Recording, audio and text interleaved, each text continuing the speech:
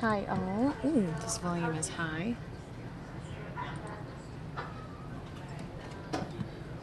We were looking at a DPS car chase happening in the valley, but we've lost the vehicle. So now what you're looking at is Skyfox looking at the police copter trying to locate this vehicle. So it is a very interesting predicament as we have lost the car that was involved in the car chase. We don't know why the car was initially involved in a chase with the DPS officers. We hopefully will get that information for you soon. But what we're currently looking at here is the police helicopter attempting to find the subject that was in pursuit by DPS. So hopefully we will find them soon. I mean, it's kind of an awkward situation, am I right? So we are watching police attempt to find the car that they lost. And rarely do we see this. I think this is the first time that I've covered a lot of police chases here in Phoenix and here on News Now. Rarely do we actually see them lose the vehicle. So that's what we're currently dealing with right now. Give me a second so I can make a lower third. But we are trying to get back. We're trying to locate the subject of a DPS car chase that somehow got away from the officers and our helicopters.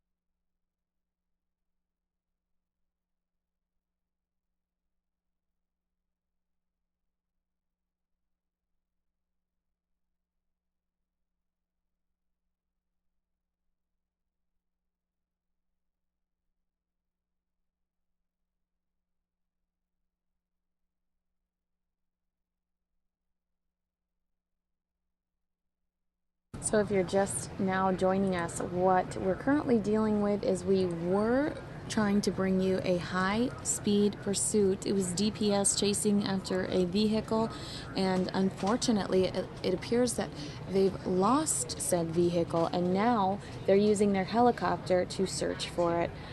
Something I've personally never seen before, them losing the vehicle.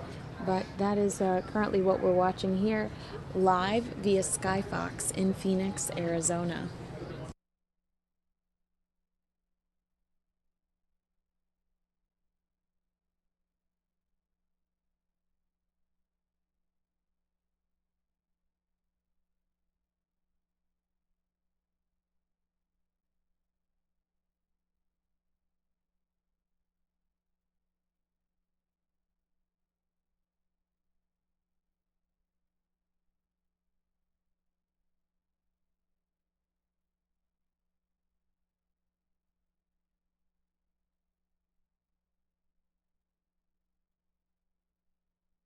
It almost looks solely based on Skyfox.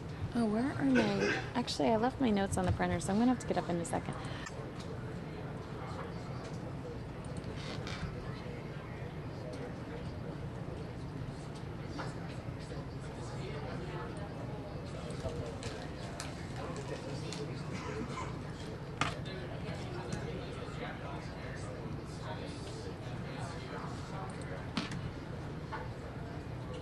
So it looks like we're having some difficulty with our stream.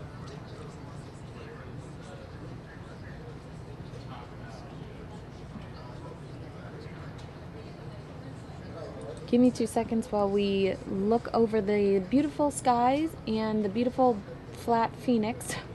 I'm going to grab my my notes for you for the top 5. I know that we are anticipating a Hillary Clinton event starting within the next 20 minutes. So we've got that to look forward to. And I will see you on the other side with my top 5.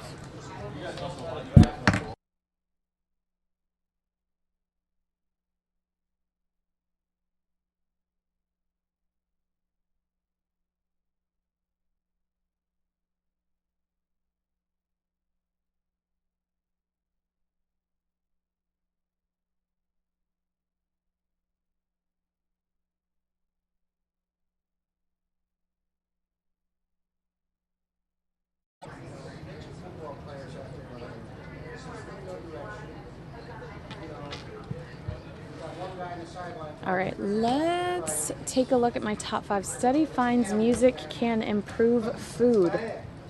This is kind of a funny story, and I apologize to Justin Bieber because he knows I love him. He knows.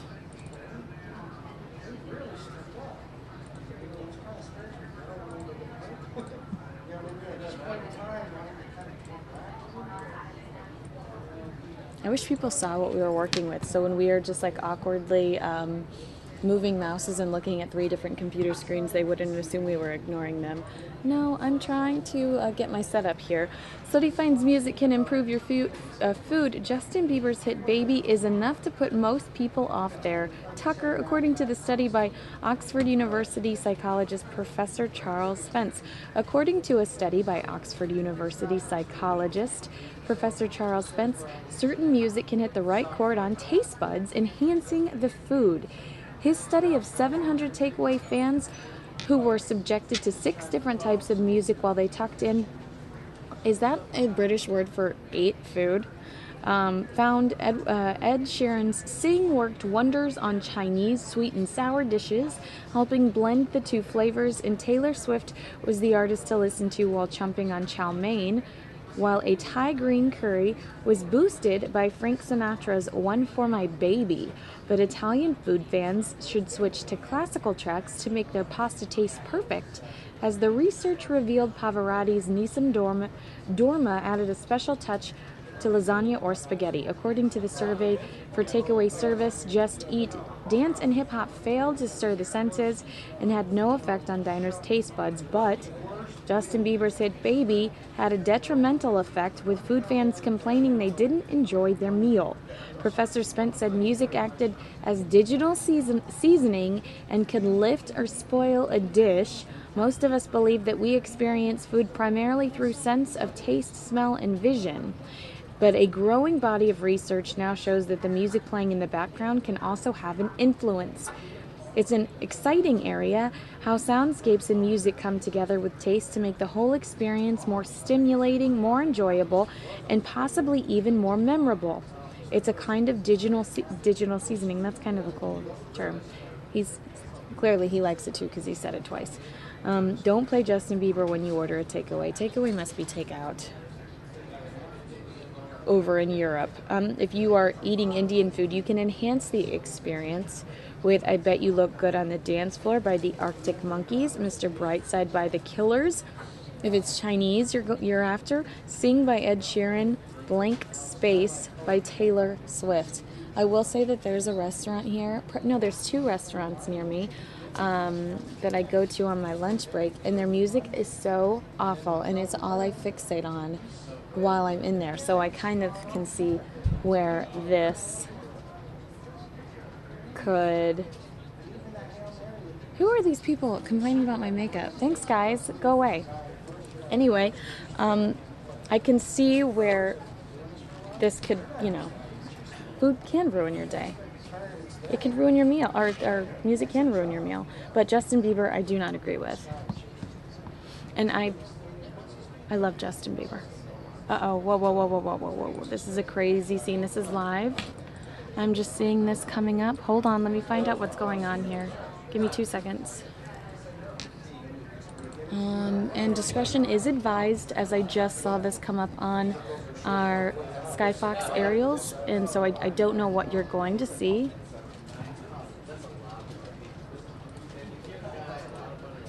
Let me try to figure out what happened here. That's obviously a golf cart.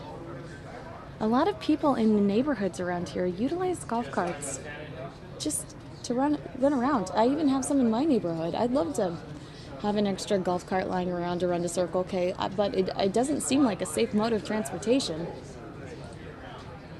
All right, so this is Sun City, Arizona, which is kind of notorious for people that are in their retirement age, and I do believe you see a lot of golf carts in that area because retirement can often lead to golfing.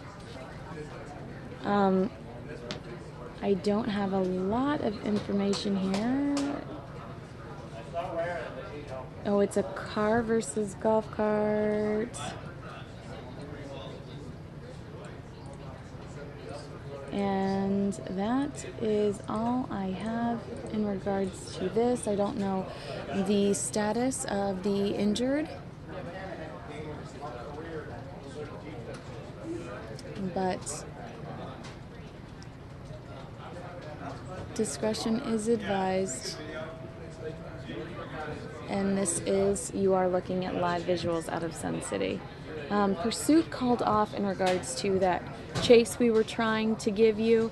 They did inevitably just call off that pursuit.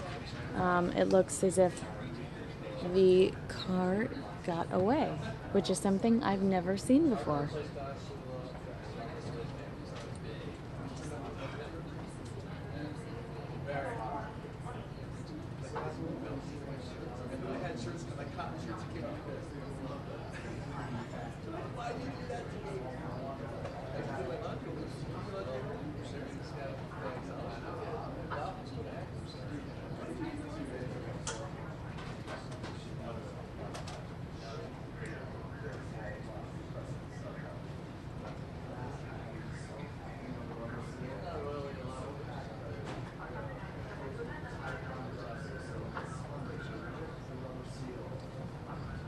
And if you're just now tuning in, this was car versus golf cart in Sun City, a notorious retirement area here, close to the valley. That's an individual on a stretcher. This incident was brought to our attention about 15 minutes ago.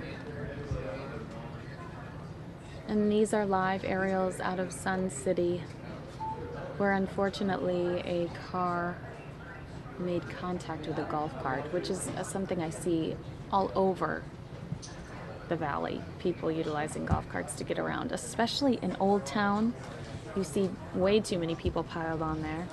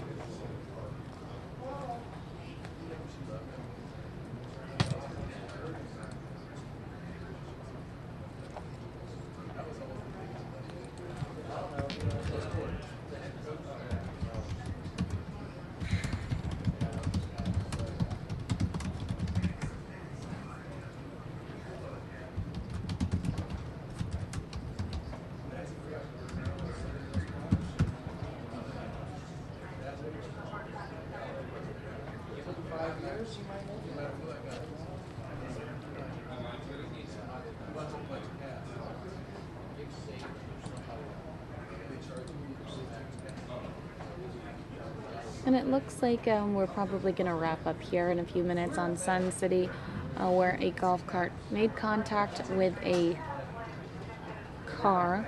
and we saw, so far we've only seen one individual on a stretcher taken in an ambulance. Hopefully they are okay.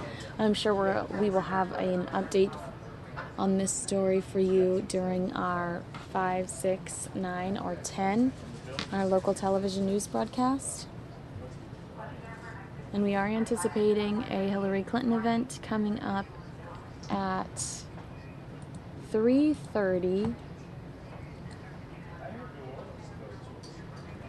Hillary will be in Salem today to talk with voters about what's next. New Hampshire will always be an important place for Hillary. That's why she'll be there to answer your questions and have a conversation about how you can build an economy together that will boost the middle class and help hardworking Americans get ahead and stay ahead. That is from Hillary Clinton's campaign. Now you can see the busted up car there. Yikes.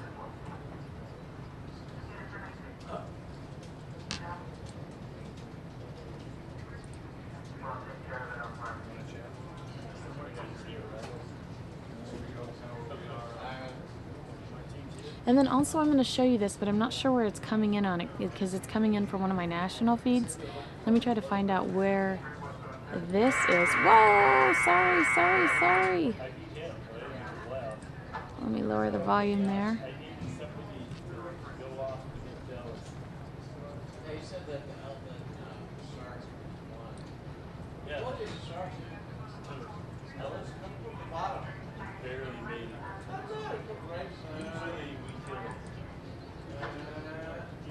And I'm going to take you to these aerials and I'm going to find out exactly where this is happening for you.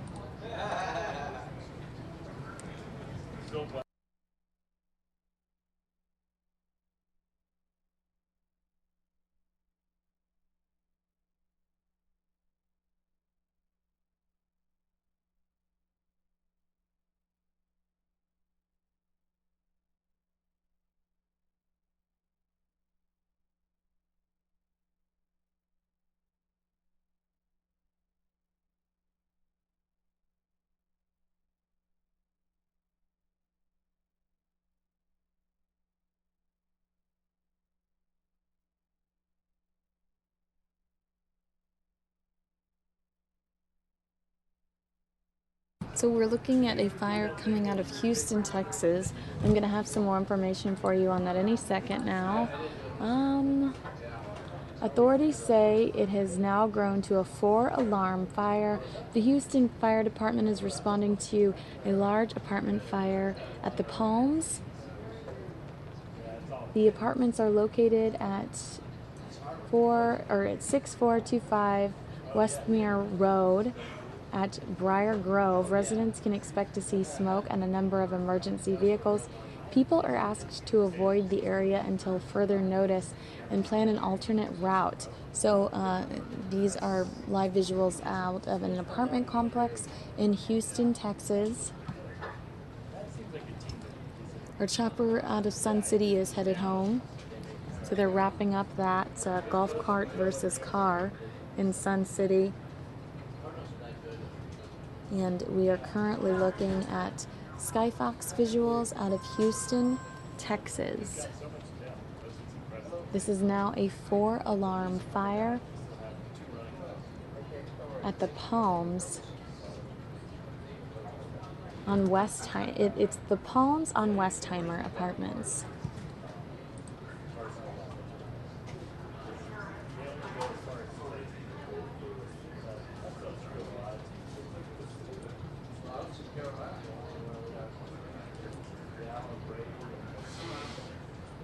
Let me see if I can find some local, let me see if the local Fox affiliate has any additional information on this for you.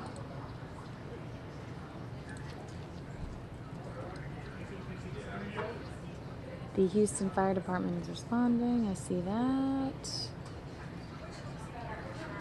All right, we know that information. Let's look at their Twitter feed. These are pretty horrific graphics, though. Let me show you their Twitter feed as people are tweeting just these horrible pictures.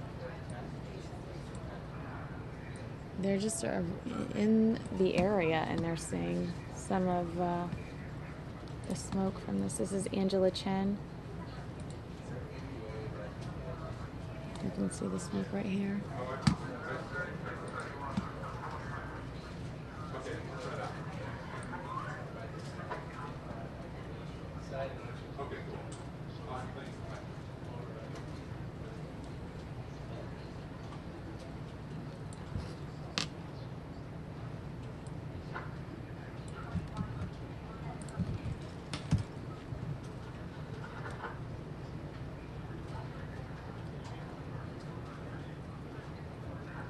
Here is a, let me see this. Here is a Vine video, if I could open it,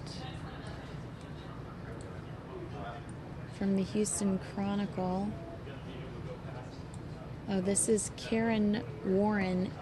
Where is she?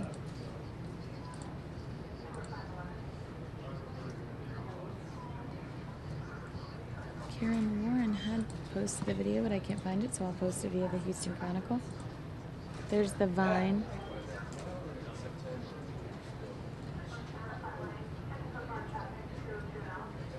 Pretty yuck.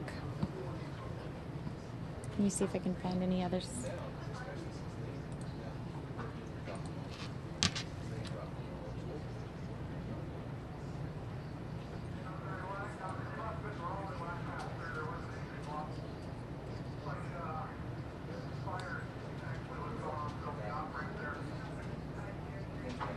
Ooh. Look at that.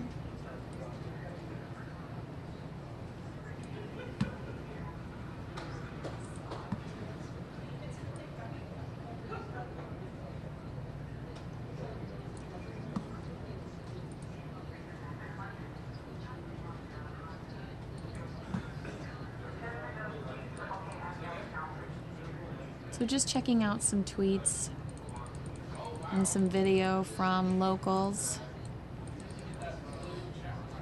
I mean, some of these pictures are unreal.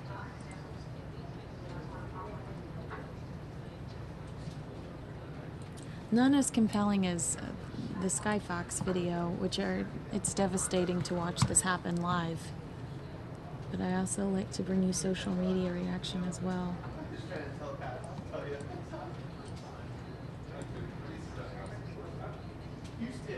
Yeah, you can see this traffic is backed up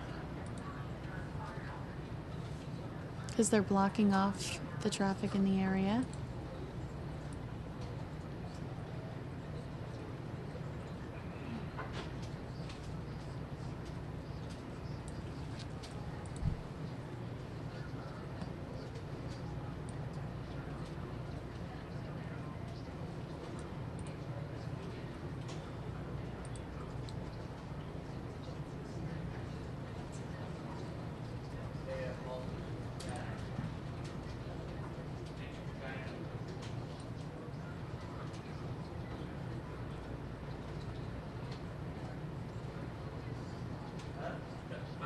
Bell says, I hope the firemen are safe.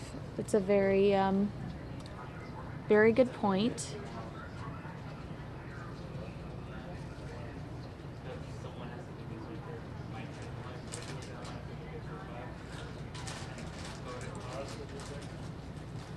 Ryan, this is in Houston, Texas. We are currently looking at a fire at an apartment complex in Houston, Texas. It's a 4-alarm fire. And some of the social media posts are pretty horrific as well. Unusual Traffic in Houston posted this interesting map in regards to the current fire and shutdowns.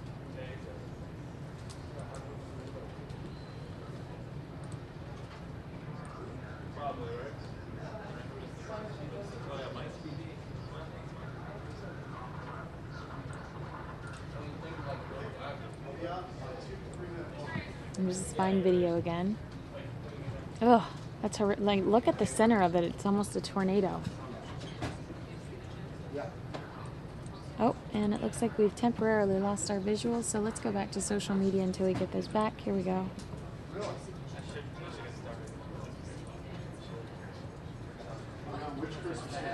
And again, this is in Houston, Texas. Oh, lost those visuals.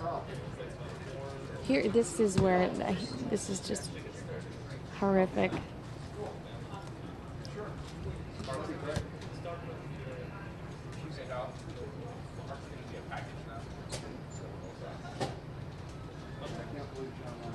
And it looks like I have lost the feed again.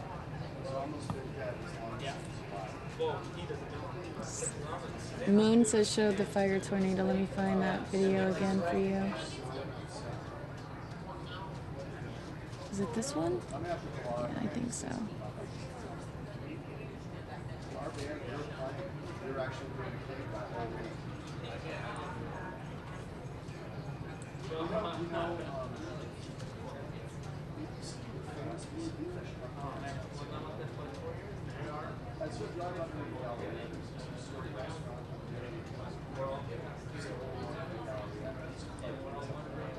You guys all have a good afternoon.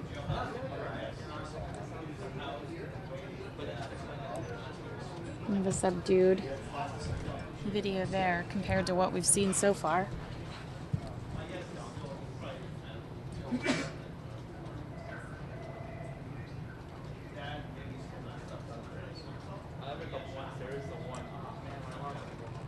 Oh wow, look at that.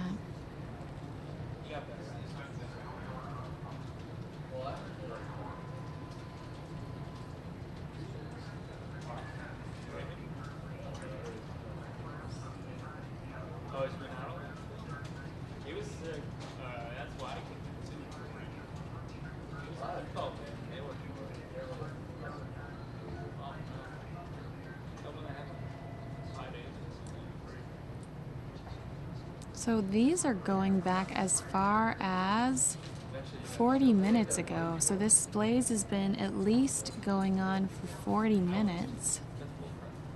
See some more pictures here, some more still images. I think that's a traffic. Now we're getting into an hour. So this has been going on for at least an hour. And I've lost my live shot, unfortunately. So, as we wait to take Hillary Clinton soon.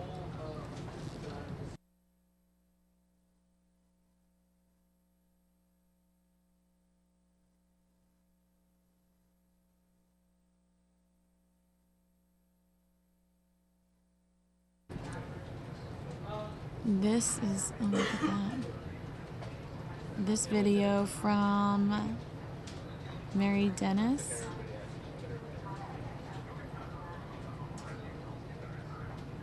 These are some updated photos.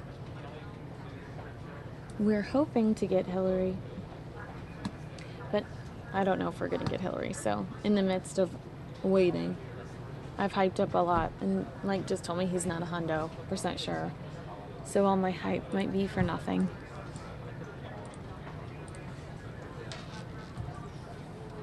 Let's jump back into our top 5. I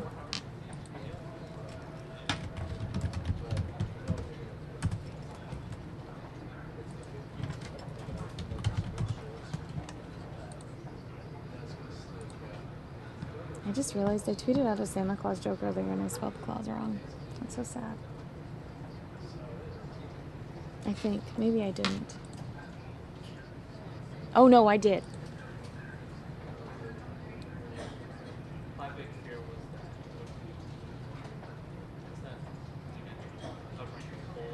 Oh, this is kind of funny. All right. Let's jump back into the top 5 stories. And if I get any more updates on Houston, I will let you know, but I have lost that feed. Sorry for the fake Santa obituary, says one newspaper. Don't worry, kids. Santa is not dead, but a newspaper in Norway is sure to be on this year's naughty list after it accidentally published a fake obituary Poor Father Christmas. The hoax announcement in Often Posted claimed Saint Nick died at the age of 226 in the country's most northern point of Nordkap on December 3rd, the BBC reported.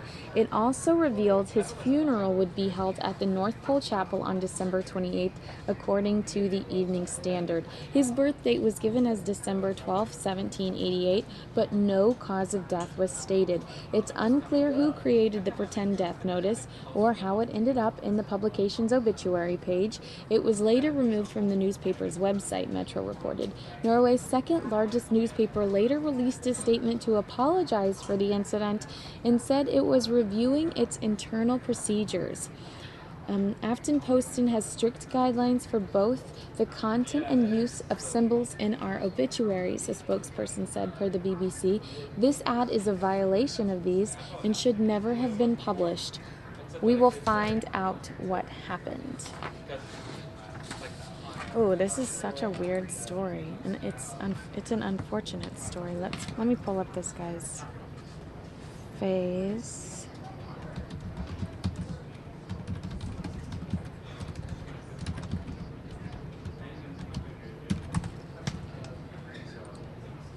A burglary suspect. Let me pull this up for you. Please don't play a video.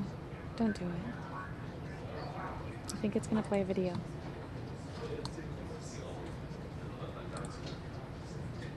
I don't have permission to play Fox News national videos, so I'm going to have to try to pause it.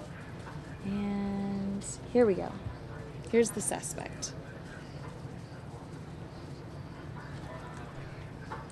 A suspected burglar jumped in a Florida lake, apparently hiding from law enforcement, before an 11-foot alligator killed him, investigators said Monday. His hand and foot reportedly turned up inside the animal's stomach. They say this 22-year-old Matthew Riggins, oh, that sounds like Tim Riggins from Friday Night Lights. Matthew Riggins told his girlfriend he would be in Barefoot Bay to commit burglaries with another suspect. Authorities received calls November 13th about two suspicious men in black walking behind homes and investigated. Riggins was reported missing the next day. Goodyear said sheriff's divers recovered Riggins' body 10 days later in a nearby lake, and that the injuries suggested the alligator had pulled him below the surface. He hid in the wrong place, resident Laura Ferris told Bay News 9. Authorities said Riggins drowned and the alligator, which behaved aggressively towards divers, was trapped and euthanized. Florida Today reports a second person was taken into custody. Ooh. What a weird story. The next one, though, is worse. And again, I have to stress, these aren't necessarily the top 5 stories, but I needed a little break from the chaos that we've been dealing with over the last few weeks. So I pulled some weird and controversial stories versus the heavy stuff. Here's one that I'll likely get some type of response from you in regards to this, and I don't know if I should perhaps show this, that I'm pulling this from the Smoking Gun. This is the Smoking Gun, which is a very interesting website if you have time. I always love their celebrity mugshots. Shows you who got in trouble for what. Take a look at this video. I'm going to pause it, or I'm going to mute it. Okay, so Chicago PD are looking for the man that filmed this toddler smoking. They're investigating a video posted to Facebook that appears to show a diaper-clad toddler smoking a marijuana joint. As a man off-screen encourages the boy to inhale it. A community activist yesterday tipped cops to the clip, and Special Victims Unit detectives are now trying to identify who filmed the video, according to the Chicago Police Department spokesperson.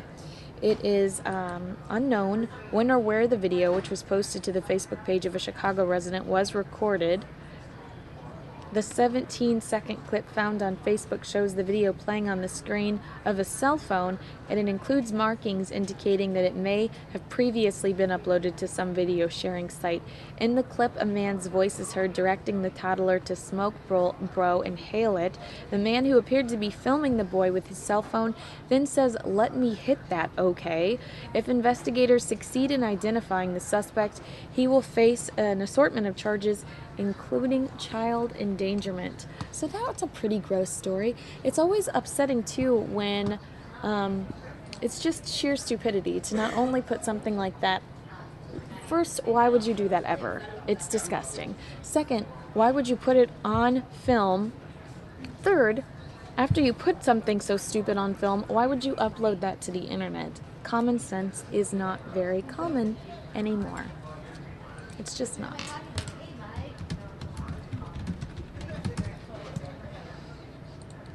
And on to the next story.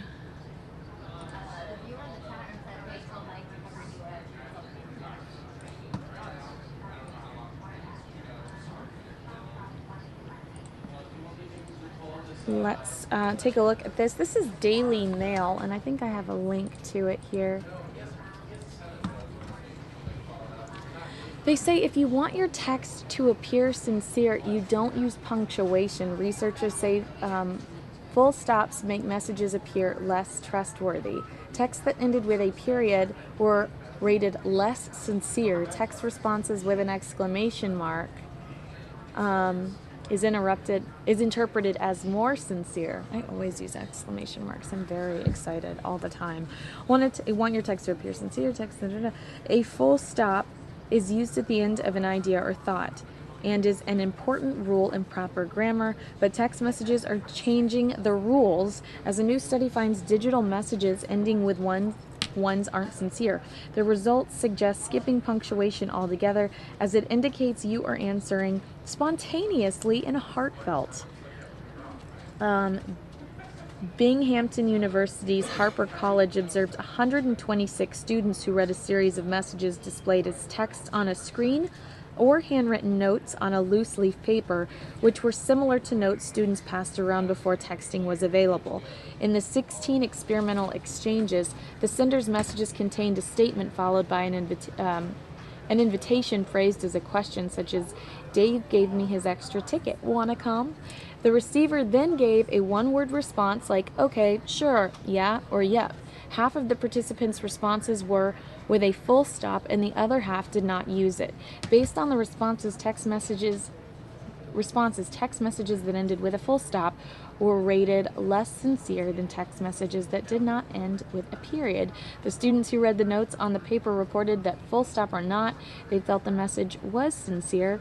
These results suggested that punctuation can misconstrue or influence the meaning of text messages. What a weird study. Who are these people that come up with these things? I just don't know. Very strange.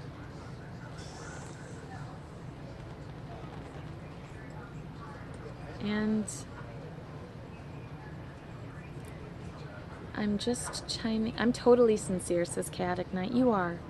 You've been around for a while. I believe you. I believe your sincerity.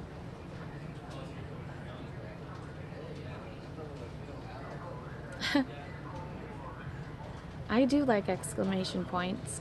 And I thought that said that if you use an exclamation point, it's considered much more sincere. I'm really excited to respond to you. Actually, do I have my cell phone on me? I'll show you how often I respond to text messages. Never. I can't believe I spelled the clause wrong. Now I have to delete my funny joke. I don't want you to see all my F's. I don't know what that matters. But look at how many unread text messages I have. That's how sincere I am. Don't text me. Sometimes I respond to people, "You have the wrong number," even if they don't have the wrong number. So I'm not really too concerned about punctuation, as I don't like to respond to people in general.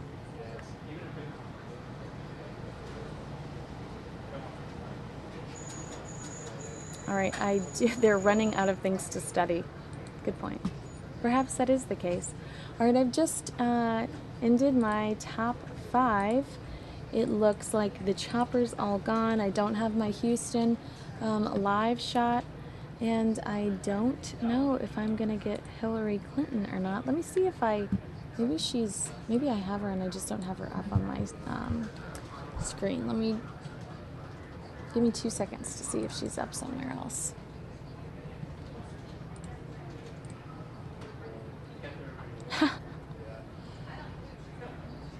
Adam asks, how much taxpayer money went into people? Yeah, we've mentioned 2 bizarre studies the taxpayer money very well could have been involved in. That's a very good point. Let me see if I'm getting Hillary anywhere else.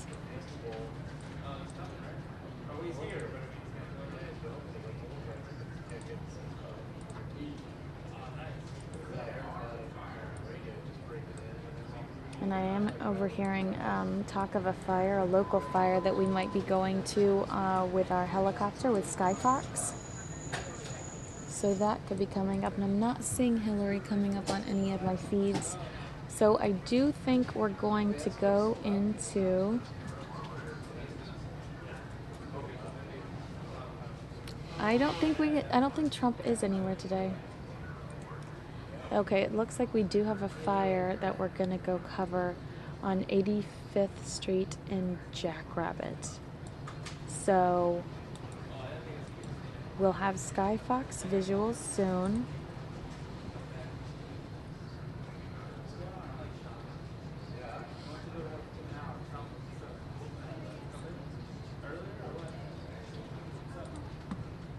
And in the meantime, I do have some video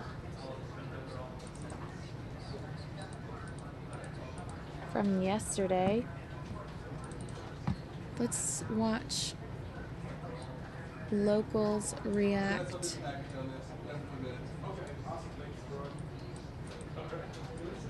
to recent events in California.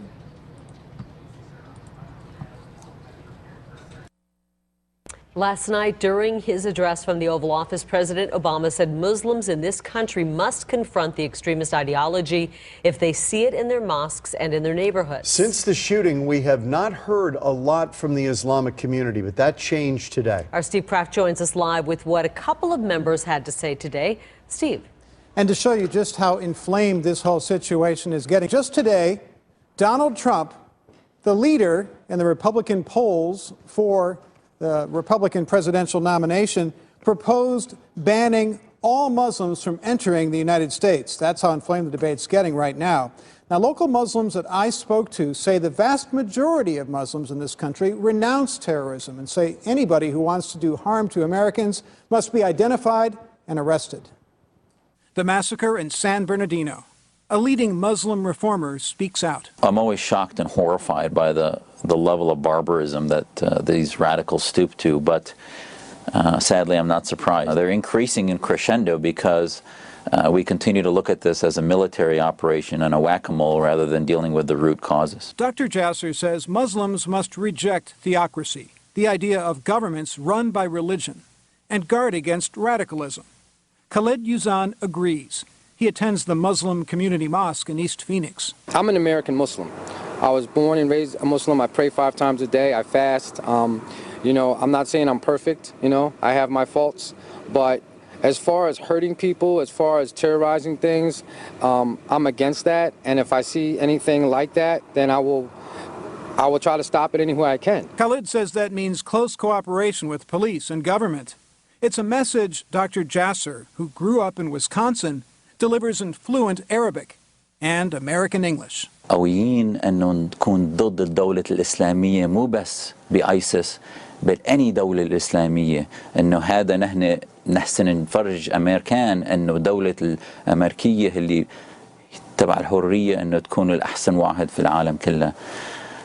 So basically my message to them is that we need to wake up as Muslims, that the United States of America is a land of freedom, and that the states of Islam, the Islamic State, regardless of any state, is the problem, and that until we counter that, we will not be able to end terrorism as we know it today.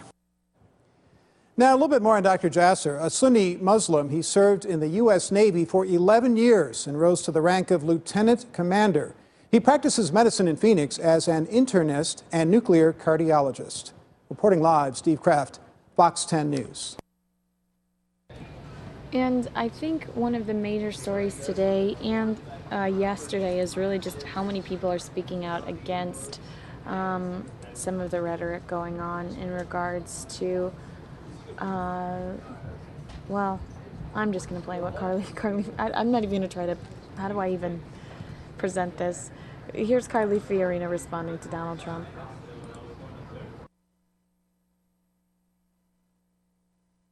I think his overreaction is as dangerous as Barack Obama's underreaction. And here's what the two of their proposals have in common. We all get frustrated when Obama recognizes that the government is incompetent, and so he then tramples on our constitutional rights by talking about taking away our Second Amendment rights. Donald Trump is saying the government is incompetent, and therefore let's trample on the Constitution by holding a religious test, which is most definitely a violation of our Constitution. What I say is, let us make our government competent. And unfortunately, Donald Trump doesn't know how to do that. Barack Obama doesn't know how to do that, but I do.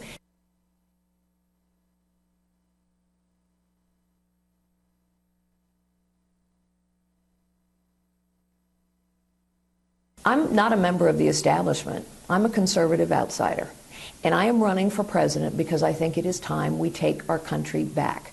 And that means we cannot hand the presidency to a career politician again, but we also cannot hand our presidency to incompetent people who talk tough but who won't deliver because they can't deliver. Donald Trump says, for example, you don't want to know my strategy to defeat ISIS.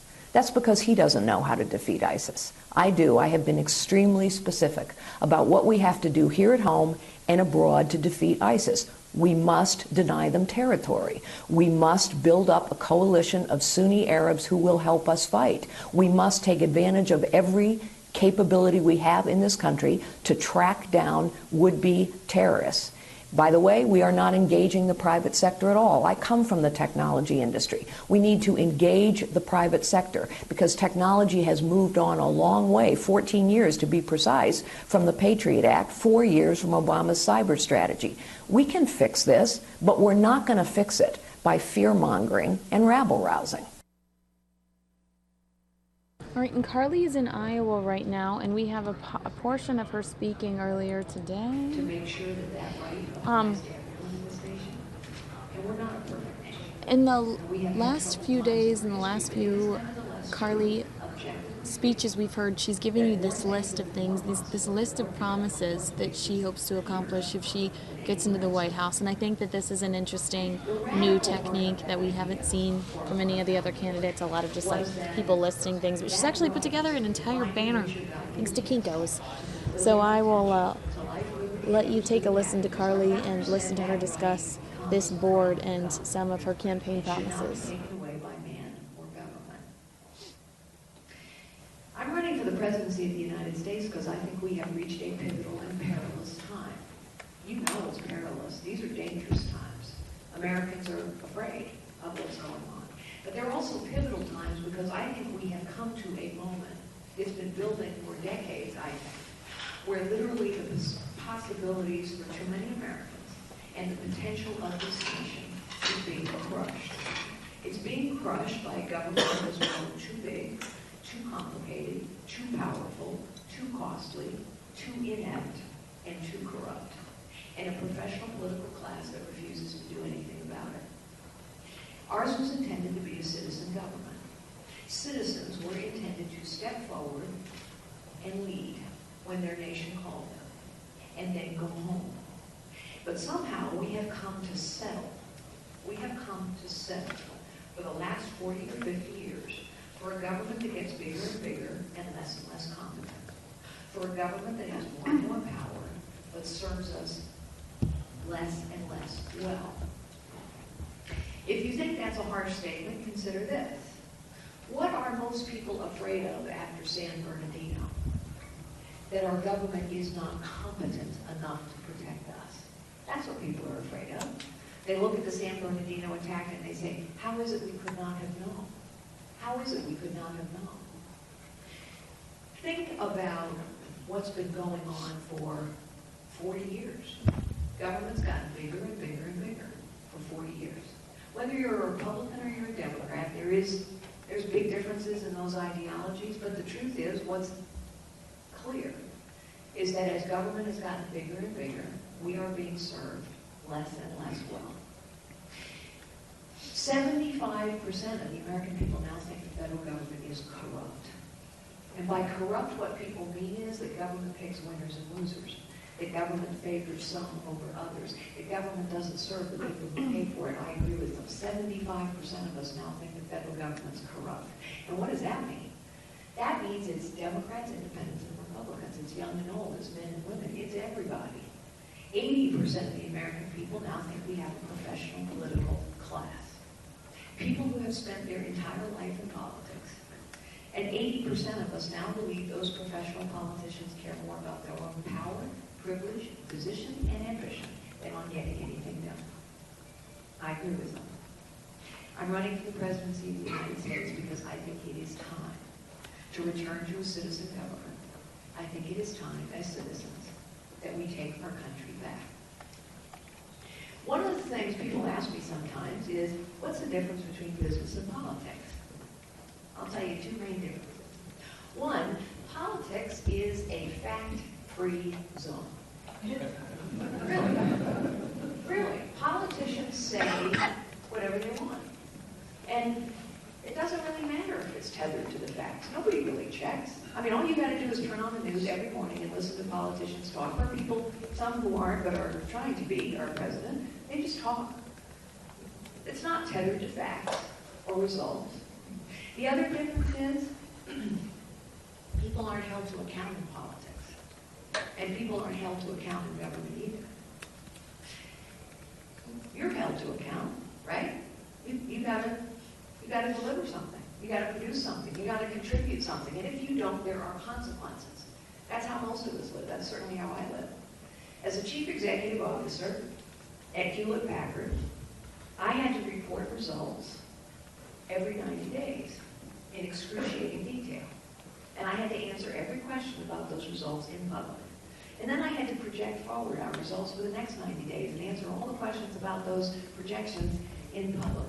And if I misrepresented those results or those projections, I would be held criminally liable. Now imagine if we held politicians to this standard. We don't.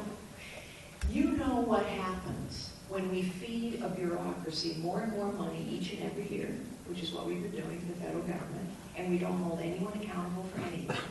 And there are no measures, and there are no goals, and there are no consequences. What happens? A bureaucracy becomes inept, and then it becomes corrupt. And that's why we're still talking about securing our border 25 years later. It's why our immigration system no longer serves us. It's why we can't care for our veterans. So I want to be held accountable for delivering results and restoring our country to the citizens of this nation. And that's what this blueprint is about. It's a blueprint, it's a set of things that I think we have to start with to take our country back. Things to cut our government bureaucracy down to size and hold it accountable. Things to make sure that this nation is free once again to fulfill its potential, and that every American has possibilities regardless of the circumstances. So let me go very quickly through this, and then I'll stop and take any questions on this or anything else. But this blueprint is something that I'm going to be held accountable for. And I think we can get those things done early in a first term. Number one, we have to radically simplify the tax code. Do you know we have a 73,000-page tax code today? 73,000 pages. Do you know that 65% of the American people need professional help to give the government their money? Does that strike you as crazy? Of course it does. And you know what 73,000-page tax code does? It crushes anyone who isn't powerful, big, wealthy, or well-connected enough to hire the armies necessary to make all that complexity work for them. I was the chief executive of a $90 billion company. And I can tell you that I didn't like a 73,000-page tax code, but I could hire the armies of lawyers and accountants and lobbyists. The 9-person real estate firm can. My husband Frank, for 30 years, started out as a tow truck driver.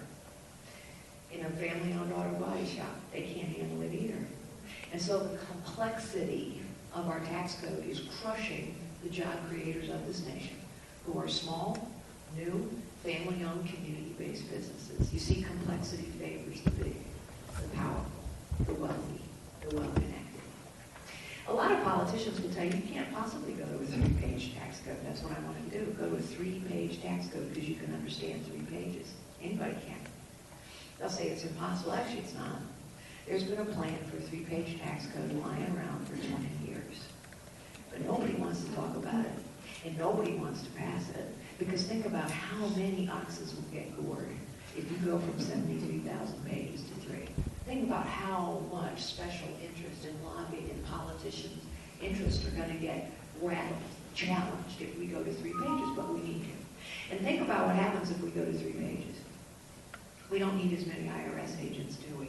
You need a lot of people at the IRS to manage 73,000 pages. Did you know that we now have more IRS personnel than we have CIA and FBI combined? That ought to really worry us. That is a misallocation of resources, which is why the number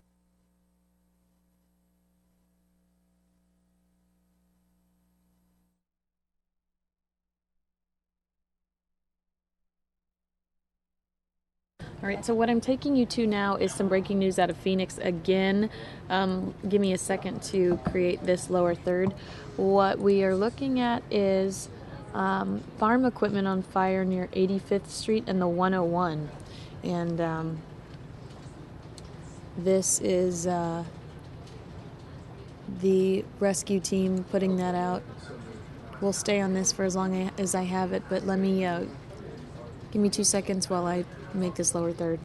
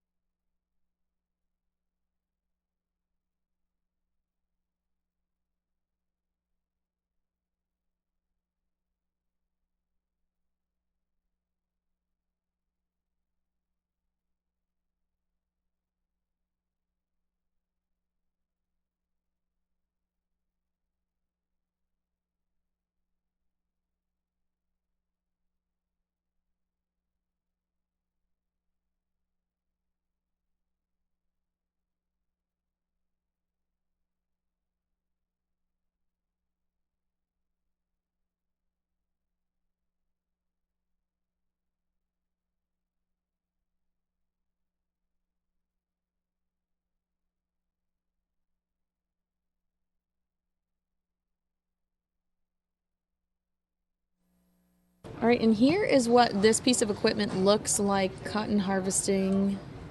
This is what, yeah, it's a John Deere.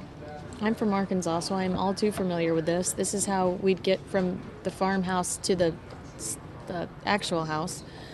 This is what this piece of machinery looked like prior to this fire. And this is a local story. This is coming, hold on, let me give you the live video. Coming to us out of the West Valley, 85th Street and the 101.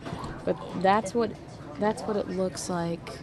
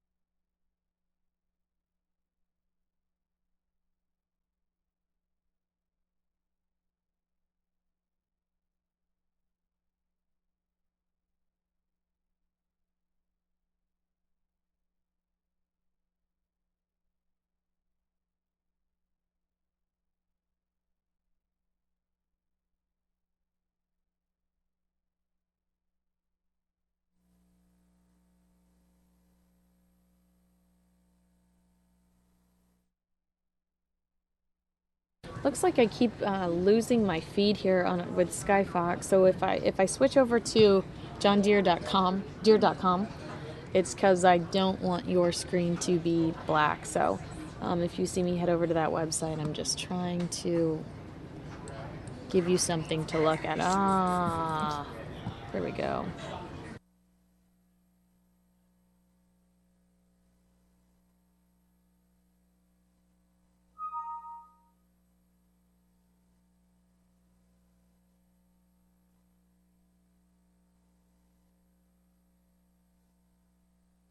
All right, and it does look like we're about to leave this fire in the West Valley.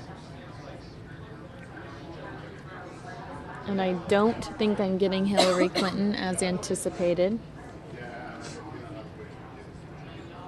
So perhaps I'll jump back into my top 5.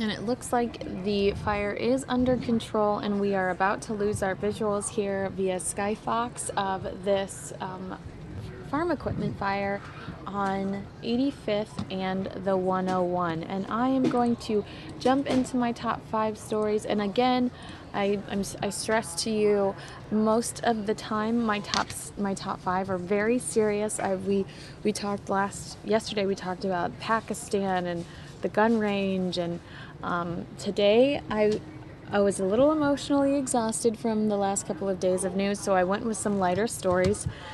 So I hope that that's all right with you. And I know that as far as live events go, I see people talking in the chat room about live events. I was supposed to get Hillary Clinton. That's the only thing I saw on my agenda today but I did not get it, unfortunately. So what we'll get, or what we're anticipating, is any breaking news today. All right, where do I start this? Here we go. Some lighter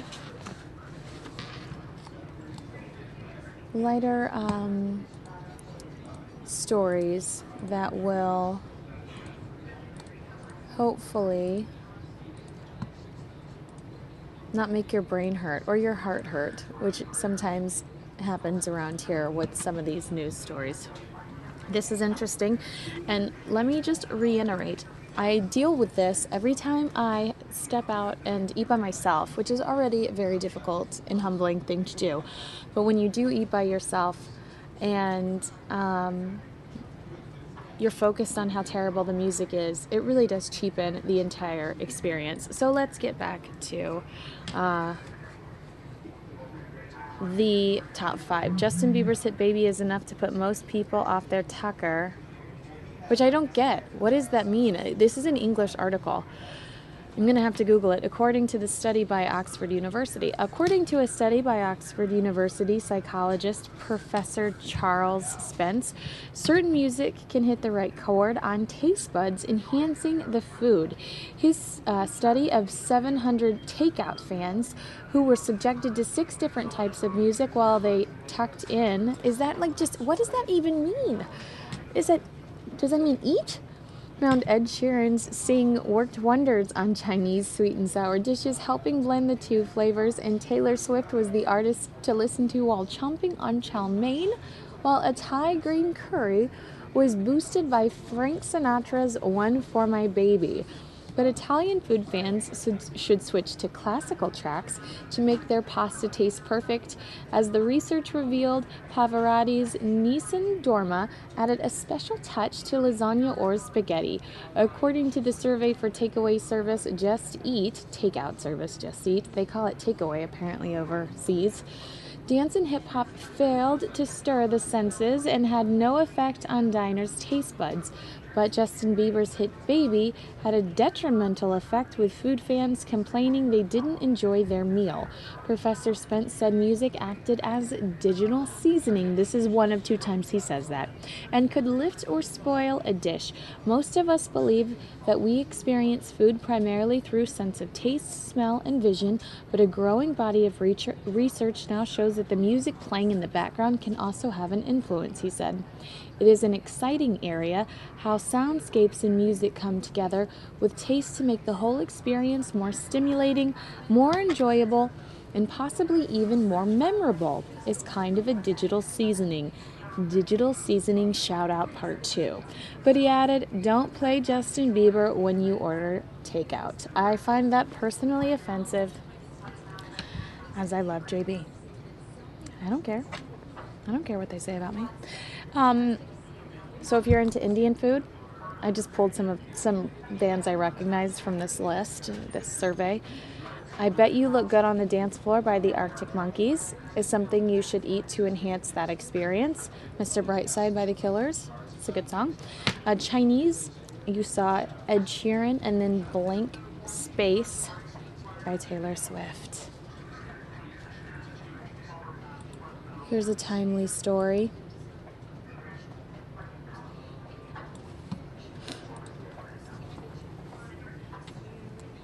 Don't worry, kids. Santa isn't dead, but a newspaper in Norway is sure to be on this year's naughty list after it accidentally published a fake obituary for Father Christmas. The hoax announcement in Afterposten claimed Saint Nick died at the age of 226 in the country's most northern point of Nordkapp. On December 3rd, the BBC reported. It also revealed his funeral would be held at the North Pole Chapel on December 28th, according to the Evening Standard. His birth date was given as December 12th, 1788, but no cause of death was stated. It's unclear who created the pretend death notice or how it ended up in the publication's obituary page. It was later removed from the newspaper's website, Metro reported. Norway's second largest newspaper later released a statement to apologize for the incident and said it was reviewing its internal procedures. Aftenposten has strict guidelines for both the content and use of symbols in our obituaries, a spokesperson said, per the BBC. This ad is a violation of these and should never have been published. We will find out what happened. I really don't. I mean, that's not. They're making this sound a lot more intense than it is. It was a silly prank. All right. Ooh, this is a weird one too. This is via Fox News.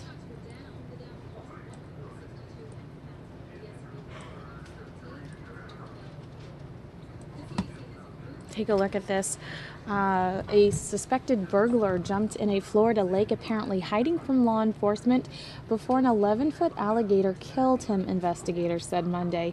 His hand and foot reportedly turned up inside the animal's stomach.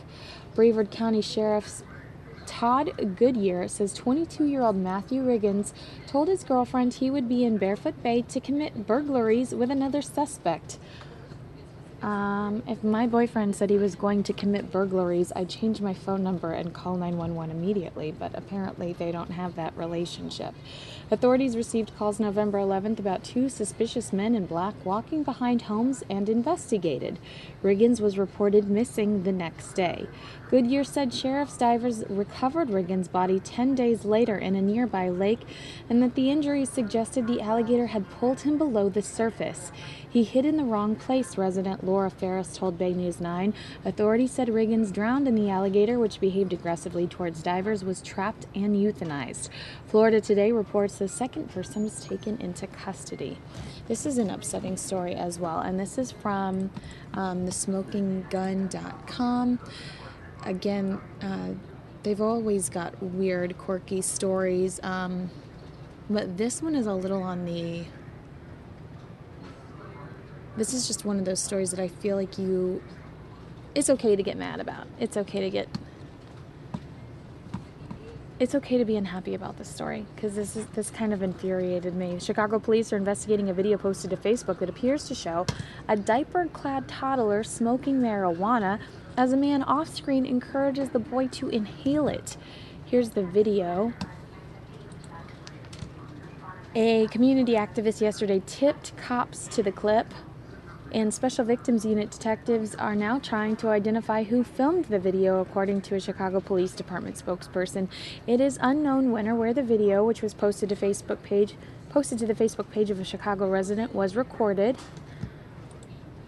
The 17-second clip found on Facebook shows the video playing on a screen of a cell phone, and it includes markings indicating that it may have previously been uploaded to some video sharing site. In the clip, a man's voice is heard directing the toddler to smoke, bro, inhale it. The man who appears to be filming the boy with his cell phone then says, "Let me hit that, okay?" If investigators succeed in identifying the suspect, he will face an assortment of charges, including child endangerment. So gross. And then, this was an interesting survey. So it says, I think you meant, so the alligator was killed. The alligator was...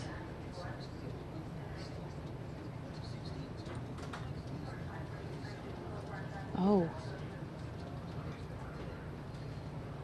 What a crock, says Peter. LOL. Gone to Barefoot Bay to burgle.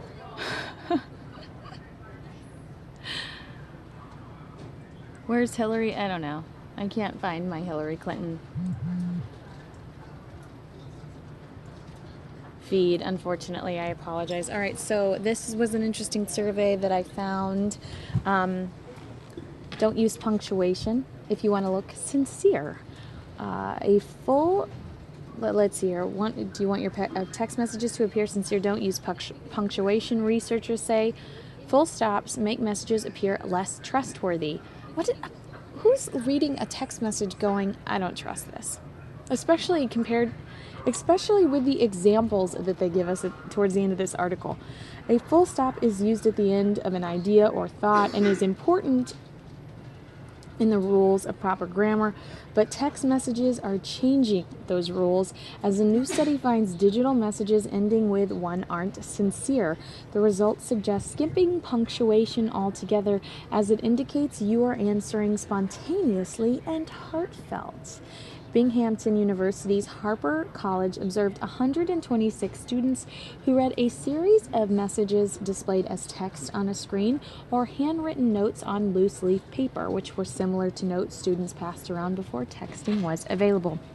In the 16 experimental exchanges, the sender's message contained a statement followed by an invitation phrased as a question such as, Dave gave me his extra ticket. Wanna come? ?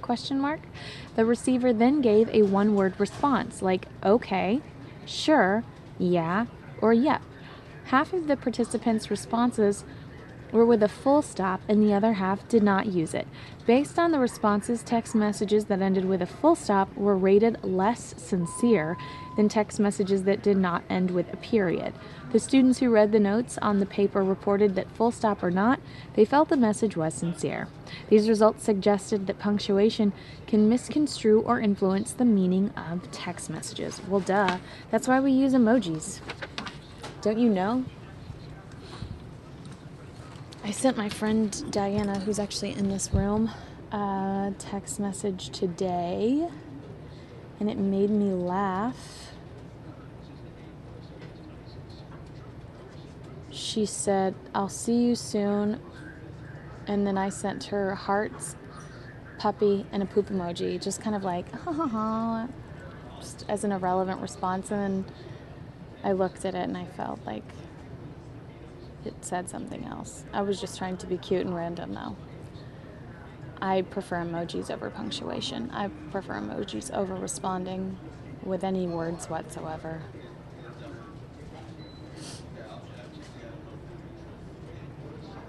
And my mom just texted me this picture of my dog that I'm now going to share with you. This is Styles. He's riding dirty. That will get a... excuse me, aw, exclamation point, exclamation point, exclamation point, heart, dog emoji, cat with heart eyes, heart, where are the kiss, maybe 5 more exclamation points. That's what I'm gonna do. That's what I did. That's what I responded. That's how I feel about that last story.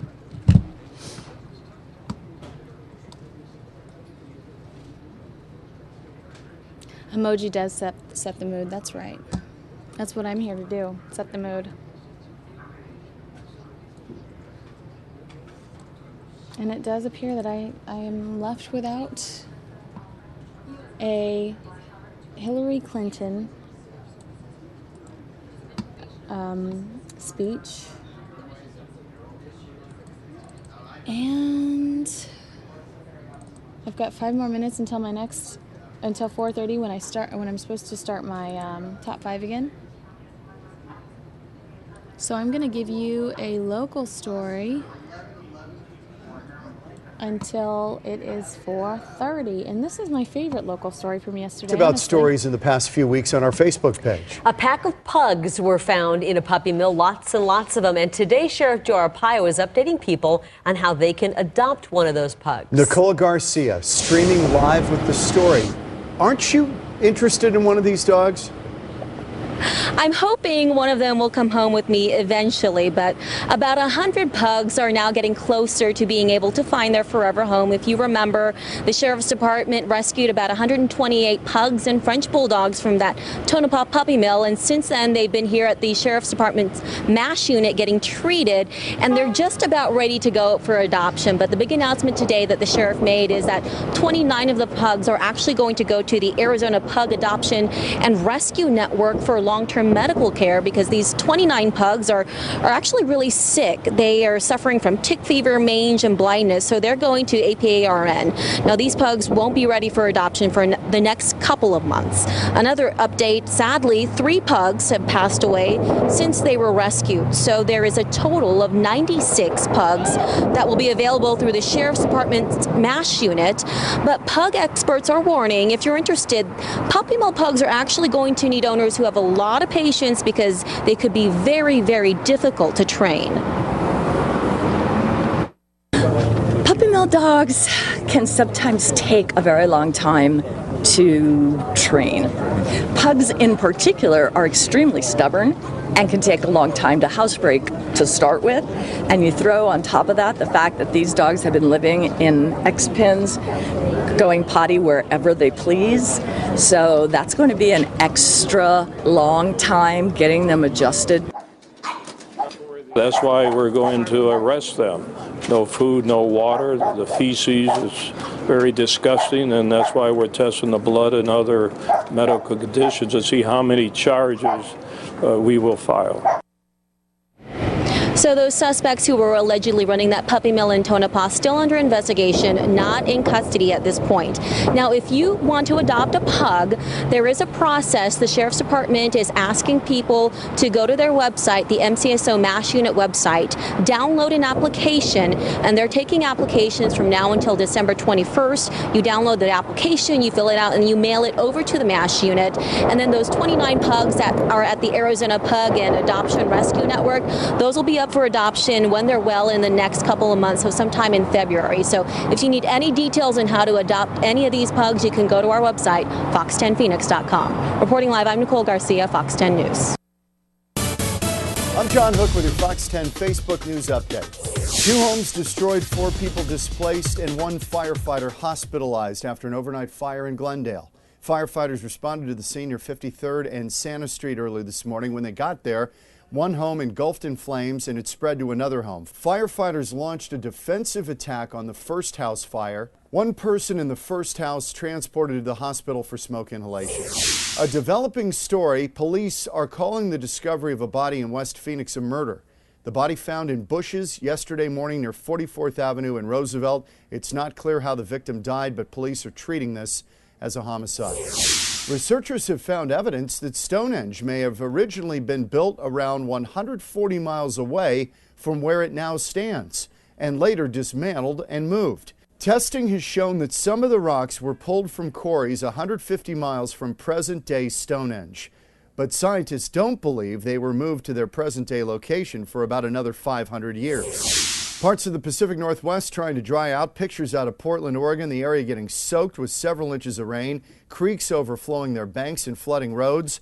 The high water also caused interruptions in bus and light rail service. A look at the valley forecast, really nice. We're going to be in the 70s for most of the work week, but then dipping back down into the 60s by the weekend. That's your Fox 10 Facebook News Update. I'm John Hook. Oh, give me that cold weather now. 60s and 70s are fine, but I like for it to be very cold. Otherwise, I don't feel like I got my holiday season, honestly. All right, it's 4:30, so we're going to talk about the top 5 again. I feel like this is a bit redundant, but I don't have any other live feeds coming in. I mean, I can show you the White House. It looks lovely. Let's just give you a peek. Absolutely stunning. That's a live look of at the White House right now. I've said it before and I'll say it again. I would, if I were living in the White House as First Lady, I would put rubber duckies in that pond. That's what I would do as First Lady. And then I have a live look at Times Square, one of my favorite places in the world. Every once in a while on the left side of your screen, Adele's face is there. And it's glorious. but right now there's a penguin.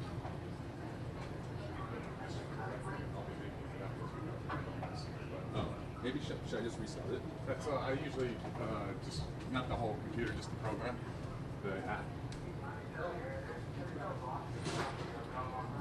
The HOA won't let you. Funny. All right, so let's go to these top stories and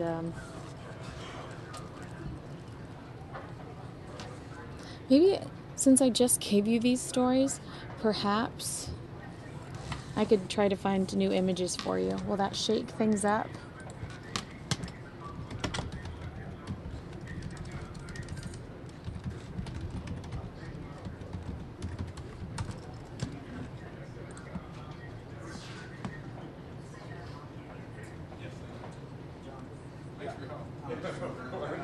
Oh, that's a pretty picture. Is this real? View image, view image, view image.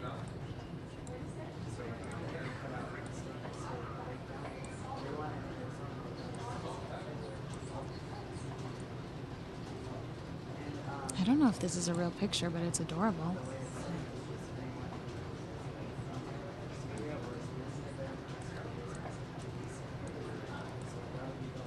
All right. Here we go. And tell me if you agree or disagree with this study that says that music can improve food. I'm not going to read that first line because I still don't. Let's look up the definition of Tucker since we've been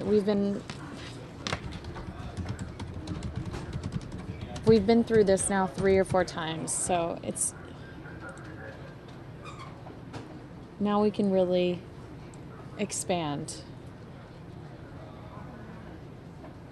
Where's the definition of this thing? All I see is an AT&T ad. And that it's a noun. Oh, food. It's a food bag. Justin Bieber's hit Baby is enough to put most people off their food bag?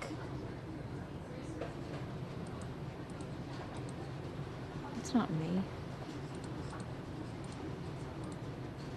So it says, okay, so according to Cambridge.org, dictionary.cambridge.org, it's a noun that means food, a Tucker bag. And then the first line of this story is Justin Bieber's hit Baby is enough to put most off their food bag. Okay. All right. Okay. Okay. That's fine.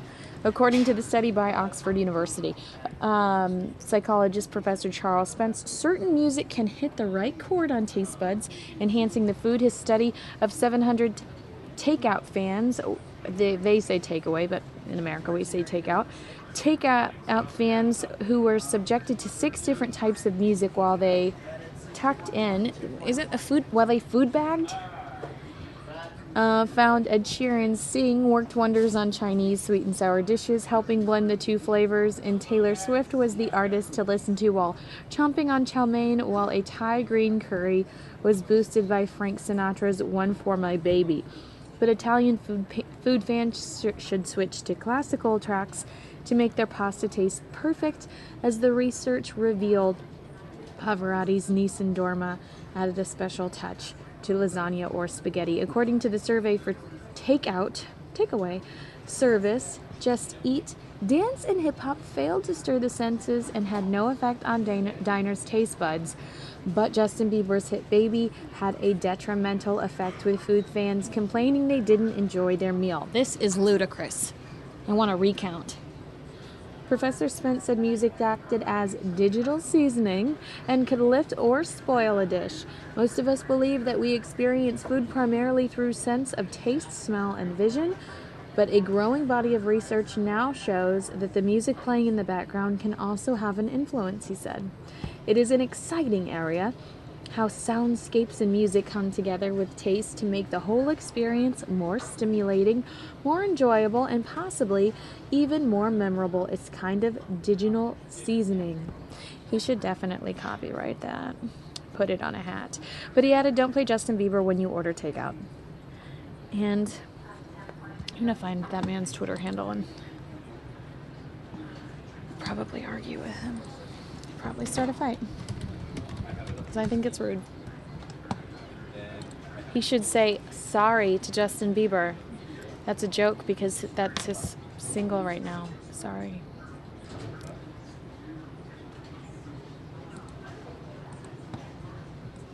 All right. And on to our next story. New pictures.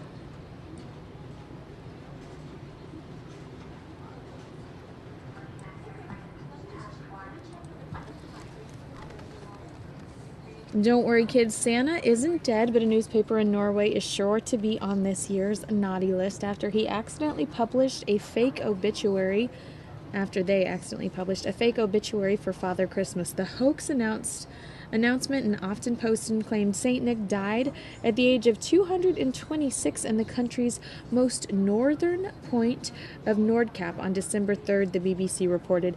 It also revealed his funeral would be held at the North Pole Chapel on December 28th. That's a long time to hold a body. His birthday was given as December 12th, 1788, but no cause of death was stated. Perhaps because they didn't know. That's why they were holding on to the body for so long. It's unclear who created the pretend death notice or how it ended up in the publication's obituary page. It was later removed from the newspaper's website. Norway's second largest newspaper later released a statement to apologize for the incident and said it was reviewing its internal procedures. Aftenposten has strict guidelines for both the content and use of symbols in our obituaries, a spokesperson said per the BBC. This ad is a violation of these and should never have been published. We will find out what happened, he added. Mike just passed me and gave me a stink face because of my screen. And then he just lifted up his hands like, I don't need this from you. All right, and then this is the burglary suspect that you all had plenty of puns for earlier. A suspected burglar jumped in a Florida lake, apparently hiding from law enforcement before an 11-foot alligator killed him, investigators said Monday. His hand and foot reportedly turned up inside the animal's stomach. Brevard County Sheriff's Todd Goodyear says 22-year-old Matthew Riggins told his girlfriend he would be in Barefoot Bay to commit burglaries with another suspect. Typical Tuesday. Authorities received calls November 13th about two suspicious men in black walking behind homes and investigated. Riggins was reported missing the next day.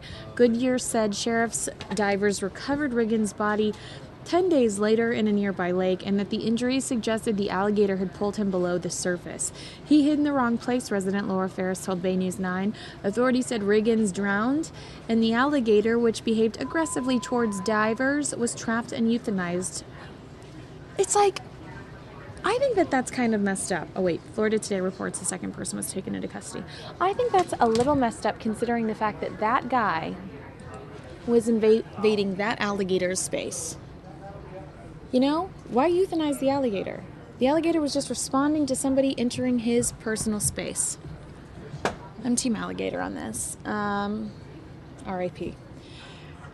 Ugh, this is a nasty story. I don't like this story. It's pretty gross. This toddler filmed smoking pot. This is via thesmokingjacket.com. And it's like Chicago doesn't have enough going on right now. Am I right? That's the second time I've said am I right, and I hate people that say am I right. So today I'm self-loathing. Chicago police are investigating a video posted to Facebook that appears to show a diaper-clad toddler smoking marijuana as a man off-screen encourages the boy to inhale it. A community activist yesterday tipped cops to the clip, and Special Victims Unit detectives are now trying to identify who filmed the video, according to a Chicago Police Department spokesperson. It is unknown when or where the video, which is posted to the Facebook page of a Chicago resident, was recorded. And the horrible thing is inevitably we're going to know who that little boy is too, and he's going to have this attached to him for the rest of his life. In the 17-second clip on Facebook shows a video playing on a screen of a cell phone, and it's unclear, or it includes markings indicating that it may have been previously uploaded to some video sharing site. In the clip, a man's voice is heard directing the toddler to smoke, bro, inhale it. The man who appears to be filming the boy with his cell phone then says, "Let me hit that, okay?" Ew. If investigators succeed in identifying the suspect, he could be charged with child endangerment, which is one of many charges that he could be brought on by such a stupid video. Oh, looks like we might have something else going on. Oh no, there's a missing teen, 163rd Avenue in Jomax. Allison Ferguson. All right, the Maricopa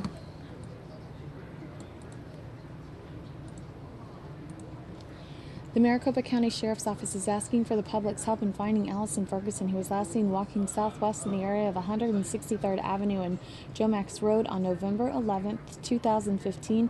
She was last seen wearing a pink sweatshirt, black and pink pajama pants, and black and pink skater style shoes. Alyssa is 5'4" and weighs about 125 pounds. She has brown hair, gray eyes. Search and rescue operations for the location of Alyssa are anticipated to begin soon. If Alyssa is located, please contact the Maricopa County Sheriff's Office. So let me show you this young girl's picture. And she's been missing again since November 11th.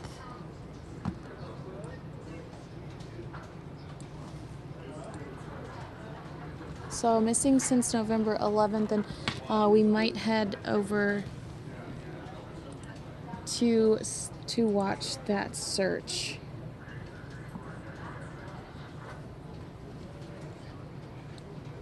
But I haven't seen whether or not that has been approved. But if you are local, know that Alyssa Ferguson is the name of the missing teenager. And last but not least of my 5 stories today, again, a little lighthearted.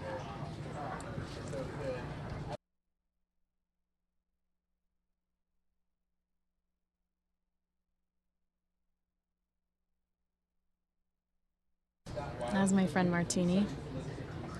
Last but not least, with my top 5, my light top 5, because we've been dealing with a lot of heavy stuff lately, and the chat room can get really ornery in regards to some of, like, for instance, some of the recent Trump comments. I just need a break from some of that stuff. So I did some lighter stories, some weird stories. I specifically looked for some weird stories. This is a Daily Mail, which is just, honestly, it's a treasure trove for weird. They have a story on there right now in regards to how you should not use punctuation if your intent is to look sincere via text message. A full stop is used at the end of an idea or thought and is an important rule in proper grammar, but text messages are changing the rules as a new study finds digital messages, digital seasoning, ending with one aren't sincere. The results suggest skipping punctuation altogether as it indicates you are answering spontaneously and heartfelt.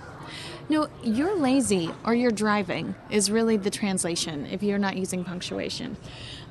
Binghamton University's Harper College observed 126 students who read a series of text messages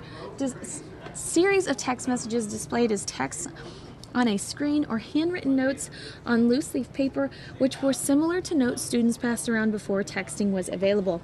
In the 16 experimental exchanges, the sender's message contained a statement followed by an invitation phrased as a question, such as, Dave gave me his extra ticket, period. Wanna come, ? The receiver then gave a one-word response, like, okay, sure, yeah, or yep. I'm just glad it doesn't say yeah spelled Y-A, because that drives me unbelievably insane. Half of the participants' responses were with a full stop, and the other half did not use it. Based on the responses, text messages that ended with a full stop were rated less sincere than text messages that did not end with a period. The students who read the notes on the paper reported that, full stop or not, they felt the messages were sincere. The results suggest that punctuation can misconstrue or influence the meaning of text messages.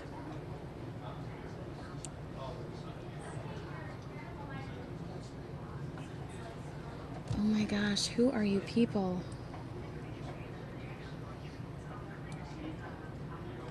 So that's the top 5 stories, and I'm going to jump into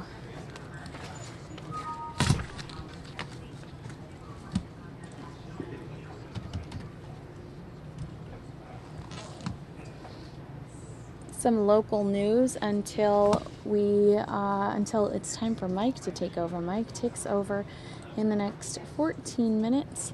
So let's take a look at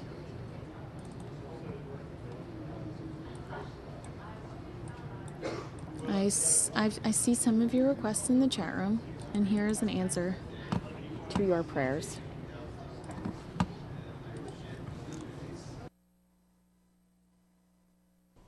Is this a bridge too far for Donald Trump, or is he simply appealing to Americans who think we haven't done enough to prevent the kind of vicious attacks that we saw last week in California? By the time that Donald Trump walked up on stage last night in South Carolina, he knew that he had ignited a firestorm. His proposal in response to last week's terrorist attack in California temporarily shut down the nation's borders to Muslims. We can't live like this. It's going to get worse and worse. You're going to have more World Trade Centers. It's going to get worse and worse, folks. Trump argues that there were warning signs that Tashfeen Malik and Saeed Farouk, seen here entering the United States, were up to no good, and that we need a better handle on the flow of immigrants. That got a quick response from Democratic frontrunner Hillary Clinton, who tweeted, "This is reprehensible, prejudiced, and divisive." But Trump's fellow Republican candidates were largely unsparing as well. That's right. He is mobilizing anti-Muslim sentiment. He is preying on the fears of the American people. It is called rabble-rousing. But from a political standpoint, listen to the applause that Trump received last night when he spoke about his plan. We have no choice. It clearly resonates with many of his supporters. I think it's a good idea with everything that's going on in the world right now. I mean, it sounds harsh, but reality's reality. The political reality of all of this is going to be difficult to predict, but this wasn't just an off-the-cuff remark from Donald Trump. This was a written statement that his campaign put out earlier in the day. In Washington, Doug Luzader, Fox News. And it looks like I have the D.C. chair responds to Trump. Let's take a look at that soundbite now. And today, just in the Chair, afternoon, not chair. we were extremely shocked to hear Donald Trump calling for total and complete shutdown of Muslims entering the U.S. This is outrageous, coming from someone who wants to assume the highest office in the land. It is reckless and simply un-American.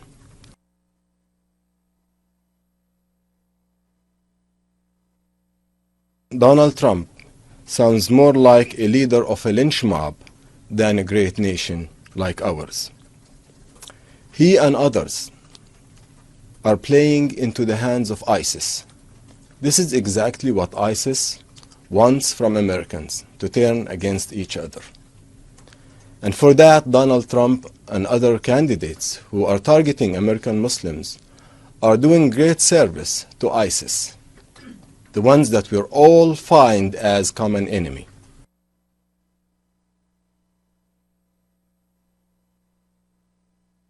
American Muslims are part of the brick and mortar of this great nation. We are first responders, doctors, police, firefighters, social workers, teachers, members of the armed forces. This is who American Muslims are. And we stand today firm, united as Americans, against stigmatization, against Islamophobia, against ISIS, and against terrorism.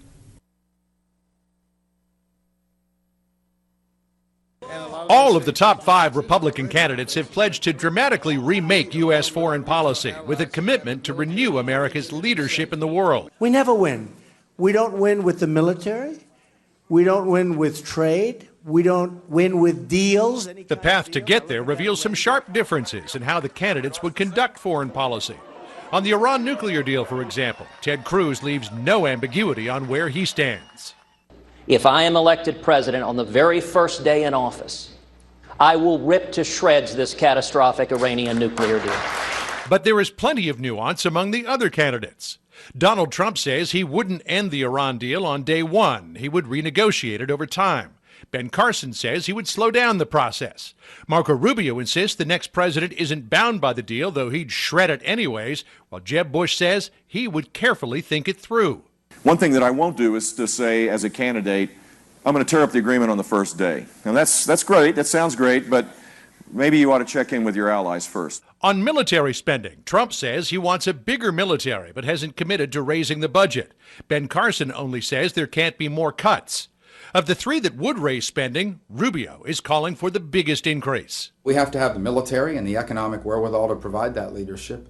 And it doesn't mean we're involved in every conflict. We're only involved in those where our national security interests are directly at stake. But for a country like America, that can become pretty broad. Rubio is considered the biggest hawk, with a tilt toward an aggressive interventionist policy. Trump and Cruz lean more toward Ronald Reagan's philosophy of peace through strength and limited intervention, pointing out bad outcomes in Iraq and Libya. Bush and Carson come down somewhere in the middle. When it comes to Russia and Vladimir Putin, Rubio is taking the most strident posture. Trump says he'd prefer talks with Putin to confrontation, while Carson, Cruz, and Bush are promising they'd get more aggressive. Trump splits again over the Trans-Pacific Partnership trade deal. Trump opposes it, preferring bilateral trade deals. Carson, Rubio, and Bush all support the idea, while Cruz changed his mind and now opposes it. I love China. People say, oh, you don't like China. No, I love them. But their leaders are much smarter than our leaders. No candidate mentions China more than Donald Trump. Trump has promised to get tough with China, but through negotiation. Carson would hold China to account for bad behavior. Rubio would back up his tough talk with the U.S. Navy's 7th Fleet. Cruz has been tough on China's human rights abuses, less so on trade, while Bush wants to let the relationship, quote, evolve. All the candidates agree the first job as commander-in-chief is to keep the nation safe. To help do that, Donald Trump says he would reinstate Bush-era enhanced interrogation techniques. Would I approve waterboarding? You bet your ass I'd approve it. Trump doesn't necessarily stand alone. Carson, Rubio, and Bush have all left the door open. Cruz is the only one who has definitively said no to torture. The top 5 candidates have all pledged unswerving support toward Israel. But on the issue of Mideast peace, another split. Donald Trump says Israel may have to make sacrifices to achieve peace, a position Marco Rubio calls, quote, dead wrong. All right, now I'm going to take us to Times Square. Oh, there's Adele. I wasn't lying. There she is. And we're going to look at Times Square while Mike and I switch out. You're going to see him up here in just a minute. And I'll see you back here at 7.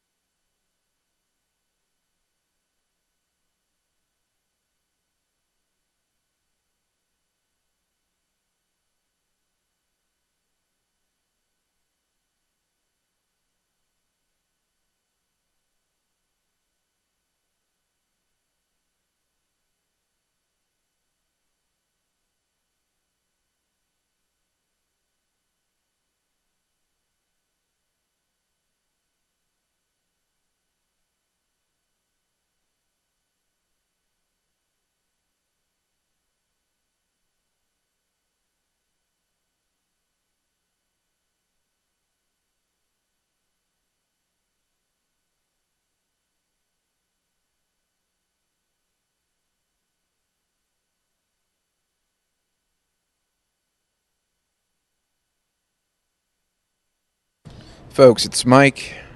We'll be with you shortly.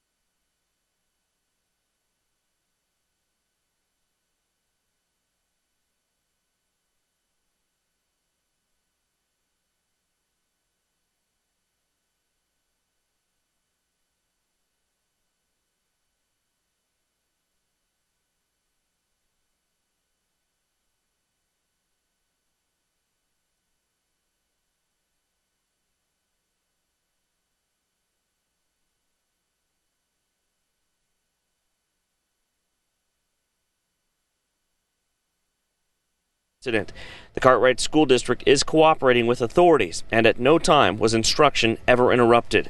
Today, some parents calling for surveillance cameras on campus to prevent this from happening again. I don't understand why there's not surveillance on all the schools, considering what does go on here in Phoenix.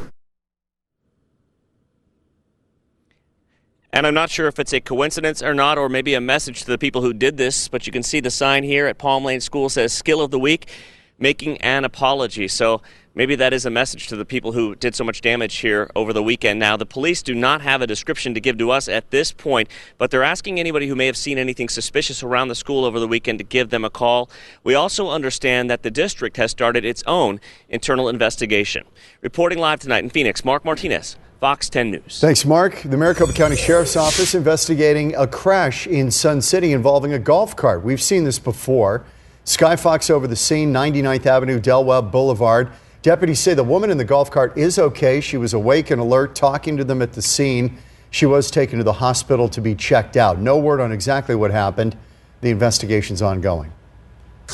A Gilbert man accused of killing a woman and teenager in his home has been released from the hospital and booked into jail. 35-year-old Matthew Crane is facing 2 counts of first-degree murder.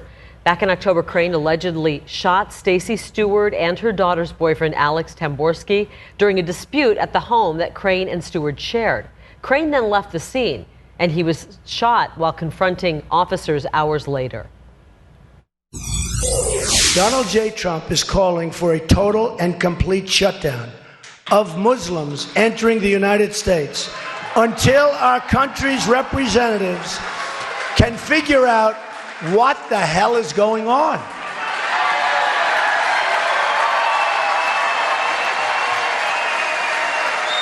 You have no choice.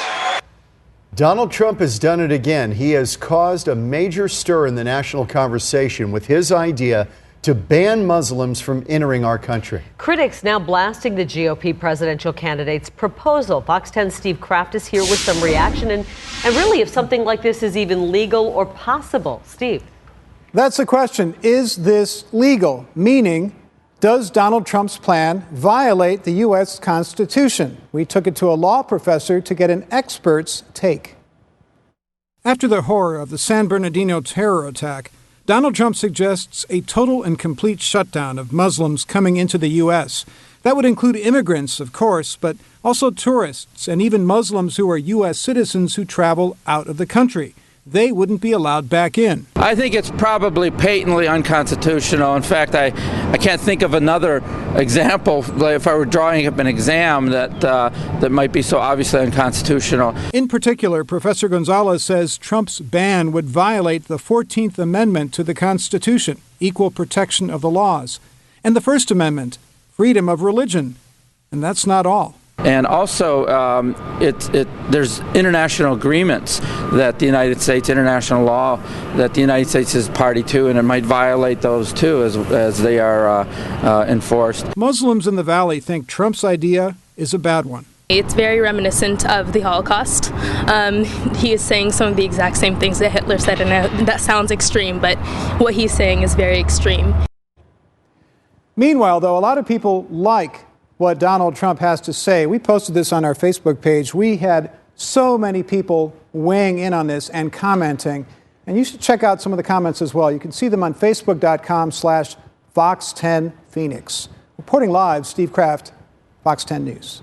Thanks, Steve. We are learning new details about the San Bernardino shooters. We are learning that the couple did target practice at ranges before the California attack that left 14 people dead.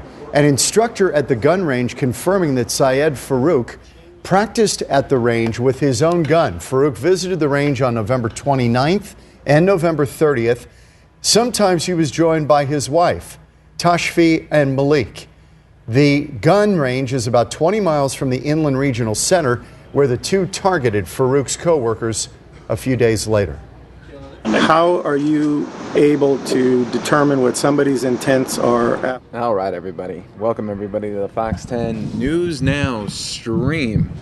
It is 5:05 on a Tuesday evening. I hope it's a great Tuesday evening for everybody out there. And we're glad that you could be part of the stream today and be in the chat room and voicing your opinion on a wide range of topics. We have a full show for you here today, so of course you are at the right spot here. Fox10Phoenix.com, part of Fox 10 News Now.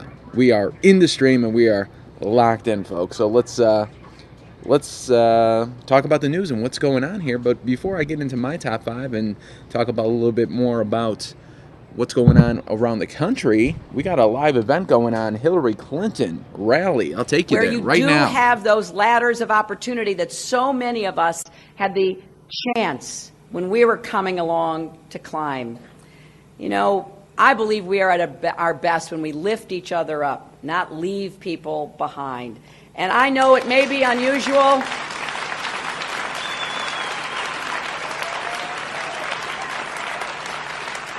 It may be unusual for a presidential candidate to say we need more love and kindness in this country, but I think that's exactly what we need. We have to start looking at each other again, listening to each other. So please join me, and you can do that right now. Please text JOIN, J-O-I-N, to 47246, and go to my website, hillaryclinton.com. Make sure everyone you know that there is a primary here on February 9th. I hope to win your support in this primary campaign, and then to win it again in the general election, and then to get to work with you to build the country that we all know we can. Thank you.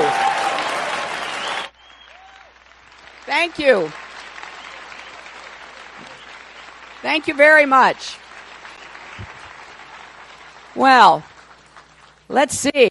Where can we start? We've got microphones in the audience, and so we'll have people, come and reach out to you. There's a young man with his hand up right there. Yes, go ahead. Right. What is your position?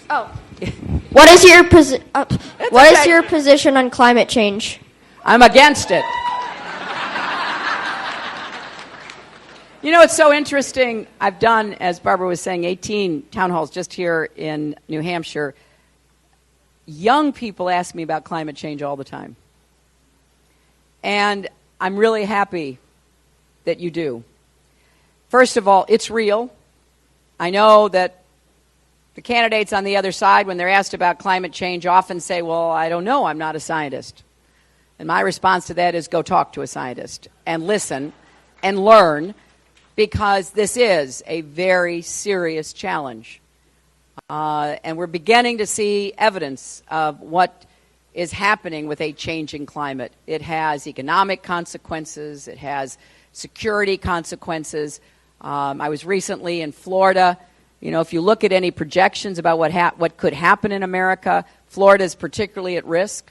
And the climate seems to be changing and acting in some strange ways. They're having, you know, sunny day flooding, and they're having salt water in their wells in central Florida. There's a lot going on. So it, number one, is real. It's serious. The science is right.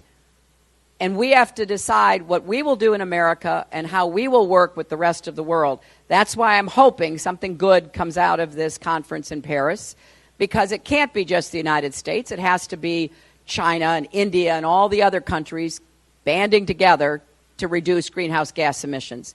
But here's the other part of what I believe about climate change. This is a great economic opportunity. There are so many jobs and businesses that we could be developing and starting. And there are places in the country where that's already happening, but not enough. So I have said I am going to have a very aggressive climate change plan that is tied to the transition from fossil fuels to clean renewable energy. And I want to build on President Obama's Clean Power Plan, which I absolutely endorse. I want to build on it something I'm calling the Clean Energy Challenge, to help more states and cities accelerate their development of clean renewable energy. And you know, if you go and look at some other states, they're doing a lot. Take Iowa, for example. You know, I do spend time there when I'm not here. I'm often there. I'll be there tomorrow. They now get 1/3 of their electricity from renewables, primarily wind. They have more than 7,000 people working in the wind industry. They are building turbines in old abandoned factories in Iowa. They are using their community colleges to train young people to get the skills they need as tool and die makers and machinists and other advanced manufacturing skills to assemble and repair these wind turbines. So they've already made a real start, and other states as well are following along. But we don't have a national plan. So I want to have a North American energy cooperative system. We have so much wind in the Great Plains, but we don't have transmission lines to get it anywhere. And if we did begin to build transmission lines and upgrade the electric grid, which we need to do to protect it from potential cyber attacks, as well as to take in the wind energy, we would be really on a fast track. And we are going to transition from fossil fuels, but we have to be smart about how we do it, because we can't just turn off the lights. And so part of the challenge is accelerating that move. So I'm going to do whatever I can as your president to enlist the states around our country and the private industry to be innovative. And I really applaud Bill Gates and others who are investing a lot of money in looking at innovation in clean energy and how we can have, you know, more ways of protecting against climate change.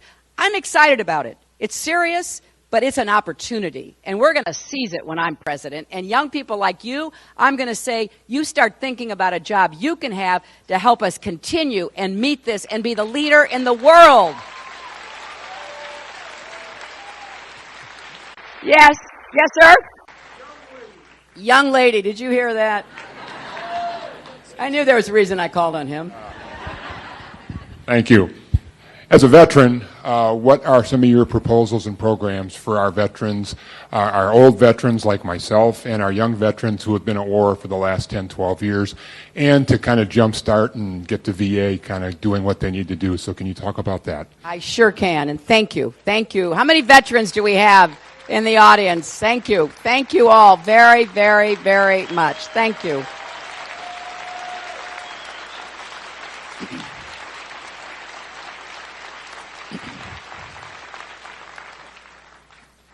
I feel very personally about this. You know, my dad was a World War II vet. He always got his care at the VA. That's the only place he wanted to go, the only place he really trusted, and that's where he went most of his life. We have to do a couple of things. Number one, we have to fix the systemic problems in the VA. We cannot ignore them. We've got to have the best possible management. I think the new leadership that has gone in there in the last year is making a difference, but we have to have a full court press. I will build on whatever Bob McDonald and his team have done, and I will make sure that we have a concentrated effort to fix the problems that exist. But I will not let the Republicans privatize the VA and tear down a system that millions of Americans rely on. We're going to fix it, and we're going to make it better, but there are certain services that the VA provides, take prosthetics, that are state of the art, world class. So we need to fix it, improve it, and defend it, and I will do that. Secondly, we have got to deal with the backlog of applications for service-related disabilities. We're making progress there, but we are still way behind. And I have met so many veterans. I had an event in Derry not so long ago with a big group of veterans, and it was one of the things that they were most worried about, that they can't get an answer because it just sits there, and when they get denied, they can't get an appeal. We've got to streamline that. We're living in the internet age, the last time I checked. And what we have are tens of thousands, probably hundreds of thousands of pieces of paper stacked up in offices that we have got to address. The other thing we've got to do is have a better relationship to coordinate between the Department of Defense and the VA. When a veteran currently serving leaves his active duty or leaves the Guard or Reserve, we've got to get those records quickly transferred. In fact, one of the things we've worked on, which just hasn't gotten done, is to have the same electronic medical record system between the DOD and the VA so it's seamless, so you don't lose records. You know, when I was senator, I visited those who'd been serving in Iraq and Afghanistan. I went to Walter Reed. I saw them at bases. I saw them in Iraq and Afghanistan. And I heard so many complaints that they would be treated by, a medic, treated in a field hospital, treated in a military hospital, and then they would lose, or the system would lose their records. So we've got to fix that. So I think there are some very specific projects we have to accomplish in order to keep faith with our veterans. And I will do everything I can. I will put the best people on this. I will ask for reports literally every week so that we are going to make progress and we're going to fix these problems and we're going to defend the VA from these misguided privatization efforts that too many Republicans are pushing. Thank you.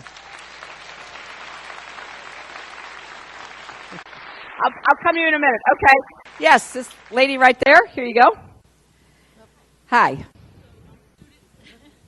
My student loans from UMass Boston started off at $20,000 since 2007. In 2007, Congress increased it from the interest rate from 2%, now at 6.78%.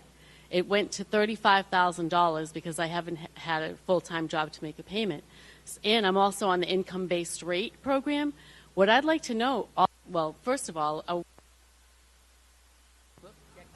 the interest rate and the income-based rate is offered by the U.S. Department of Education. Why did they allow that to be increased to 6.78? I'm not sure if you're aware of that, but it's for low income, you pay according to how much you make. But I am really concerned about that, and my loan is now $35,000. Thank you. How many of you have student debt or ever had student debt? Oh, yeah. Oh, yeah. Well, I had student debt, and I had an income-based repayment plan. And my first job out of law school was with the Children's Defense Fund. And as I recall, I made $14,000 a year. So I couldn't have afforded anything except an income-based repayment. And I was able over a number of years to pay it off. But what has happened now is the system has really accelerated interest rates at a time when we hardly had any interest rates over the last 7 years. You know, we've been at such low interest rates, yet people's student loans have had interest rates going up, as you say, over 6%. Some who I have met around the country are over 10%. That makes absolutely no sense. So here's what I'm going to do. Everybody will get to refinance their student debt for a much lower interest rate. And, you know, if you can refinance your mortgage, refinance your car payment, you ought to be able to refinance your student debt. I wish we could have done this earlier because it's likely that, you know, interest rates are going to begin to inch up. But even now, it still is something we should be doing. I don't think the federal government should be making money off of lending money to students who are trying to get an education so they can actually get ahead. I don't approve of that. I mean, I think we should have like a big revolving loan fund, and people have to pay it back, and yet at an affordable rate, and so we can lend it out again, and we ought to be smart about how we do that. On the income-based repayment, you're right. It needs to be a more manageable number so that you're not as stretched as you are. Because what's happened is a lot of people borrowed money, but because of the rise in interest rates, it has ballooned. And so it's way out of proportion to what they were paying or what they thought they would have to pay. So this is going to be a very high priority for me. It's part of what I call my new college compact, because I also want to make college more affordable to start with and provide. If you go to a public college or university, provide debt-free tuition, so you won't have to borrow to go to a public college or university. And I'm only going to provide that for middle-class people, working people, and poor people. I am not paying for Donald Trump's kids to go to college. That is not in my plan, and we'll just, enough said. So if you're interested, go on my website, New College Compact, okay? This young man is very excited. Okay, here you go. Thank you. How do you plan to keep guns out of criminals?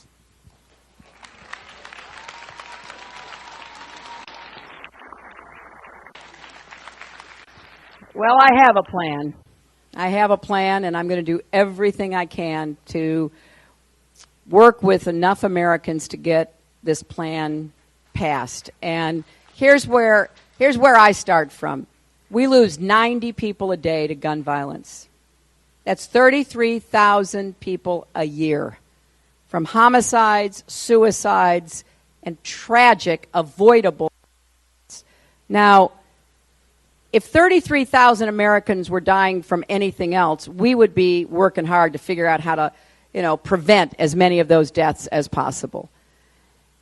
And I think the time has come when we must demand action, just like the sweatshirt, moms demand action. So here's what I want to do. A universal background check, close the gun show loophole, close the online loophole, close what's called the Charleston loophole, which is at the end of 3 days, if you've gone to buy a gun, if they haven't been able to recover all the information about you, you get it anyway. That's what happened with the guy who bought the gun in Charleston. He shouldn't have gotten a gun from that seller because he had a felony conviction. But they didn't discover it in 3 days. If they'd just been able to wait another day or two, maybe it wouldn't have happened. But he took that gun he shouldn't have been able to buy and went and murdered those 9 people in that church.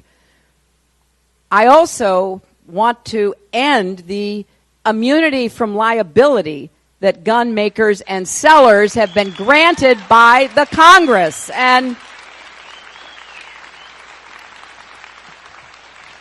we don't give that liability to any other industry in America. Not the people who save lives, not the people who try to feed us nutritious food, not the people who make cars. We don't give anybody else except gun makers and sellers absolute liability immunity. And then the final thing, and I'm hoping that Congress will see the light of day and do this before the end of the year, we should prohibit people who are on the no-fly list from buying guns in America. I mean, I don't know. It seems pretty simple to me. If you're too dangerous to fly, you ought to be too dangerous to buy a gun. And the other thing about this, which is deeply frustrating, everything I've just told you, 92% of Americans agree with this. 85% of gun owners agree with this. And yet we are stymied because of the overwhelming intimidation of the gun lobby against elected officials. It's just easier for them, no matter what they're asked to do, to say, okay, I will. So they don't get the political heat from the gun lobby. They don't get ads run against them. Honest to goodness, saving lives is more important than worrying about your political future, and we ought to demand that we get this done, and I will do everything I can to make that happen. Okay, this lady here, okay, right there. Can we get a microphone to her? Okay. I'm going to do it like you. Hi, Hillary, and I'm so happy to see you here. We just came right over the border of Massachusetts, that is, and from Lawrence to be exact. But my question to you is, families who are being deported and a whole bunch of people that are here hardworking and doing what they have to do and paying, yes, their taxes, even though that they came into the country for whatever reason, what are you going to do for them? Well, thank you. I'm glad you didn't need a visa to come to New Hampshire from Massachusetts. Here's what I'm going to do. I'm going to keep fighting for comprehensive immigration reform with a path to citizenship that I think is in the best interest of our country. And I have outlined the steps that people would have to go through, the 11 million plus who are here. They're undocumented. But you're absolutely right. You know, a lot of those people have worked really hard. And they've raised their families, they've contributed to their community, and I want them to have a path to citizenship. I also think it's important to do what we can to avoid the breakup of families and the deportation of the, mother or father who's actually making the money. The story coming home from work and, your spouse is gone. Kids coming home from school, your parent is gone. That is just, to me, really indefensible. We can't continue that. I think it's important that we understand we do have to have border security. Border security is part of any nation's efforts to protect itself, and it should be a part of comprehensive immigration reform. I absolutely agree with that. We've done a lot to improve the borders. But let's think about the threats that we might face from inside America.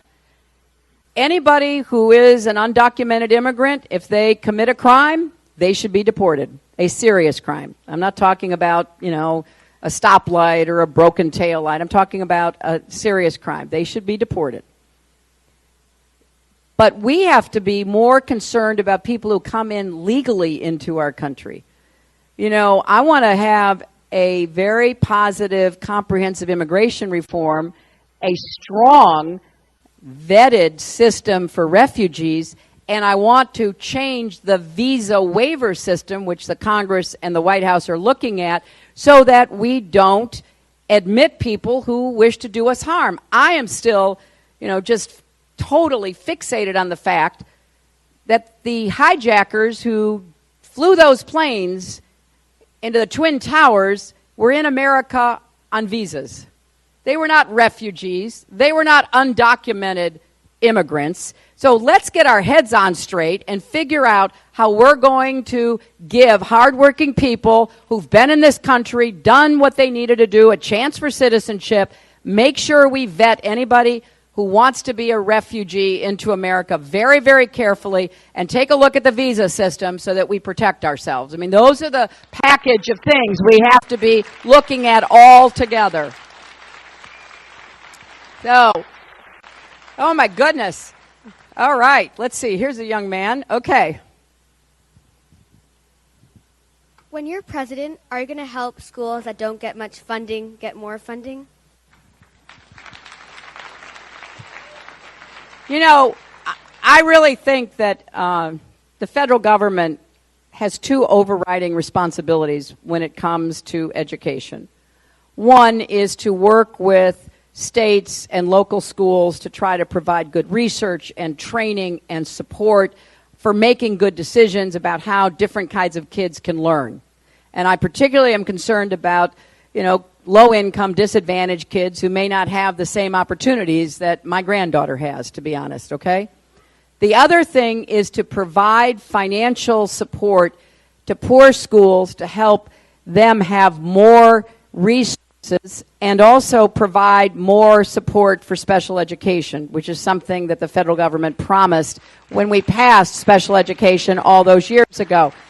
So I'm going to focus on those things. I believe strongly that education still is the pathway to a better set of opportunities in life. And I'm worried because we have a big increase in poverty within our public schools. 51% of the kids in our public schools today are eligible for free or reduced lunch. And I think we've got to do more to better prepare kids even before they get to school. That's why I advocate early childhood education, universal pre-kindergarten, to try to create more support for every kid to be successful. And I will work very hard with teachers and educators of all sorts to really look hard at what works. And I think it is important that I partner with teachers and educators because you all are on the front lines. You're in the classrooms, you're in the schools, you see what's happening with kids. And I think that there are some good models that we should try to figure out how to adapt and spread around, and we're going to do that. We're going to be really rolling our sleeves up and working together on education. So that's what I want to do as president, to help more kids be successful. Okay, this young man, yeah.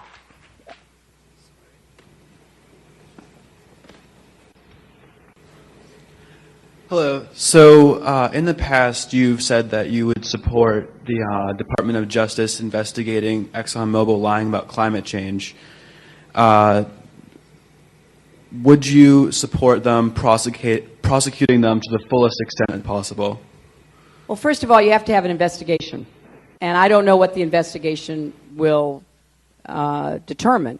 So I don't want to say, I don't want to prejudge it. But if the investigation points toward either civil or criminal action, then I would support that. Because I think that, I want us to be looking at what ExxonMobil told their shareholders, told the public. Some of you may not know about this, but ExxonMobil funded all of this climate research starting 35 years ago. And guess what? Their scientists found out that fossil fuels contributed to greenhouse gas emissions, which contributed to global warming. Those were ExxonMobil scientists who made that report. And then the company decided to try to just deep six it.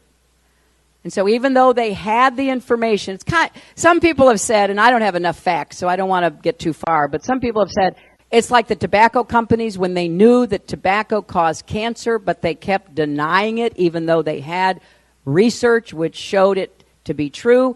Similarly, now people are looking at ExxonMobil and saying, you knew this, you had the data, and you didn't share it, and then you basically denied it and spent a lot of money denying it. And so, yeah, if there is a civil or criminal violation that arises from what they did, then it should be pursued. But I don't want to prejudge it. I think that's, inappropriate. So let's see what the investigation turns up. Okay. Oh, my goodness. Yes, lady right there.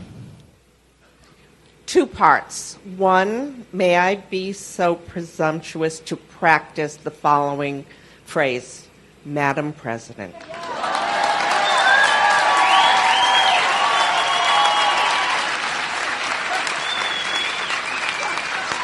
I think it sounds pretty good. Yeah. I do too. Okay.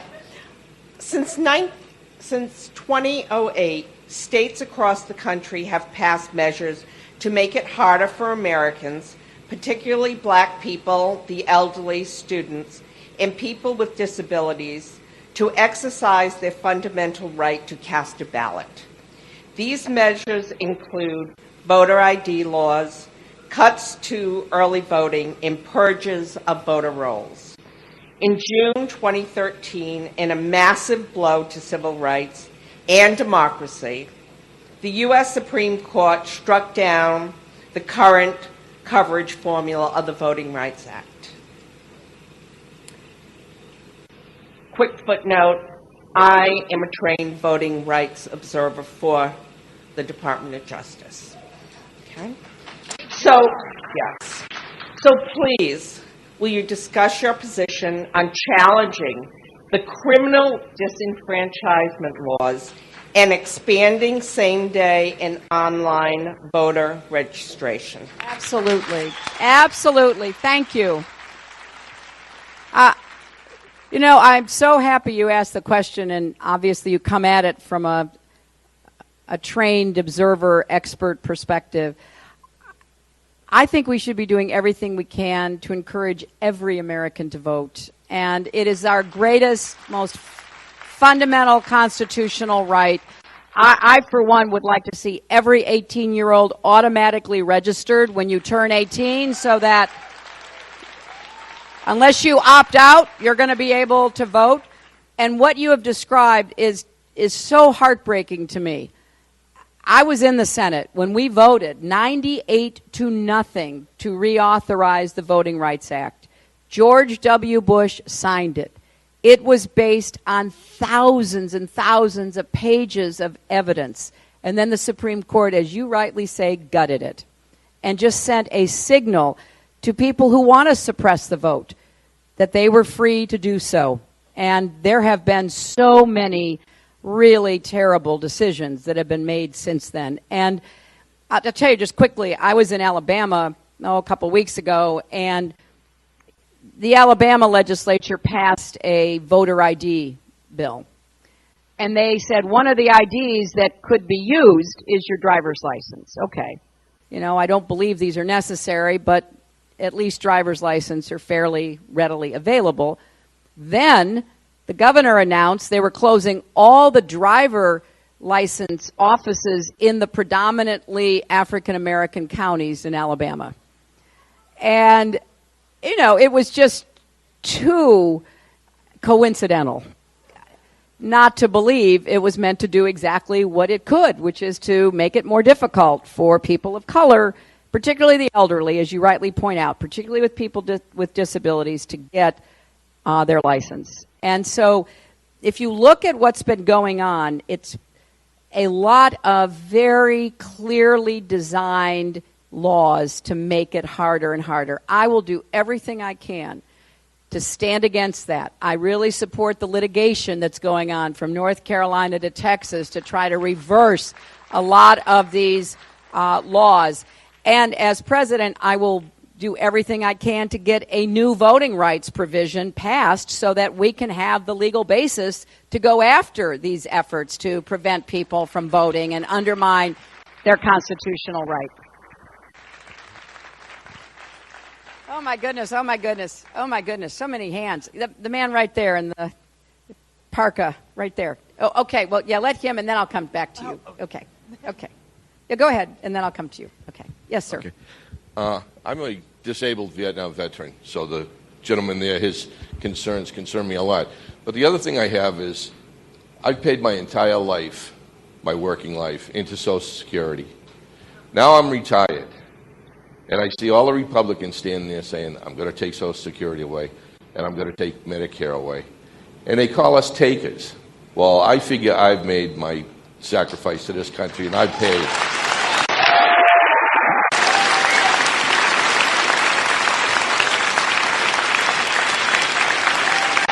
Right.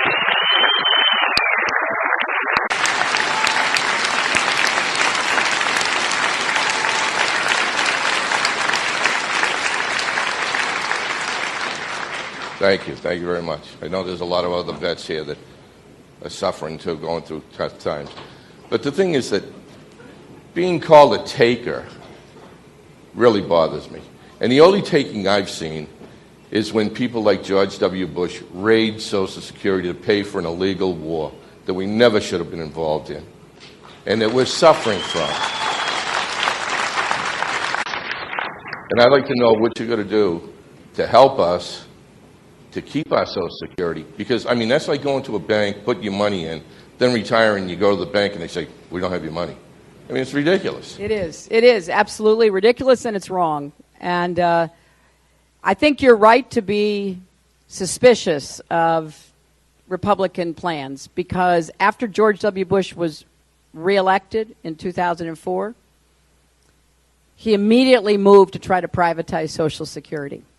And I was one of the senators who led the fight against that, because it was so outrageous that he would try to do that. And I'll tell you, I call this the biggest giveaway to Wall Street that anybody could imagine, that you would take Social Security and turn it over to investment vehicles that you don't have any real confidence in their consistency and their returns would be an outrage. I will do everything necessary to prevent them from privatizing Social Security or voucherizing Medicare, another really terrible idea. So as long as I'm there, I will be standing in the way and make sure that they cannot accomplish that. Yeah, right there. Thank you for being here. How would you, as president, work with an increasingly extreme and unified Republican Congress that takes pride in not compromising? Stated otherwise, we know that every wonderful idea you've talked about tonight will be resisted tooth and nail. Is it possible to break the gridlock, and how might you go about that? Good and important question. You know, when I was First Lady, when I was Senator, when I was Secretary of State, I worked with a lot of Republicans. Wherever I could find common ground on issues that I believed were important. And I might disagree with them on 99 out of 100 things, but if we could find that one thing, like I worked with Tom DeLay on adoption and foster care reform, for example. You know, I will go anywhere to meet with anyone at any time to find common ground, but I will also stand my ground. And I think it's important to do both. So I will work to build relationships, to reach out, to spend time with any Republican who is willing to do what legislation requires. Actually listen to each other. Actually roll up your sleeves and try to find some way of solving a problem. Now, unfortunately, I think your description is accurate. There is a group currently in the Congress who doesn't believe in the importance of compromise and consensus. And they go to Washington basically promising to try to block anything and everything unless they agree with it 100%. That is just not the system our founders set up. You know, they had very vigorous disputes, and we're the better for it. And they also created a separation of powers, which makes it difficult to get things done because of that, and that was part of their design. But they never believed that you would not have some ground on which to find consensus. So I'm going to do everything I can, but here's one thing that would help me. It would help me a lot to have a Democratic Senate when I get to Washington in 2017. And you here in New Hampshire have a real opportunity to help make that happen so that we can take back the Senate. And the final thing I will say is I think we have to rebuild the Democratic Party in lots of places in America. And I am going to be very committed to doing that.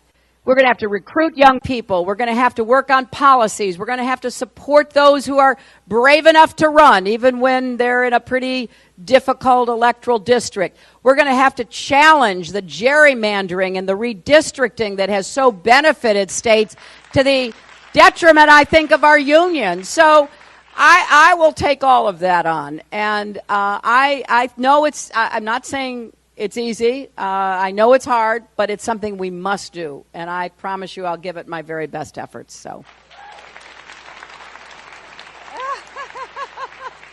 Oh my gosh, so many hands. Okay, let me see. Yes, right here. Hi. I was wondering if you could comment on the cutting of public funding for mental health. The cutting of public funding for mental health. You know, when I started this campaign back in April, and I started it by listening to people. I started it in very small groups because I wanted to hear what was on people's minds. The two issues that kept coming up over and over again, almost regardless of where I was, were untreated mental health problems and substance abuse. And I have to say, I really got so touched and affected by the stories people were telling me. Without being too personal, how many of you know people suffering either from a mental health problem or substance abuse? You know, I've had 2 town halls right here in New Hampshire, one in Keene, one in Laconia, where the only subject was substance abuse. And I have had some of the most emotional discussions with family members, with recovering addicts, with people who finally got the help they needed for depression or anxiety or bipolar, whatever their condition was. So I'm really going to do everything I can. Number one, we have a law which says you're supposed to treat mental health the same as any other health problem, and we don't. We don't. We have a law, but insurance companies are not really giving the help and support they need. We don't have enough facilities and trained people. We don't have enough public investment, either from the federal or the state or local level. And so we need to do that. And I will be talking more about this as the campaign goes on, and I've laid out some plans about what I should do if I'm president, and similarly with substance abuse. And I am absolutely committed. We need more treatment. We need more facilities. We need more support. And I want to just tell you this quick story because, you know, if it hasn't touched you, I think a lot of people say, well, you know, that's just not one of my priorities. And I say, well, it's the right thing to do. It's a human suffering problem that people are going through. And a lot of mental health leads to addiction because people self-medicate. They drink or they use drugs. They get hooked on opioids. A lot of our vets, especially our young vets, are really suffering, and we have far too many suicides of veterans every day, about 30 of them. And so this is a real problem on any moral human agenda you can imagine. But here's the other point. We can actually do this in a way that saves money. And let me give you this example. I was in Reno, Nevada, and I went to a facility that is run by the county and Catholic Charities. They set it up to take in, first, alcoholics, and now they're moving to take in people with mental health. And here's the way it works. They have a community of people in their county, as every county does, who often end up in jail, get picked up by ambulances and taken to the emergency room, and they do it over and over and over again, and it's really expensive as well as unsuccessful. So they started identifying people who were alcoholic, and they said, if you will come live in this facility, we will give you a breathalyzer 3 times a day so you're not cheating. We will put you to work, and we'll give you a clean, safe place to sleep. The first year, they saved $4 million out of the county budget. It is so much cheaper to have a facility like that. The sheriff loves it. You know, they're supporting it because they're not filling their jails with people who are sick as opposed to criminals. And the emergency room, the hospital loves it because they're not taking care of people and then having them come back another 2 weeks and another 2 weeks. $4 million. So I believe if we really think this through and we do the right thing, it will also be the smart thing. And the federal government will stand behind programs like this when I'm president. So we can have partnerships that actually fix this terrible dilemma. Oh my goodness, there's so many hands. I don't even know where to turn. Oh my gosh. I don't know. They said I only take one more question. I don't want to pick anybody. You know, my husband always says, you know, make one friend and lose 100. So, okay, the lady in red right there who is dancing. Hello. I was wondering what your thoughts on GMO labeling, and I can afford organic food. How are you going to help poorer people afford better food for them, because genetically modified food's killing Americans? First of all, I think we should do what I know the Obama administration is trying to do, which is to, you know, have labeling on foods so that people have information. And we ought to use not just a little label which says non-GMO or whatever it might say, but we ought to have barcodes. We ought to have, you know, online sites where you can go and get more information about what's in your food. There is a move going on right now in the Congress to prevent states from requiring labels. Yes, one of the many, many efforts that they are engaged in right now. So we have to stop that. We cannot let the federal government preempt that, because the information should be available to you as a consumer, what's in your food. And I think the more we can get that information out, we also need to do more testing and research. We haven't done enough. And so we can make statements, but we don't really have the information. We are extrapolating. We've got to have more government-funded research, and they're trying to block that as well. So those are some of the things that I will do. And your other point, which is really important, is nutrition is so essential for good health, and particularly for kids, and there are so many people who don't have access to quality good food. So we've got to get more locally produced food. We've got to get more good quality food available at an affordable price. And I think communities can do a lot of that work, and I will support it when I'm president. Thank you all very much. Good night. I love it.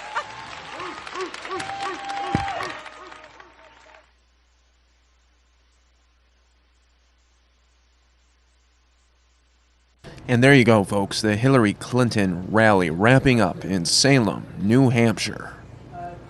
We thank you for being part of this Fox 10 Phoenix.com stream. We'll get you caught up on some other news as well. I'm Mike. You're in the stream. You are watching News Now.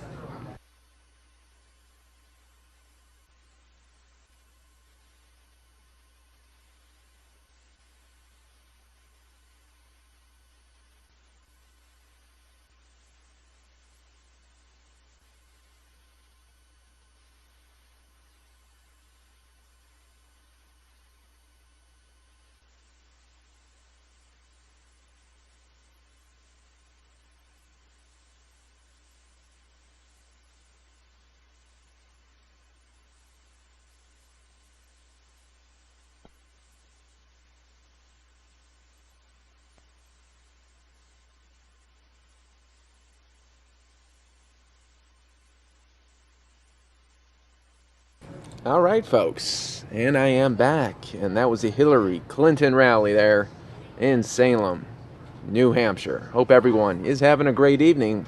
We're setting up to have an awesome night. Glad you could be part of it. Glad you could be right here. You guys know that this is Fox 10 News Now, and we got you covered here this evening. I want to show you this video. It was a press conference. You know, the Department of Justice is really starting to open up an investigation on the Chicago police, on their policing standards and accountability practices. So I will play you that press conference from the Department of Justice. Consequences for the well-being of their communities. Their profound consequences for the rule of law, and for the countless law enforcement officers who strive to fulfill their duties with professionalism and integrity. Today, I'm here to announce that the Department of Justice has opened an investigation into whether the Chicago Police Department has engaged in a pattern or practice of violations of the Constitution or federal law. Specifically, we will examine a number of issues related to the Chicago Police Department's use of force, including its use of deadly force, racial, ethnic, and other disparities in its use of force, and its accountability mechanisms, such as its disciplinary actions and its handling of allegations of misconduct. This investigation has been requested by a number of state and local officials and community leaders, but has been opened only after a preliminary review and careful consideration of how the Justice Department can best use our tools and our resources to meet Chicago's needs. In the coming months, this investigation will be conducted by experienced career attorneys from the Civil Rights Division with the assistance of the United States Attorney's Office for the Northern District of Illinois. They will conduct a thorough, impartial, and independent review of the allegations, and the team will meet with a broad cross-section of community members, city officials, and law enforcement command staff and officers to both explain our process and to hear from anyone who wishes to share information relevant to this investigation. We will examine with our experts policies, practices, and data. And at the end of our investigation, we will issue a report of our findings. And if we discover unconstitutional patterns or practices, the Department of Justice will announce them publicly. We will seek a court-enforceable agreement with the Chicago Police Department and work with the city to implement appropriate reforms. Our goal in this investigation, as in all of our pattern or practice investigations, is not to focus on individuals, but to improve systems, to ensure that officers are being provided with the tools that they need, including training, policy guidance, and equipment to be more effective, to partner with civilians, and to strengthen public safety. And we understand that the same systems that fail community members also fail conscientious officers by creating mistrust between law enforcement and the citizens that we are sworn to serve and protect. This mistrust from members of the community makes it more difficult to gain help with investigations, to encourage the victims and the witnesses of crime to speak up, and to fulfill the most basic responsibilities of public safety officials. And when suspicion and hostility is allowed to fester, it can erupt into unrest. Building trust between law enforcement officers and the communities that we serve is one of my highest priorities as Attorney General. The Department of Justice intends to do everything that we can to foster those bonds and to create safer and fairer communities across the country. And regardless of the ultimate findings of this investigation, we will seek to work with local officials, with residents, and law enforcement officers alike to ensure that the people of Chicago have the world-class police department that they deserve. Thank you so much, and at this time I'm happy to take a few questions. Should the investigation expand to include the Cook County State's Attorney, since so few officers have actually been charged in shootings? Our investigation is focused on use of force and the accountability within the police department. We'll be looking at how force, including deadly force, is handled, investigated, and how officers are held accountable for that. So that's our focus right now. Madam Attorney General, could you please tell us, Lynn Sweet, Chicago sometimes, and maybe if U.S. Attorney Farden wants to join in. We're very interested in Chicago and knowing the status of the joint state-federal investigation. It's taken quite a while, and would like to know the reaction to the Clinton McDonald video document released by the city, if you're aware of them, and the potential of, some people are wondering if you're also going to be looking into a cover-up. So I have two questions there. If you could take them, I'd appreciate it. Okay. With respect to the investigation into the death of Mr. Laquan McDonald, as has been announced earlier, that investigation is ongoing. It is being conducted by the U.S. Attorney's Office for the Northern District of Illinois, and as with all of our investigations into whether or not there's been a civil rights violation, particularly when there's been a death resulting from police interaction, those investigations are thorough, they are independent, they are impartial. We review the relevant federal statutes, which are, of course, a different set of statutes from what the state's attorney has at their disposal, and we are thorough and efficient in ours. We don't predict the timing of any of those investigations, so I'm not able to give you that particular answer. And what about The documents that came out that talk about how the police account of what happened is different from what the video showed. Anything to say on that? What I can tell you is that all the information will be factored into the federal investigation. We don't comment on the evidence while that investigation is ongoing for obvious reasons, but all of that information is factored into that, and I'm not able to give you any more comments on that at this time. Thanks. A question. I'm sorry. Actually, I was curious, obviously Chicago is one of the largest police departments in the country. How does the size affect the ability to find pervasive, sweeping civil rights abuses? Because I imagine when you look into a department with that many officers, you're going to find some bad apples, but you're also going to find plenty of, upstanding good police officers. It's obviously 10 times bigger, or however much times bigger than Ferguson. So I'm just curious, how much that complicates your efforts.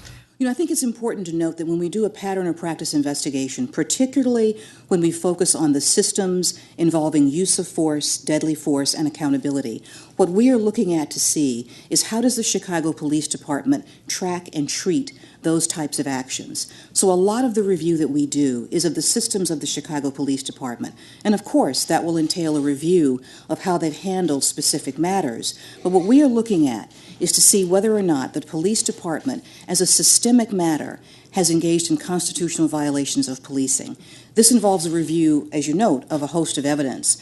Because this case will be worked in conjunction with the Civil Rights Division and the U.S. Attorney's Office of the Northern District of Illinois, we feel confident that we'll be able to cover that. And this gentleman had a question. Evidence in this case found its way to the Corporation Council in the city of Chicago. Will officials at City Hall be part of this review?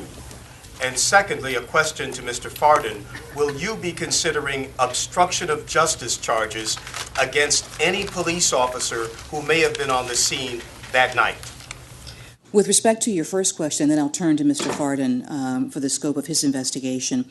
With respect to your first question, what we will be looking at, again, is the Chicago Police Department's method and manner of dealing with use of force, particularly deadly force, and whether or not we find racial, ethnic, and other disparities in how they handle those force allegations. It will encompass a number of things, including how officers are disciplined and the disciplinary systems. We will be working with city officials, but the matters that you're talking about seem to relate to a different issue. What I will say is that we will take information from all interested parties. We are particularly interested in hearing from community groups and community members. We are particularly interested in hearing from the rank and file police department. And obviously we do have contact with City Hall as we do this investigation. But our investigation is independent. It is not tied to either the findings or the actions of other entities. And with respect to your second question, I believe you had a question about the specific McDonald investigation. Consider obstruction of justice charges, possibly against other officers in the Chicago Police Department. So at this point in time, we're not predicting what charges, if any, will be brought. He can't speak. I will let him speak, but I will tell you that as a general matter, when we have an open investigation, we do not discuss what specific charges may be brought until the resolution of that investigation. What she said. Thank you, Attorney General. I will only add that I do think it's important, as the Attorney General was explaining, to understand that the pattern and practice investigation that is being launched today, which is very important and positive, I think, for the city of Chicago, is, I do understand, people that live in the greater Chicagoland region are concerned about that, given recent reports that there are differing versions of what happened out there, and they don't seem to jive, if you will, with what we see on the video. I completely understand your question. I do think it's important to recognize that today's pattern and practice investigation and the launch of this investigation is related to but separable from what you're asking about, which is the Laquan McDonald incident. And we do not comment on pending investigations other than to reiterate what the Attorney General has already said, which is we do what we do independently. We do it with vigor. We look at all relevant aspects and options as we pursue a case, and it is not unique to this case. The U.S. Attorney's Office in Chicago has a great history of doing that and proving that it is both independent and appropriately aggressive when it comes to ferreting out criminal conduct. But I'm not going to comment on specifics as to this particular investigation. So 2, 3, and 4. At Evan, and then 2, 3, and 4. Well, this is a question for both of you, if you will. Part of the criticism of this case has been how long it's taken for any measure of justice to be taken as a result of what happened in that incident. My understanding is that the video, the big piece of evidence, the video, was turned over to federal authorities 9 days after it happened. Can you confirm that, and can you tell us, what's taken this long for your investigation? I'm not going to speak to timelines, specifically what evidence we received and when we received it during the course of the investigation. What I will say is that we have pursued all of the facts and circumstances relevant to Mr. McDonald's death on October 20th, 2014, with vigor, with earnestness, with passion, as we approach any important investigative matter in Chicago. Thank you. I wanted to ask whether the investigation would also include the extensive allegations of unlawful detention at the Holman Square facility, and if not, why is this not seen as part of the pattern of misconduct investigation?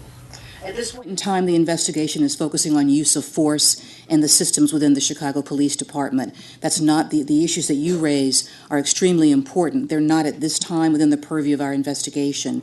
But as we have notified the city, as with every pattern and practice investigation, that we always reserve the right to expand it should more information come to light and require a review of constitutional issues there as well. But at this point in time, it is a use of force investigation. Young lady in front of you. I have an off-topic question. Yesterday, the president talked about urging Muslim leaders to step up their efforts to stop radicalization in their communities. Can you talk about, is the Justice Department increasing its effort in this area in terms of outreach, or are you changing any other policies or resource allocations in light of the attacks? Well, with respect to the engagement of the Muslim community in dealing with the issue of homegrown violent extremism and the susceptibility, particularly of young people, to these messages from abroad that encourage them down the path of radicalization, I think the president was appropriately noting that this is a problem for all Americans, and every community has a stake in dealing with this issue, and that where people may be closest to a situation, they have a responsibility as well to try and intervene. We are always reviewing our efforts at countering extremism, not just the Department of Justice, but the Department of Homeland Security. Every United States Attorney's Office is involved in outreach to Arab and Muslim communities, and we're always looking to improve not only our relationship with those communities, but how those communities can be empowered to deal with this issue as well. One of the things that I always talk about when I meet with parents of a variety of communities is to ask them if they know what their children are doing online. And as many of you will doubtless agree, it is very difficult to get a handle on that. And so there's a number of areas in which we think that the Muslim American community can be very effective and proactive in helping resolve these issues. Actually, thank you. I'd like to ask you and perhaps Vanita Gupta about another civil rights investigation. You talked about building trust between communities. Can you tell us what the status is of the Eric Garner investigation, and are you close to closing that with no charges? Well, what I can tell you is that investigation is also still active and ongoing. It is open, so I'm not able to comment on the specifics of that. And when we come to resolution, we will announce the resolution there. So I'm not able to give you a comment on that case specifically, except to say that it is being conducted by the U.S. Attorney's Office for the Eastern District of New York, an office with which I have some passing familiarity. And that investigation also is independent, it is impartial, it is thorough, and it is reviewing all the relevant issues in that case. Just yesterday, on the eve of your news conference this morning, the head of the Illinois Police Review Authority resigned. Obviously, the accountability mechanisms in the state are part of your review process. Can you talk a little bit about how important it is to have a functioning discipline system for police who do fall off the path? Well, I don't have any comment on the personnel actions that may have been taken with regard to any board at this time. What I can say is that whenever we have an investigation, particularly into use of force and accountability, that the issues of how a police department not only tracks but resolves and disciplines for those uses of force is a key element of that. It's one of the many, many things that we'll be looking at and reviewing. But also, I don't want to make it seem as if we're limited simply to looking at Chicago's systems, because, of course, we need to hear from community members, from residents who have experienced situations where they may feel that the use of force was not dealt with appropriately. And so we compare those to how it's handled internally. The investigation covers a host of issues. So I don't want to make it seem as if we're looking only at Chicago's systems, because it's very, very important that we hear also from community members. It's also important that we hear from rank-and-file police officers about their perceptions of their training, their perceptions of how use of force is handled from their perspective as well. A question, please, for Vinita Gupta. Based on your experience, your now long experience with these kinds of investigations, what would you expect the timeline to be? Are we in Chicago? Are we talking months or years? Speak to that. Sure.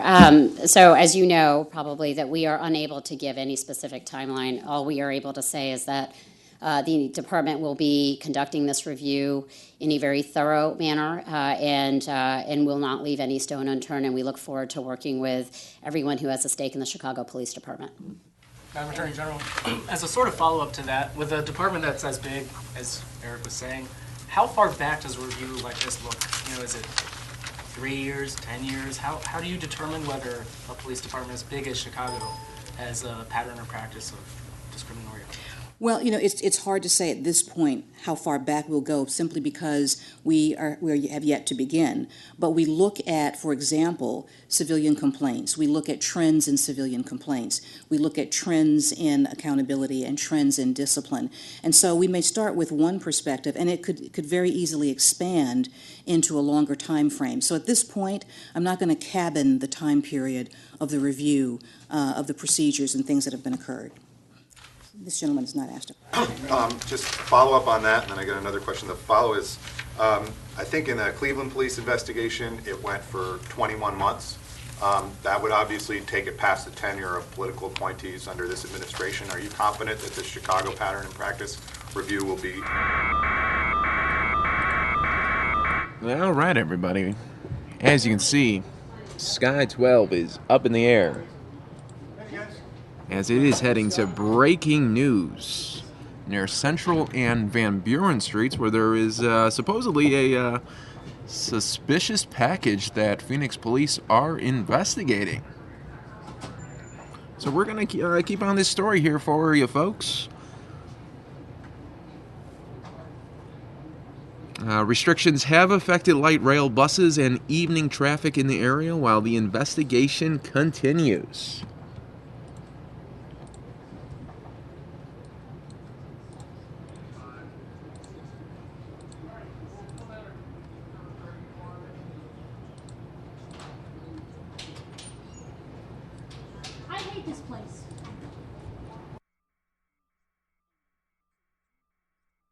So we're going to stay on this here for you. Breaking news. Fox 10 News Now.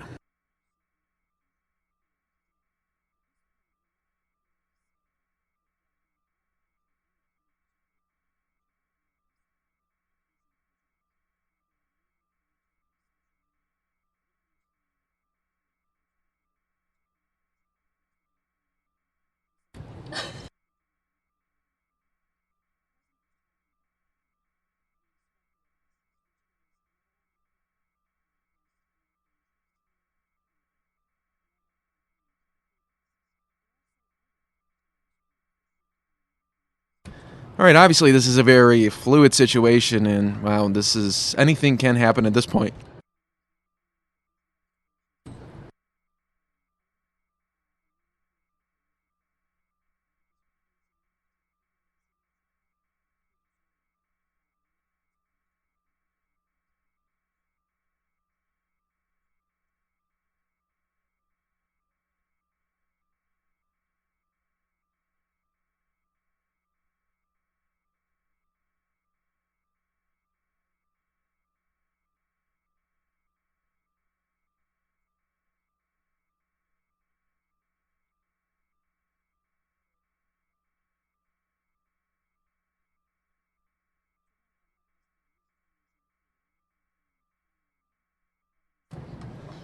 We'll see what the scene looks like when our very own Sky Fox gets to Central and Van Buren. We'll see what's going on and how police are investigating investigating this. You know, in a world of terror, you never know what could happen.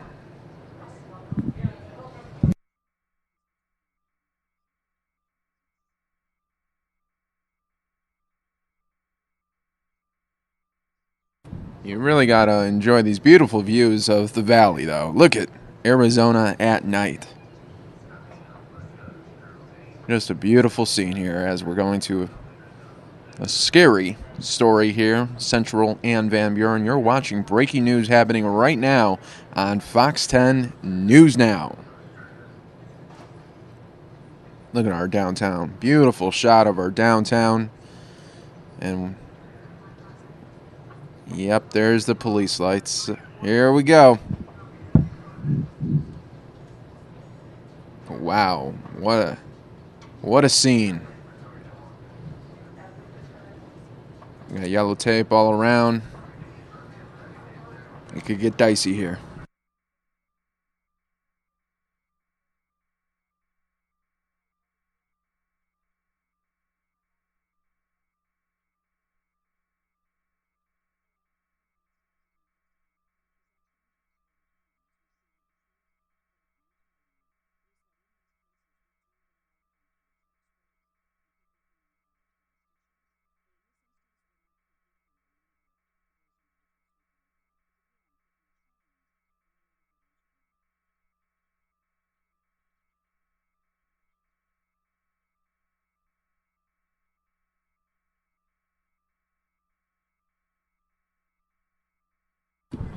You really got to put your thoughts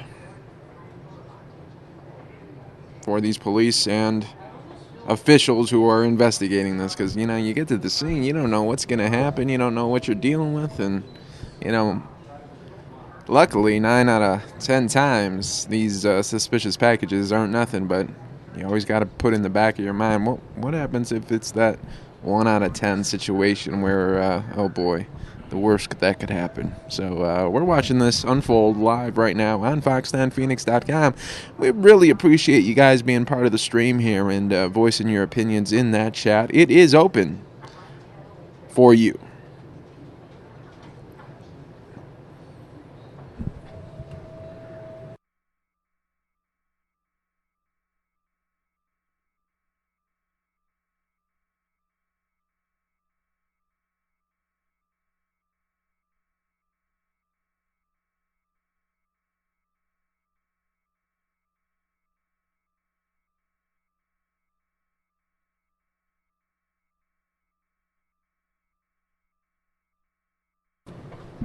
Right here, you gotta just imagine what investigators, they're staying focused, they're staying diligent to see what they can do about this situation and about this suspicious package.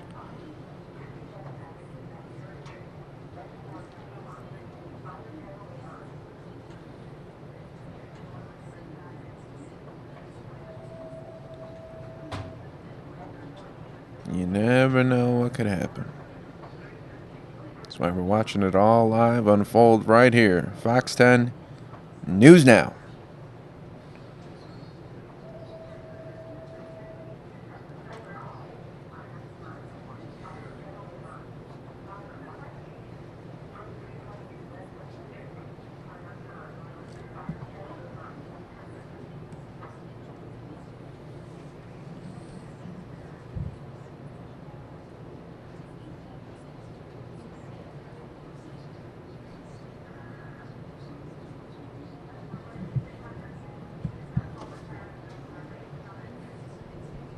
We are watching this live as you are seeing it, so this is what Fox 10 News Now is all about. Folks, if you haven't already done so, hit that subscribe button. That way you'll always see our stream. Here you can see the device right now. The robotic device being used on this suspicious package.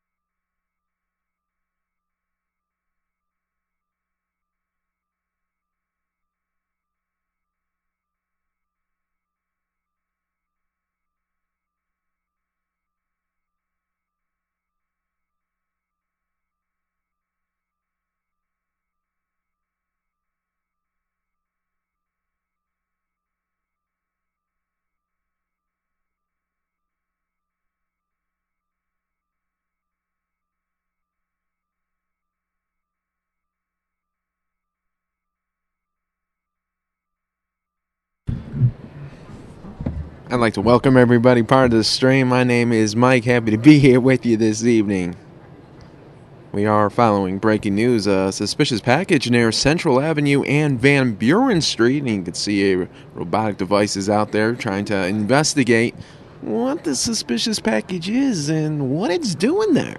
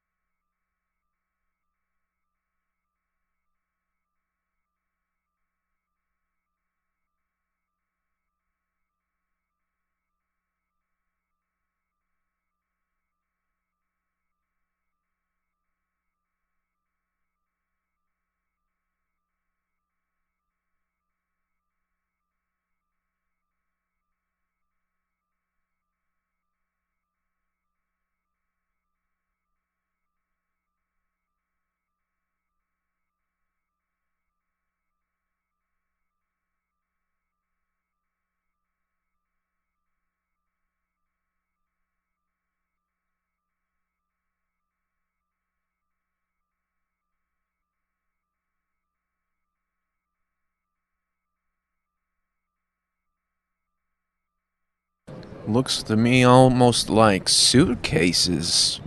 So yeah, that is suspicious. And boy, I hope nothing bad happens here, folks. That's why you got to continue to watch and make sure it doesn't.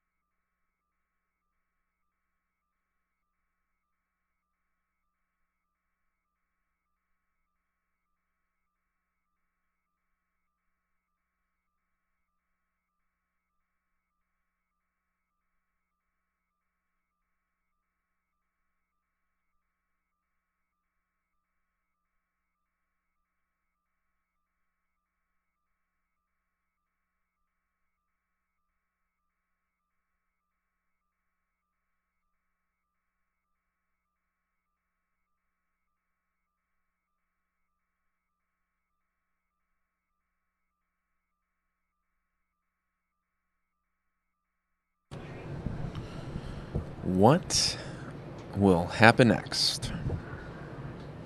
That's why you got to continue to watch right here on fox10phoenix.com, as we always do when there is breaking news. We showcase it to you. And this time it happens to be in our very own backyard. What are these two suitcases doing near Central Avenue and Van Buren? Who left them? And what's going to happen next?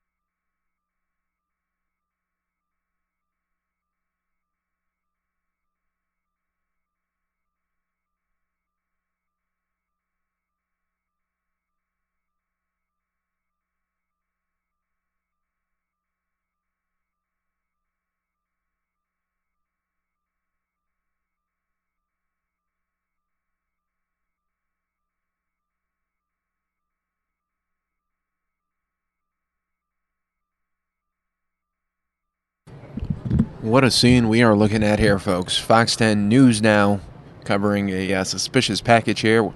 Welcome, everybody, to this very, very tense live stream that we are watching here unfold within the last 15 minutes. If you're new to the stream, welcome. We do stream Monday through Friday, 9 a.m. to 9 p.m. If you're new, why don't you go and hit that subscribe button, that little red button. Hit subscribe on our channel because we do stream so much. It's a very valuable resource for you when you want to find out news that is not only happening in Arizona, but we cover the rest of the country. And as the political season continues to heat up, you know we will just be continuing to cover more and more politicians as they campaign for 2016.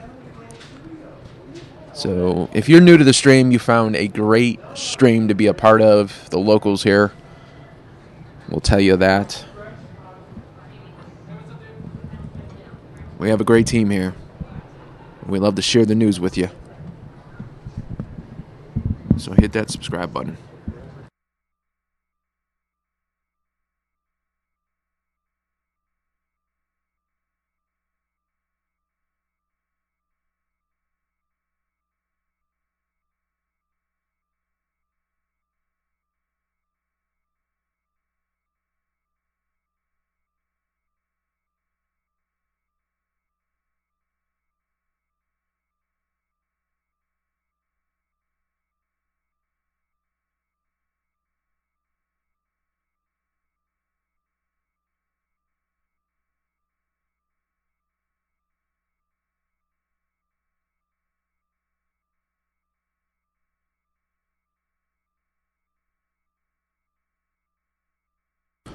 What will happen next?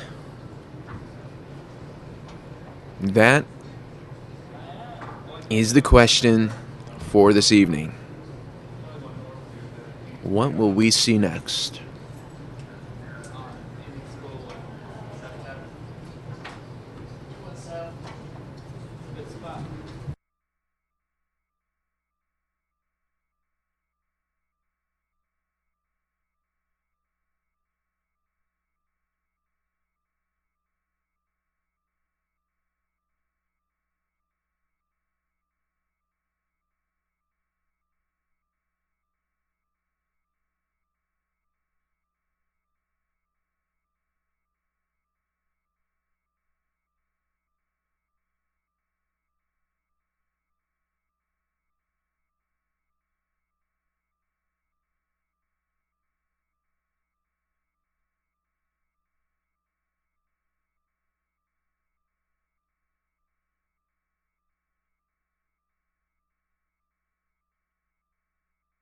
Coming up on 6:30 here on this Tuesday evening. We're following breaking news happening right now, probably within the last 20 minutes, everybody. So welcome to the stream if you're just joining us. Hope you're having a fantastic Tuesday as we're continuing to see how police are investigating the suspicious package near Central Avenue and Van Buren.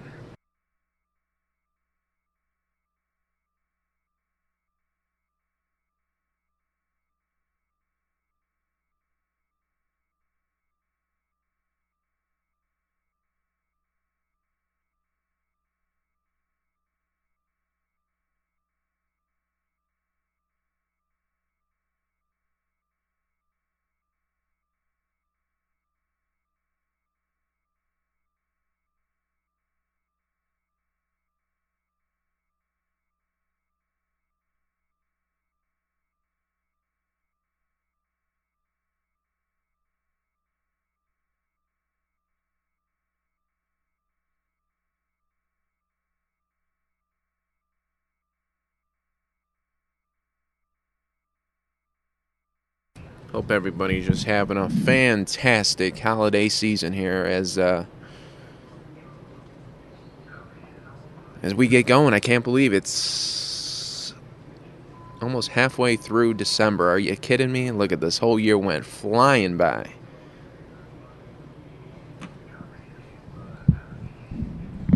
Hope everyone has a fun and safe holiday season with their loved ones, and maybe you'll even meet some new friends this holiday season as we're following. Unfortunately, a breaking news situation with a suspicious package near Central Avenue and Van Buren. We hope that this was just somehow left, that there's no terror associated with this.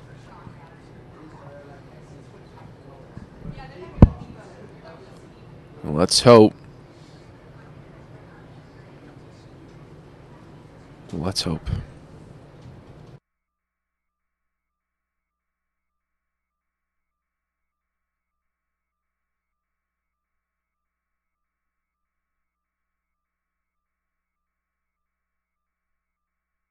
The robot is coming back.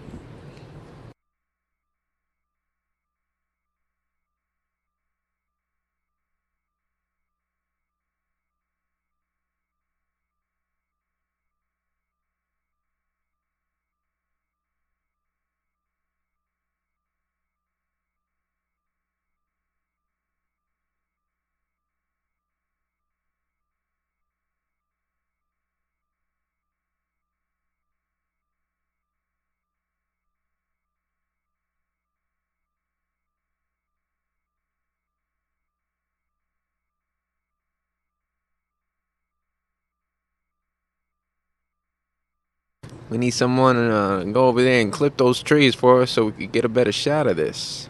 If you want to go over there and clip those trees, that'd be much appreciated.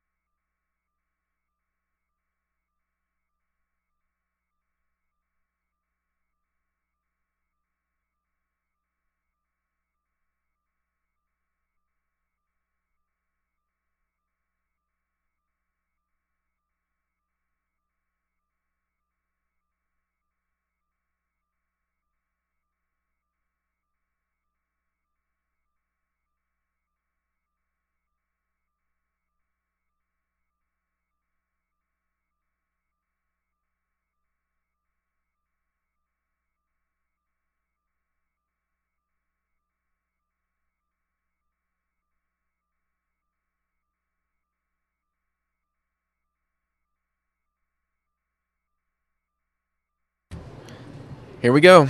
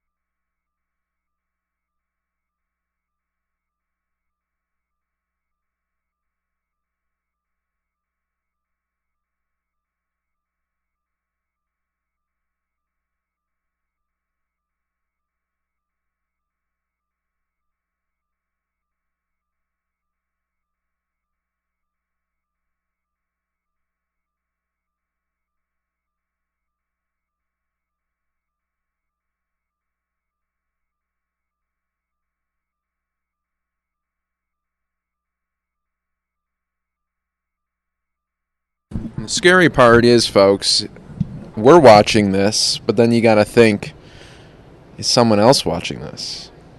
And that is the scary part sometimes when we're dealing with suspicious packages. If we can see it, can someone else?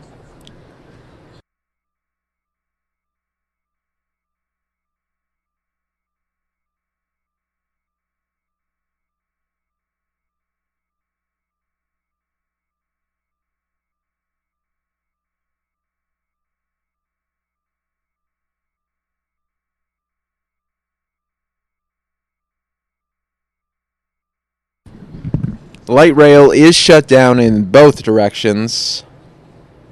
That is according to Valley Metro. They are calling for bus support to bus these people on out of here.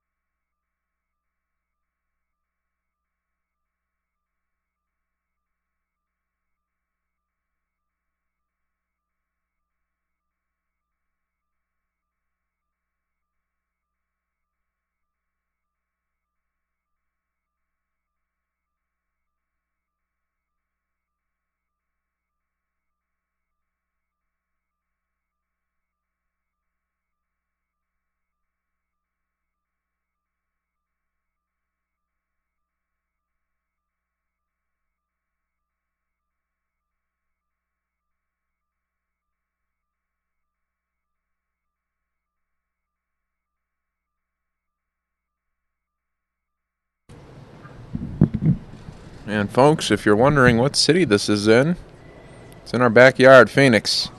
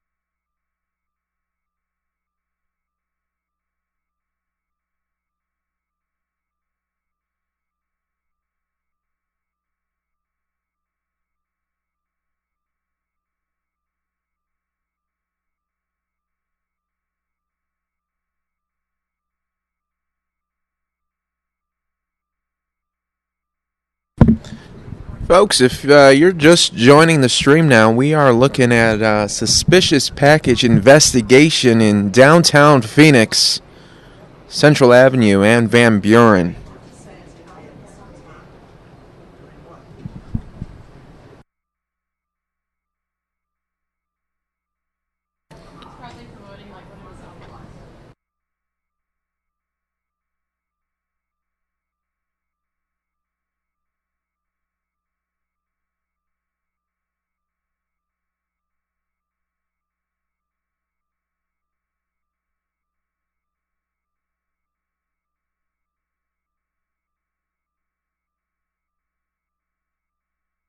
And folks, if you're also new to the stream, do us a favor. Hit that red subscribe button. That way, you'll always see Fox 10 News Now providing not only coverage in Arizona, no, but coverage throughout the whole country and the world.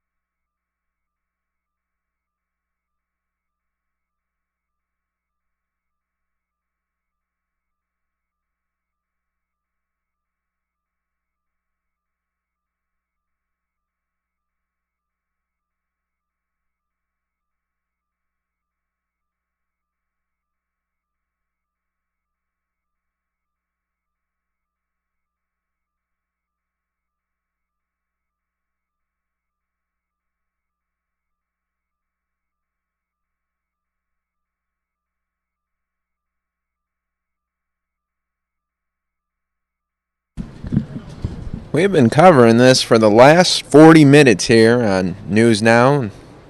That just shows you the power of News Now, that when there is breaking news situation, we don't have time constraints, so we can stay in a shot, give you the raw video that we see, and we stream it right out to you. That's how we do it. This is News Now. What a scene this has been, everybody. What a day this has been. Tomorrow is Hump Day. Halfway through the week. Also on my show tomorrow, about 11:15, we're going to have Marcy Jones on and talking a little bit about the holidays, a little Christmas action, talking about favorite Christmas movies, and a whole lot more. So come and join me, 11:15 tomorrow. Marcy Jones will be on the show. You know her from Jarvis, the viral sensation. Well, she'll be back on, and last time I had her on the show was on Thanksgiving, so it's about time we bring her back on and talk a little bit about Christmas fun. That's coming up at 11:15 tomorrow Arizona time. And if you're happen to be on that East Coast, it's 1:15 for you. Love to have you in the stream. Ask some questions to Marcy. Do whatever you like. It's Fox 10 News Now.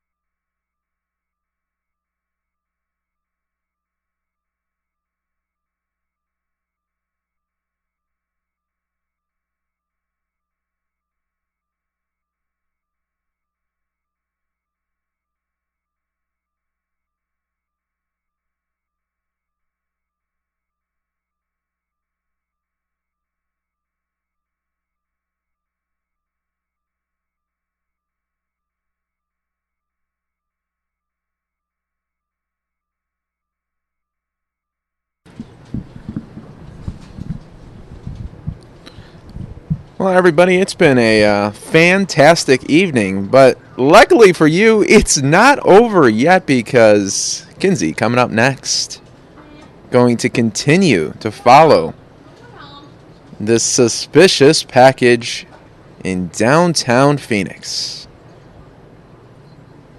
I'll be signing off shortly, but I just wanted to wish you guys a happy and an amazing Tuesday night.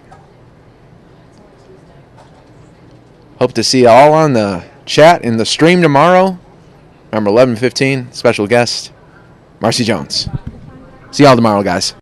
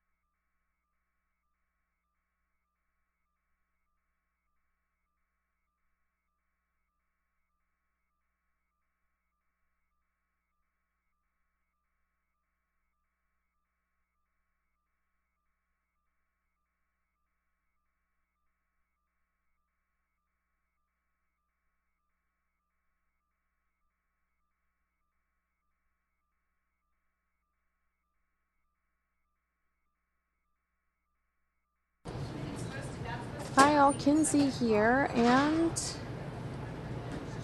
I have updates on this package. Give me a second to pull up my Facebook page where I have people that are in the area commenting on this.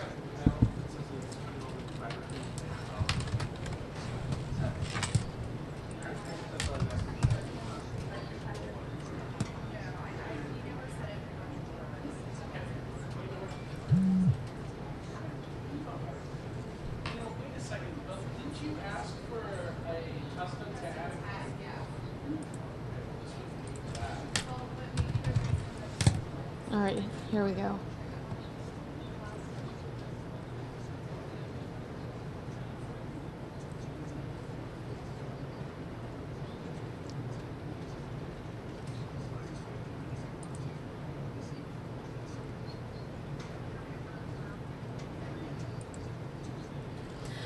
So, the bomb squad robot is at the scene. The light rail is shut down at the transit station. Buses are picking up passengers heading to Tempe at the ASU dorms at Taylor Place and heading west at First and Polk.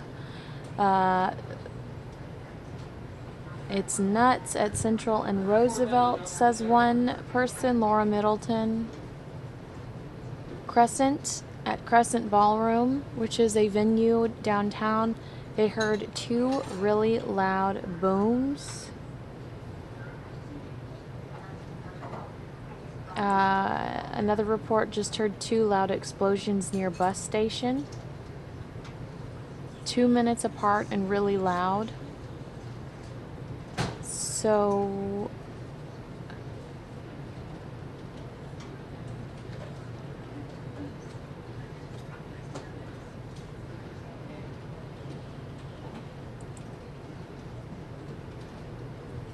bomb threat at transit station. So yeah, that's currently what we know. People are hearing in that area loud booms. Those happened approximately 15 minutes ago, 2 minutes apart.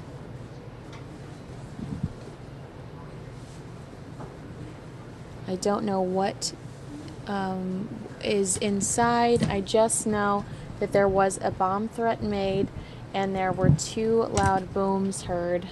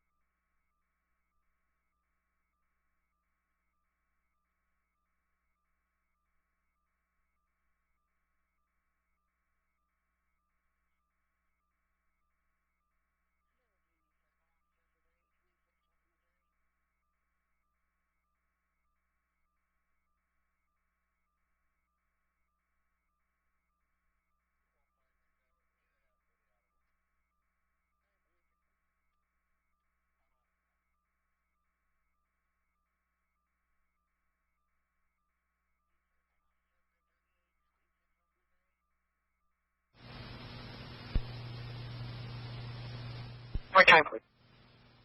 234-2618.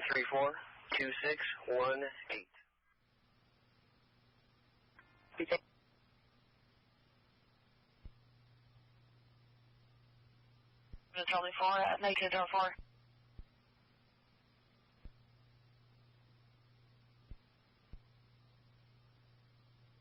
The Grandview with a subject. Code 4 for now. I copy. Cave Creek, just north of Grandview with the subject. Code 4 for now.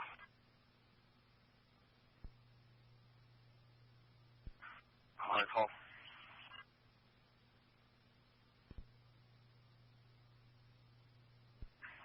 We'll send you the call. Thank you.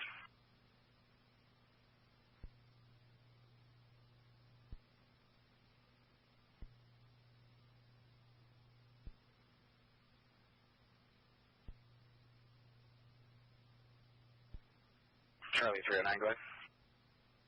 I'm going to be code 4, and I'm going to be 10-8. Thank you, sir. You bet.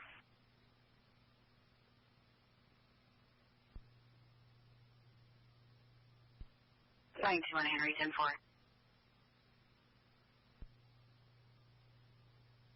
Six at 350 West Thomas.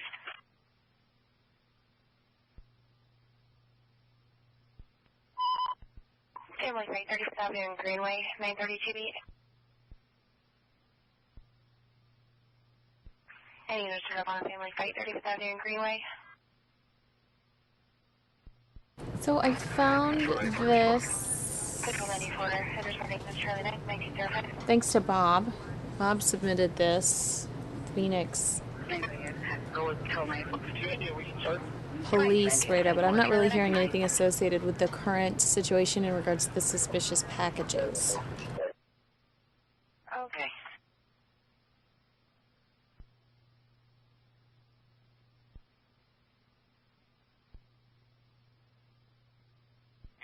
I'll take that check welfare on house warrant if it hasn't been dealt with yet.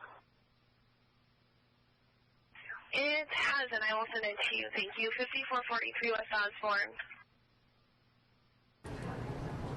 Homeland Security just rolled by, says one of our producers. They've got all of the intersections shut down. There are a ton of people outside.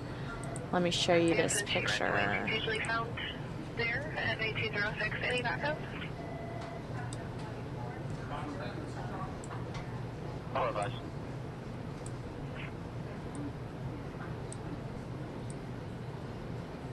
Over 21. 73 Frank. Go ahead. Are you available for 21-723 North? So now we're looking at 20 minutes ago that two explosions went off in the area. Two loud bangs. They are being described as explosions and booms 2 minutes apart, approximately 22 minutes ago.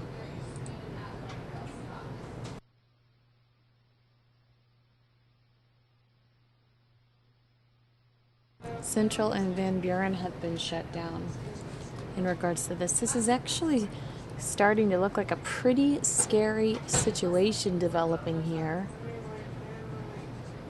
Between the presence of Homeland Security, the streets, the major streets that are being shut down, and reports of booms and explosions in the area.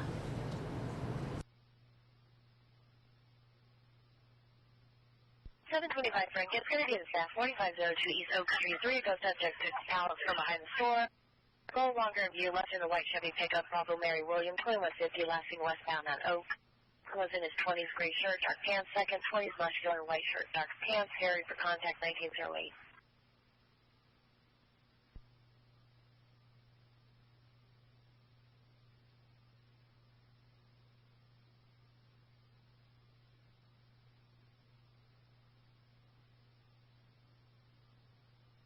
General information for you in some area, 5232 North 42 Lane. They heard 4 shots. Information only at 1908.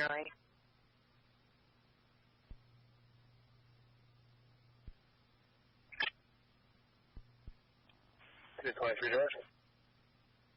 For 647, 1825 westbound with Walmart. Subject in front of the store, possibly on 237, following people around and yelling at himself. User Hispanic male is 25/7, then build, all red clothing. For no requesting contact at 1909. Unit to follow.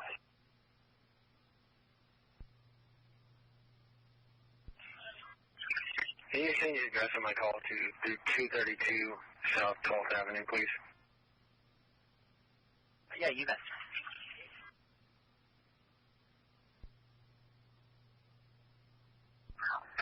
Twenty 23, right?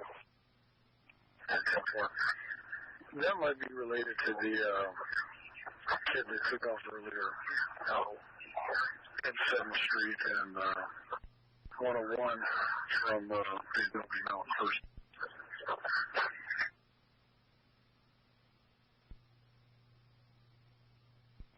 Frank, everyone just went around me. Copies. Come on. 647, 1825 West Bell.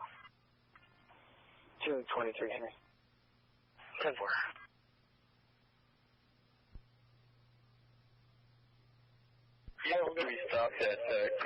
All right, update from ASU Police. That's twitter.com/ASU Police. Loud bangs heard near downtown. Is Phoenix PD disposing of suspicious package? Continue to stay clear. Again, that's ASU PD. Loud bangs heard near downtown. Is Phoenix PD disposing of suspicious package? Stay clear. All in red clothing. 224 Nora Grove. 224 now. You get a backup for that? Seeing reports of a loud boom. This is the third loud boom that this young lady's reporting. She was the one located at Crescent Ballroom and had reported the two earlier, 2 minutes apart.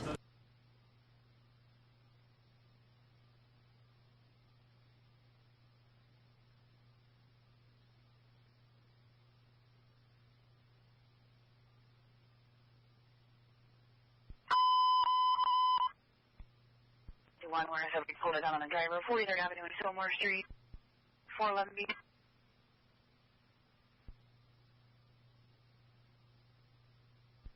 Copy message for the trespass, G13 South 11th Avenue at Andre House. This is graffiti to legal white male, 68 years old, 5'8", 150 pounds, camouflage and brown jacket. He said he was recently released from jail for trespassing. Resident Alexis there for contact. The copy is going to be 23 Angel. Advise new message, 1912.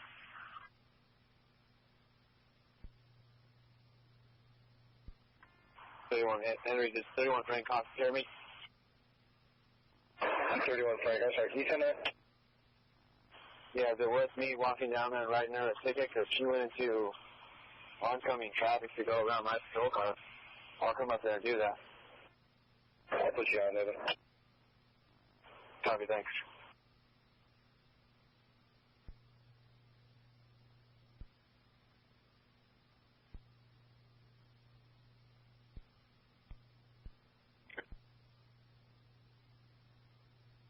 I still got the threat, 14,014 or 30 seconds. 900 Bravo at 2244 tomorrow.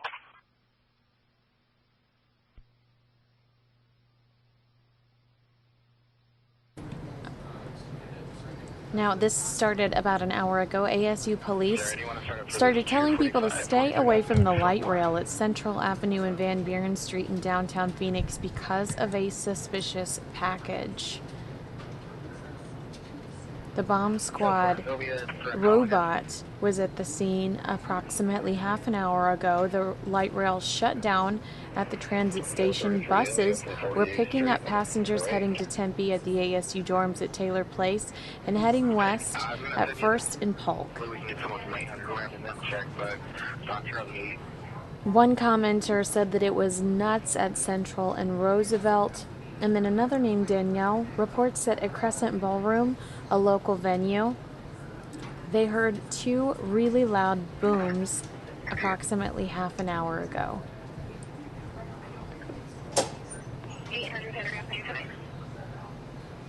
Less than 5 minutes ago, the same young woman, Danielle, reports boom number 3.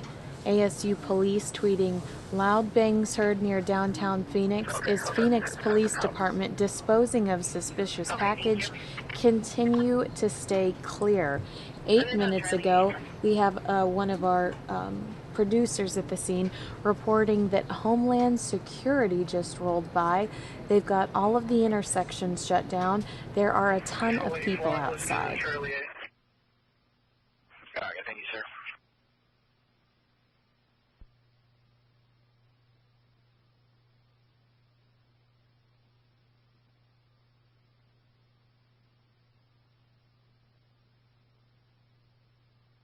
I'm hearing comments asking, are these reports of hearing booms or explosions reliable?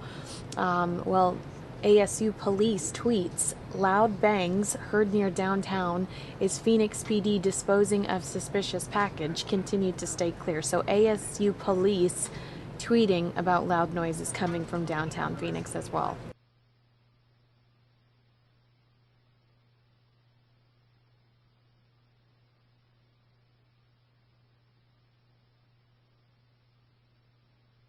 If there's any 800 unit closer, references 961 43rd Avenue in Fillmore.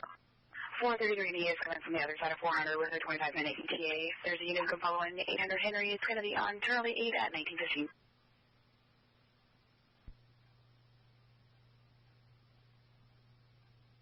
732 Georgia. 17 West Osborne in the lobby.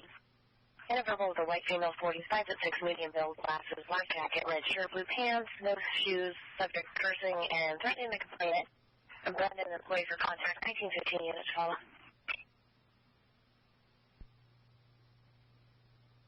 Traffic, earlier from a vehicle attempt, 7130 West Mulberry Drive, 3300 North 814B. 811 Ocean. 811 Ocean, any other units? It's going to be on Charlie 8, 1916. Walmart and inside the front of the store, and I'm calling up another. So copy both at number 3.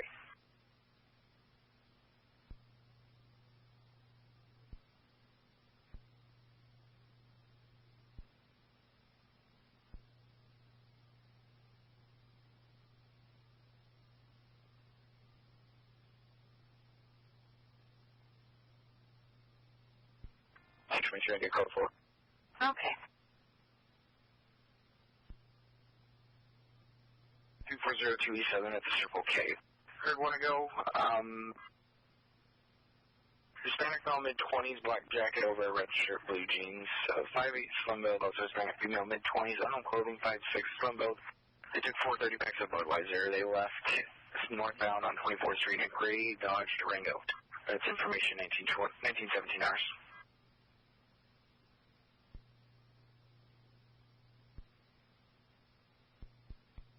It's going to be the 601, 2210 North 22nd Street. I'll move to Dallas. 345 Hispanic. Sounds white and brown. Last seen at 11 o'clock this morning wearing a gray and black shirt, blue jeans, driving 03 brown Mobile. VA for meds for diabetes. Verifies he's not there. Also has memory problems at 1917.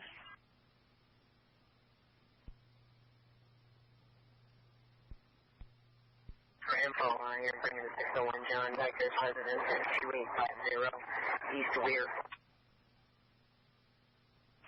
10-4, thank you.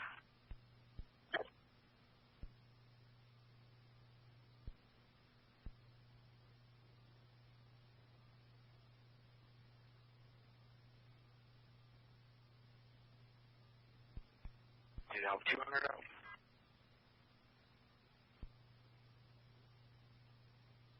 Union, all those. 937 Henry 10-4. It's 31 Avenue, Willow, 13,000 Shore North, walking west, now on the west side. Listening door to door. Black male, 10 years old, 5'4", thin build, dark clothing, carrying a big bag. 1918, copy of dice.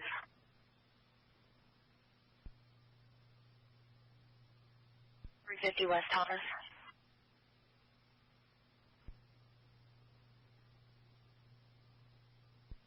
Uh, 631 George Street next.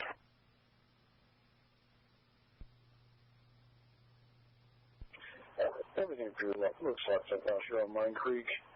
We're in the next Jenkins Circle, just doing interior check for the first one.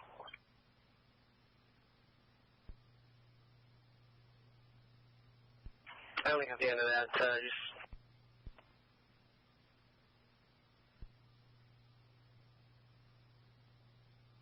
development, propping the gate open, and then went westbound now. And the complainants, oh, actually they corrected the plate. It's Bravo Lincoln King 586 side.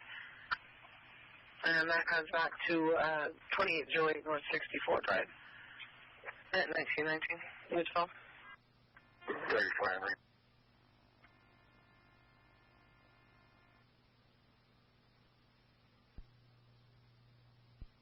For Henry Templars. 11 Franklin Info.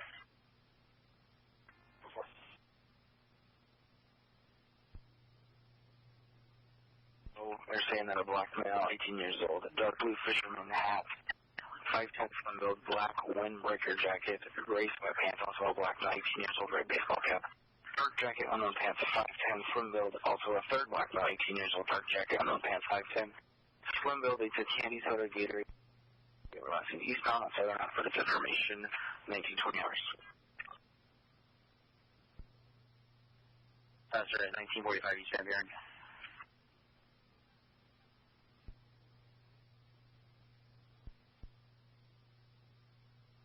Negative 2, 1920. 223 Henry. 10-4. 22 George, you send the call. 10-4.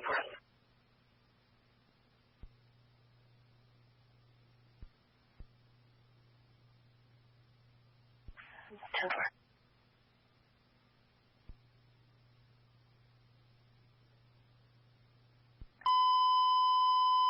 Emergency traffic at 240, 602 South 65th Drive, 832B.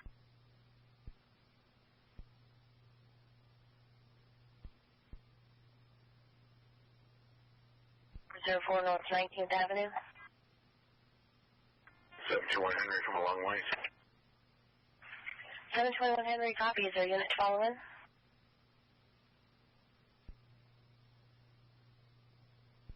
Go ahead. 1022, I thought you were clearing. No, I thought you cleared.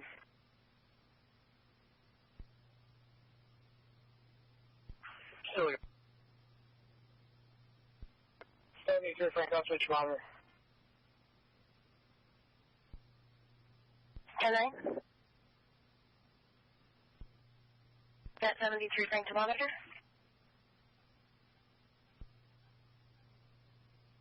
Thank you. So the number's now risen to 4 loud explosions associated with the Phoenix Police Department trying to dispose of these suspicious packages. From 4, they can switch to Charlie 8. We're holding a 240 hot call, no response at 602 South 65th Avenue. And it's holding over on Charlie 8. If anyone can help out, please. Thank you. 22.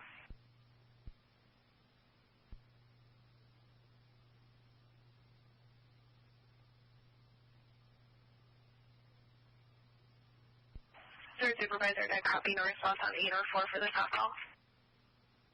83 Frank, I copy, baby, 240 is.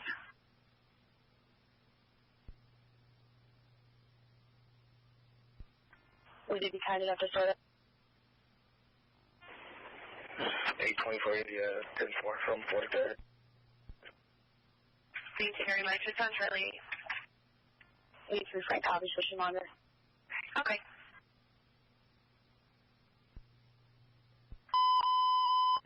Emergency traffic fish shots fired, 3335 West Fillmore Street, 5500 North Port on the beat.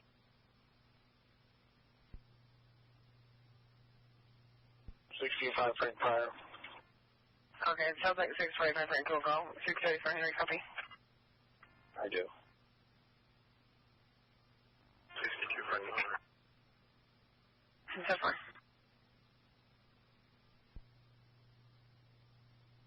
Early back 8 at 1924.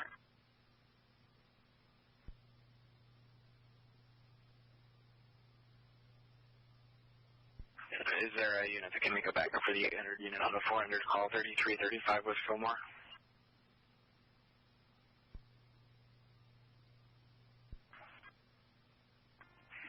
Yeah, I took care of that 236 call by this call. So far.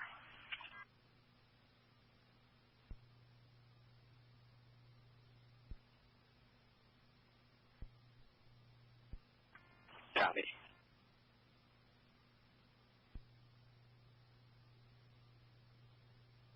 Tibor, stolen vehicle, Ford number 45 West Jefferson, the law office of Carly L. Lackey, office 501. Call an attorney says client was arrested on November 5th. Last month said that someone stole his 76 Pontiac Firebird, 1990 Nissan, and also a third vehicle, 87 Chevy Sprint. This occurred over at 13235 North 20 Street.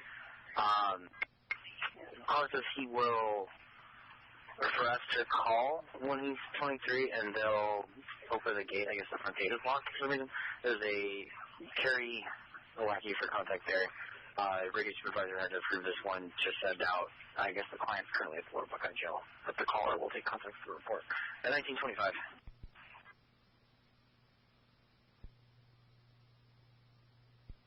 This is a 418 Tom on Thomas, I'm almost 23. Okay.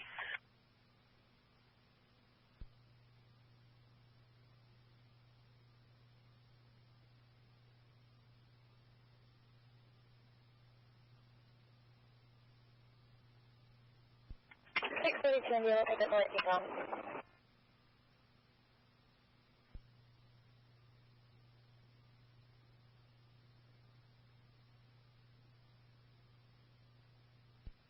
A14 Henry. A14 Henry, 10-4, thank you.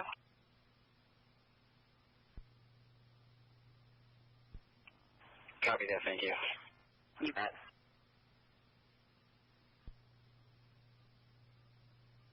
Blue jeans in the parking lot, panhandling and bothering customers. Lupe for contact 1926, copy of advice.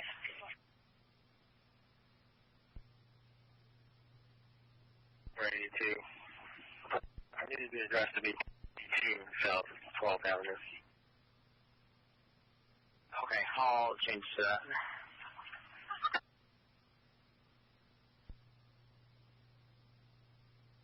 Courtesy Transport 101 miles is 161506 down the gas. At 1926. 714 George and 714.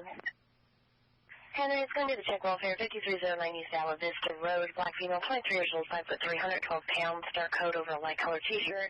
Said she was dropped off in the area by her supervisor and the sloth was crying, said she was afraid of coyotes. Plaintiff said she was outside his gate, wants PD to check on her at 1927. When there's units go over 14 Union, 4029 East Patricia Jane.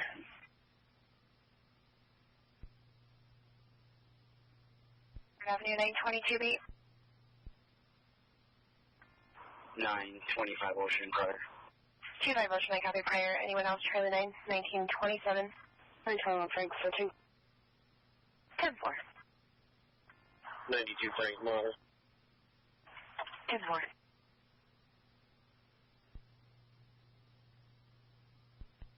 Oh. 6474. Yeah. You're welcome. All right, let's... Hey, you're back! Oh, thank you. Let's reiterate what we know so far. Over an hour ago, ASU police were telling people to stay away from the light rail at Central Avenue and Van Buren Street in downtown Phoenix because of a suspicious package. The bomb squad robot was at the scene about less than half an hour later. The light rail was shut down at the transit station. Buses picking up passengers heading to Tempe at the ASU dorms at Taylor Place and heading west at First and Polk. Sources say that it was nuts at approximately the same time at Central and Roosevelt. There is a venue called Crescent Ballroom that's downtown, where they heard 2 really loud booms 43 minutes ago. 42 minutes ago, those same loud booms were reported by another female. 2 minutes apart, they said. 23 minutes ago, Homeland Security just rolled by. They've got all the intersections shut down. There's a ton of people outside. 19 minutes ago, the third boom. 17 minutes ago, ASU police loud bangs heard near downtown as Phoenix PD disposing of suspicious package continue to stay clear.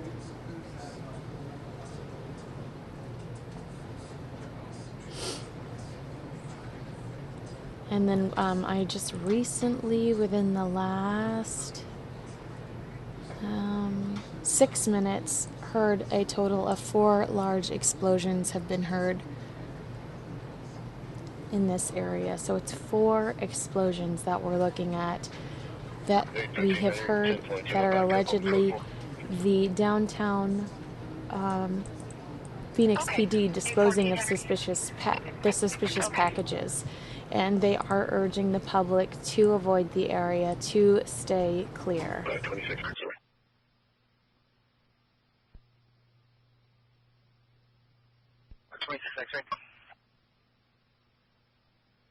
Yeah, is a wagon available for the station?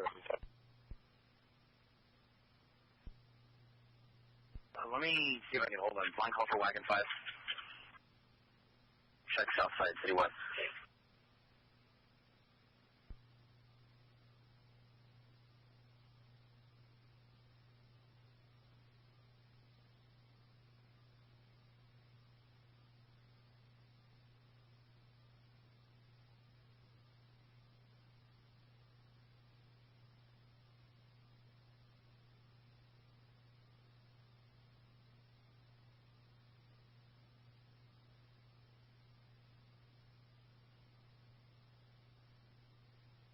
They call wagon 5 on Adam 4.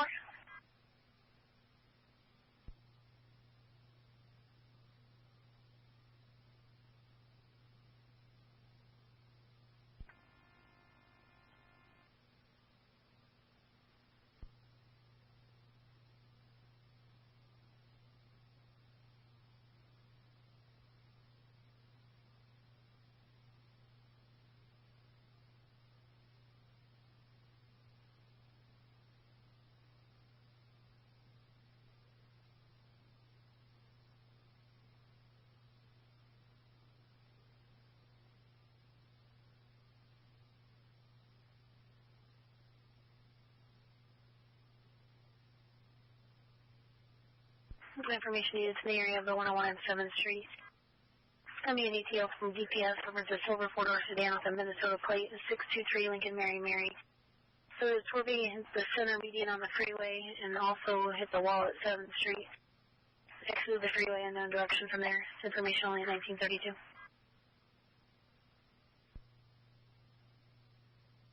Drop on it. 34 Henry, any other unit to respond. 1058 Charlie, deck 6. 1932.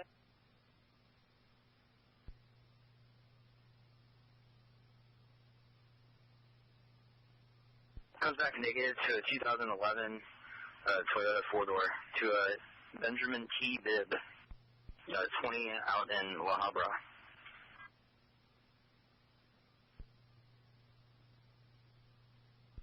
Tom, can you see if we did? Sure. 964 Tom to help out at 43rd Avenue in Selma.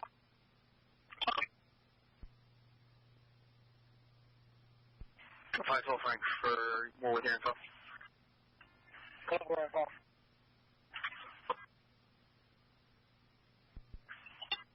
It's 526 X-ray. Good.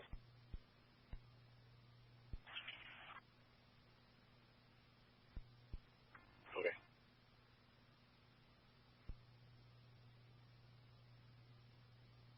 T33 at 12.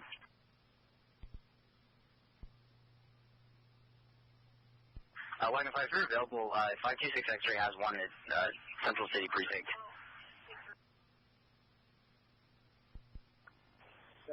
Okay, maybe a bit. We've been running straight through so far. We're going to grab 7 if that's okay.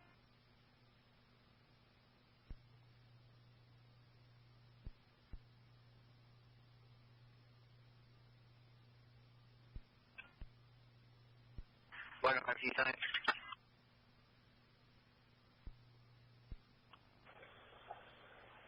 Yeah, 10-9, maybe a little bit. We've been running straight through since 13. We're just going to grab a quick 7. Okay, 5Q6 X-ray, if you can wait a bit, they're going to be on their 7, and then they'll head over there. All right, I'll just drop them off. Thanks. Okay, 5Q6 22, thank you, though.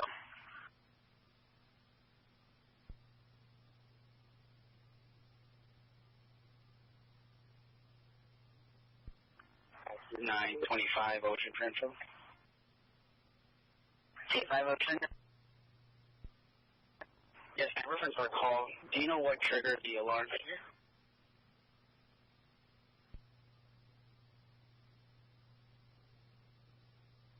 Oh, glass break. So the front glass break. Copy that, thank you. You bet. 21 Frank. Go for it, All right, on Tuesday, November 8th at around 5:25 p.m., a Phoenix Police Municipal security guard noticed suspicious items on the light rail platform near Central Avenue and Van Buren Street. The area from 2nd Avenue to Central, Adams Street to Taylor, were cordoned off and cleared while experts examined the items. This included the discharge of high-powered water charges to assist with examining the items. Once the items were determined to be safe, the area was reopened, which is what it looks like we are witnessing right now. A temporary disruption of the light rail trains. All traffic and buses along the route occurred. So that is what we just saw. Oh, so that's interesting.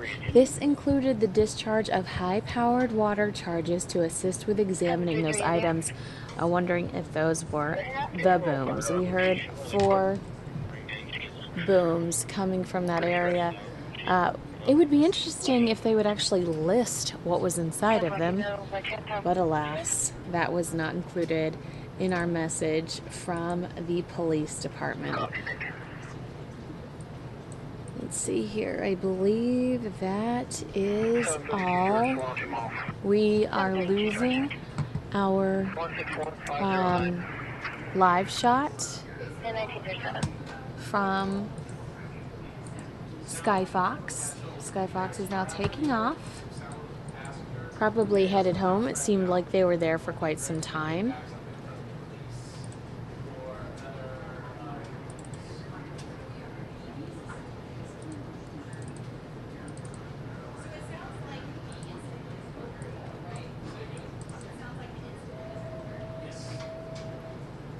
And let's go to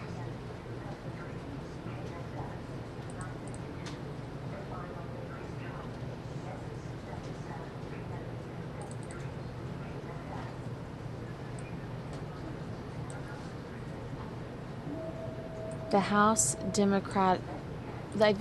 This is a presser that I don't know if we brought this to you live, but it's the Democrats talking earlier today in regards to national security, what's going on in the House. We'll get an update from them right now.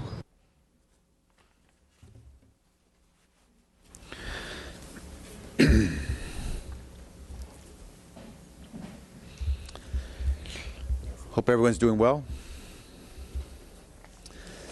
Javier Becerra, chairman of the House Democratic Caucus, joined by Vice Chairman Joe Crowley, our task force chair on gun safety, Mike Thompson from California, and one of the champions on this issue as well from the state of Illinois, Robin Kelly, is going to be speaking with us as well. Pleased to have all 3 of my colleagues join us today. We had a conversation in caucus today that dealt with 2 very important issues. First, of course, we spend a good deal of time talking about making sure our government is providing security, keeping the trains running, doing everything that we expect it to do because we pay taxes, and that is keeping government operating. And unless our Republican colleagues can move forward with a proposal that is bipartisan, it looks like we're heading towards another Republican shutdown of government. And no one would like to see that, because we're too close to the holidays now to disrupt all the activities, not just of government, but of the lives of Americans throughout this country. So it's time to get to work. 2 months ago, we reached an agreement on the parameters for a budget, and now all we have to do is have our colleagues on the Republican side stop trying to inject things that have nothing to do with the budget, but a lot to do with their social agenda.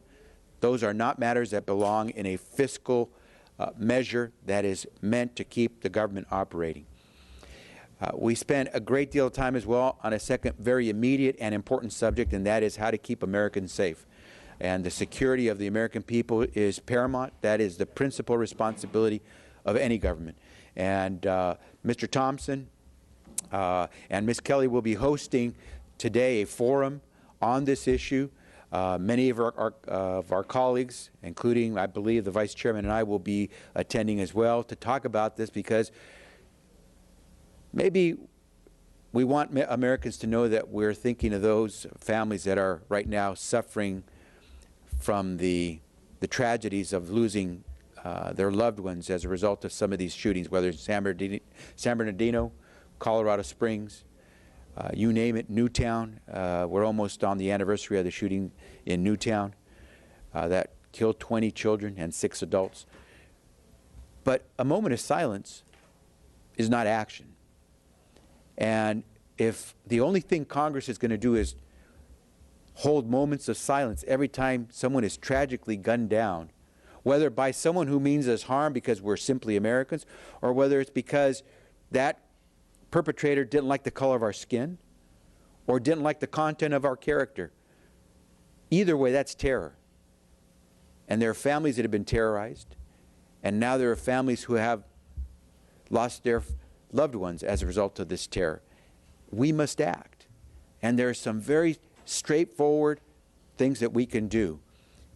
Mr. Thompson and Ms. Kelly will speak specifically about some of those things, but certainly where there is a sweet spot of what we can do together, not as Democrats or Republicans, but as Americans here in Congress, we should. And so we're here to say that it's not enough to do moments of silence. It's time to act. We need to sound the alarm.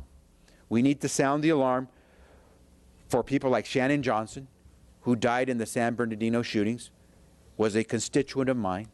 We need to sound the alarm for Garrett Swayze, who was one of the police officers. He was one of the 3 people who was killed in Colorado Springs by someone who was out to do harm to people who were at the Planned Parenthood clinic in Colorado. We want to make sure that everyone has an opportunity to be free and to be safe.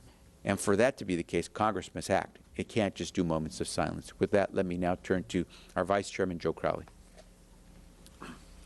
Thank you, Mr. Chairman. 14 years ago today, as we're here today, men and women in New York City from all over the country were removing the debris from the attack of 9/11, looking for their co-workers, their loved ones, trying to find their remains. They didn't ask what the air was like or whether it was breathable air. They wanted to do their job, and that was to recover their fallen brothers and sisters, and at the same time restore the city and their country, repair their lives. And today many of them are suffering from horrible diseases directly affiliated with that attack. Many have stage 4 cancers and lesions. They don't much longer to live. They are as much victims of the attack on 9/11 as those who died that day. We owe it to them before we leave here, this Congress, to pass the 9/11 Health Act, the Zadroga Act.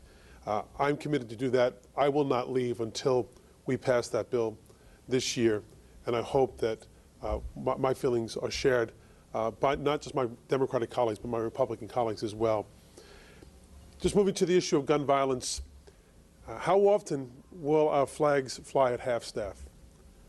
It's become so normal. It's unusual in this town to see flags flying at full staff. How often will Congress stop for moments of silence on the floor to remember the victims of gun violence? This is a problem that has not necessarily a solution, but we could be taking steps to minimize the problem.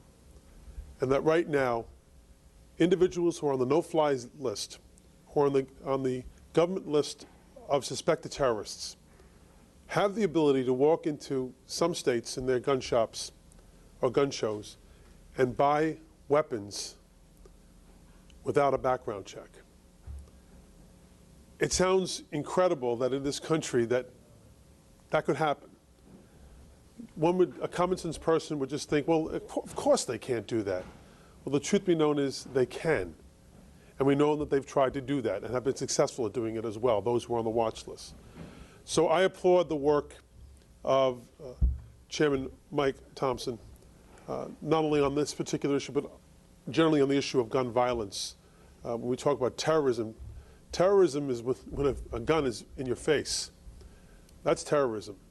And Mike, you've been at the forefront in trying to find real solutions to this issue. And Robin Kelly, who has been outspoken about inner city gun violence as well as terrorism. We need to find a solution to the gun issue overall. But here is one particular aspect of it that the American people understand. They understand that suspected terrorists ought not to be able, if they can't fly without going through hoops, they certainly shouldn't be able to buy a gun without going through similar hoops. And with that, I will turn it over to my good friend Mike Thompson. Thank you, Joe. Javier. Chairman Becerra said that on the 14th we're going to mark the anniversary of Sandy Hook, a tragedy I think that shook every man and woman in this country right to their roots. What he didn't say is it's the 3-year anniversary. 3-year anniversary of Sandy Hook, and this Congress has not done a thing to address the issue of gun violence and to step up and do something in regard to gun violence prevention.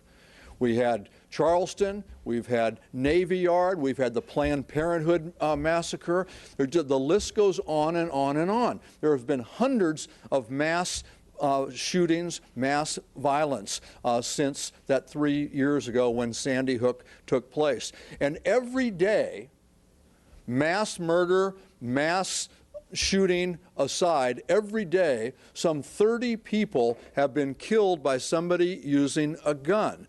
And this Congress has done nothing to try and step it up to prevent that sort of thing from happening. Enough is enough. We need to be proactive. We need to figure out what will help prevent gun violence, and we need to take those steps. Now, it's been said a number of times that there are certain people who shouldn't have guns. Criminals, the dangerously mentally ill, domestic abusers. Well, I'll tell you who's on the top of that list, and that's people who are on the terrorist watch list. If you're on the terrorist watch list, you should not be able to legally buy a gun in the United States of America. And that's what we're trying to make sure takes place. We've done a number of things. I filed a discharge petition yesterday. Our members are on the floor right now signing that discharge petition. I'm assuming that my colleagues here today, when they're finished, will go up and sign that. We are going to make sure that the American people notice that we're trying to make them safer, and we're going to try and make sure that we can leverage the majority party in the House of Representatives to take a vote on common sense, Second Amendment compliant laws that will protect the American people. And people on the terrorist watch list, as I say, top that list. They should not be able to legally buy a gun in this country, and we need to make sure that stops. Thank you. Robin Kelly. Robin Kelly. Robin Kelly. Thank you so much. It's an honor to be standing here with my colleagues. Another mass shooting, another moment of silence. And my colleagues have heard me say this. I haven't stood for a year. I did stand for Charleston because that was so blatantly racist, but I can't stand anymore because I feel, some people may feel that's disrespectful, but I feel it's disrespectful respectful to the victims and to their families. When is this going to end? When are we going to do more than stand? When are we going to start taking action? Did you know that American children are 4 times more likely to be killed by a gun than Canadian children? 7 times more likely to die from gun violence than Israeli children, and 65 times more likely than British children. Despite making up 13% of the U.S. population, African Americans make up over half of all gun deaths. And 2015 is on track to be the first year in history of our nation that gun deaths will be the leading cause of death for Americans 15 through 24.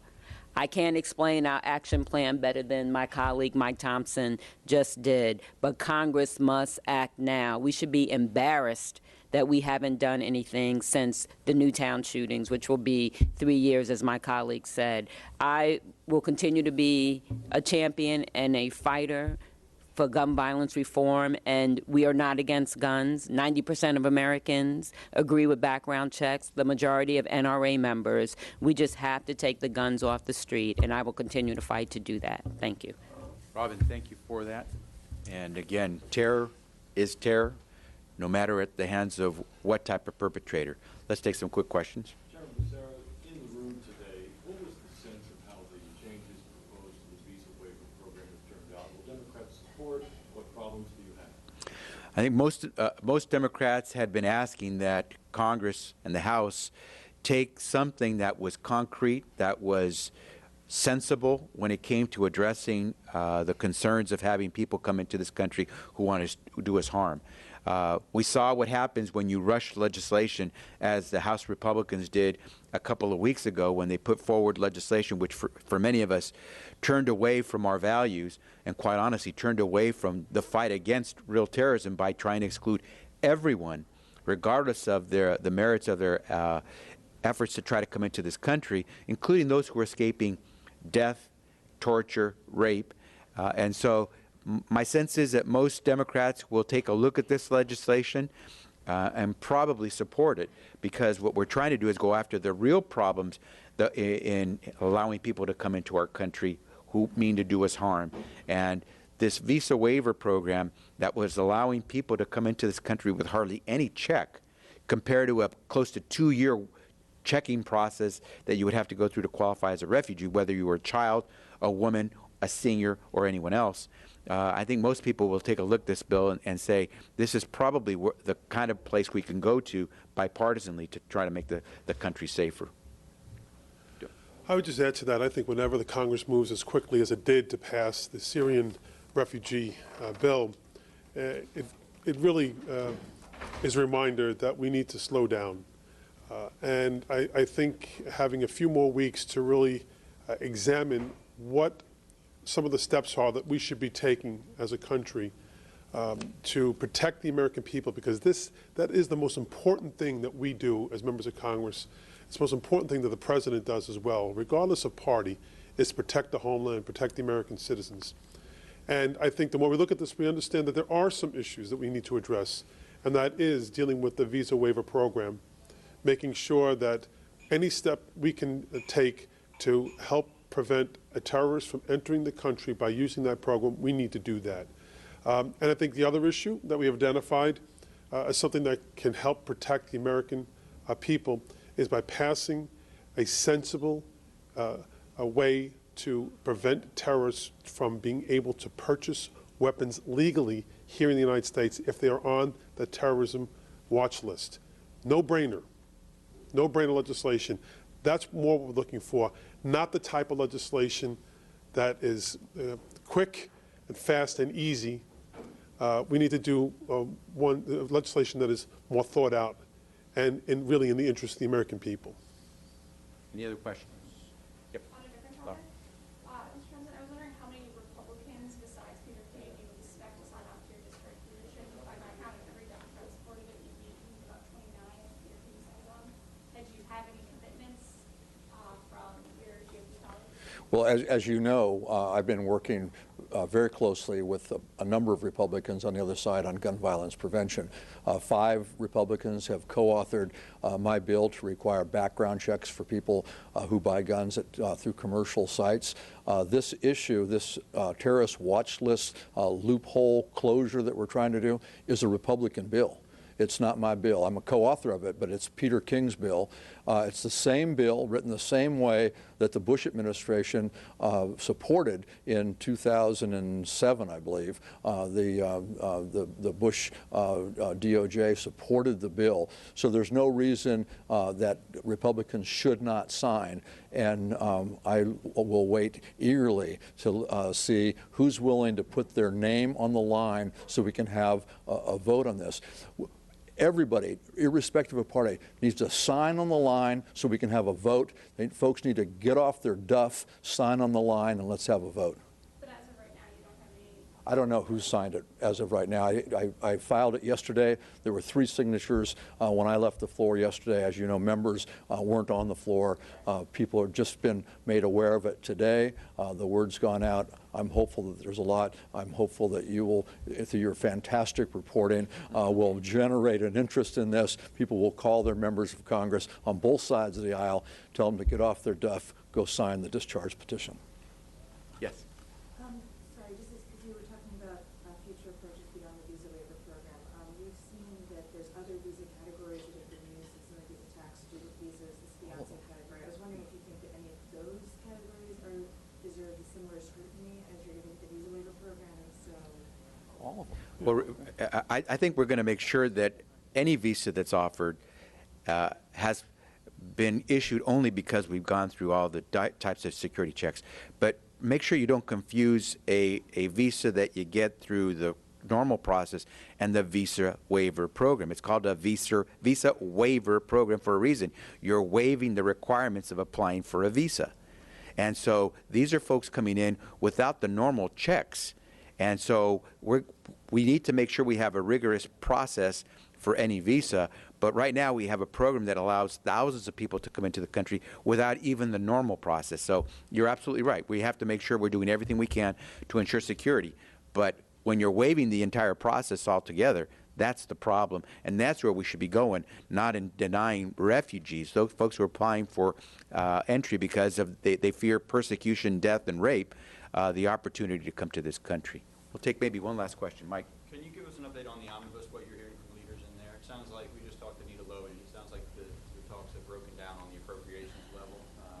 Where is it? Who's got it? And what happens next? And would you support a CR if you can't get anything done by Friday? So I'll let my colleagues all give a response as well.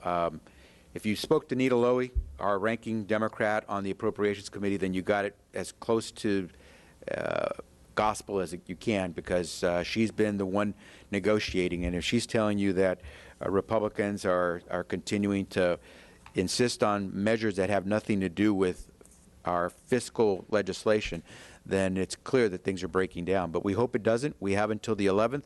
But is anyone surprised? We've been doing this for the 4 or 5 years that Republicans have controlled the House and certainly now the Congress, where we go to the very end of the cliff and then they try to do something, as we're hearing now about this continuing resolution, a short-term budget. Listen, you wouldn't run the smallest business on Main Street with 2 or 3 week budgets or 2 or 3 month budgets.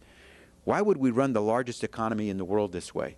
And so it's time to get our work done, whether it's on gun safety or on putting the fiscal house of this country in order. It's time to get our work done. Let our colleagues have to respond. I don't believe the president is supportive of an extender at this point, beyond a few days maybe, so we can cross the T's and dot the I's. The anticipation was that we'd be done, we got this done by the 11th. That is the deadline that's been set, again, by the Republicans. An artificial deadline. It was decided upon. You know, now they want to push it back a few months, a few weeks, I'm told, maybe 6 to 8 weeks. I don't see how that changes anything. It just postpones the inevitable. We need to get this done. Now we need to also do it without the horrible riders that they're proposing. And at the same time, we need to get this done at the same time pass the 9/11 Victims Compensation Act. We have to do it also by ensuring that Puerto Rico is able to deal with its fiscal crisis as well. There are things that we need to include, whether it be in the tax extenders or in the omnibus. This is not the horrible riders that my Republican colleagues want to put forward. I think that if we can find a way, whether it's in a behemoth of a bill or in a 2-year extender for the tax provisions, and they don't have to be paid for by my Republican colleagues, we ought not to require that the 9/11 Victims Compensation Bill or Health Act have a requirement for a pay-for either, quite frankly. As I said earlier, those men and women, they didn't ask what the air was like. They didn't ask whether or not they would live to see another day. They did their jobs. And the men and women in labor who cleared the city didn't ask whether or not their country would be there for them 14 or 15 years down the line. It's still an emergency in their lives, and quite frankly, I don't think it needs to be paid for. I think the American people owe a debt and obligation to those individuals. But certainly, with the riders that are presented so far on the omnibus bill, it's tough to imagine I could vote for that at this point. Thanks all very much.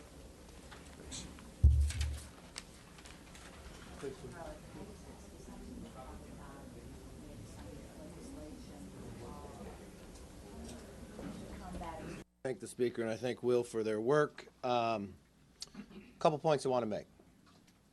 Will talked about on suspension today, we'll have the visa waiver program legislation by Candace Miller.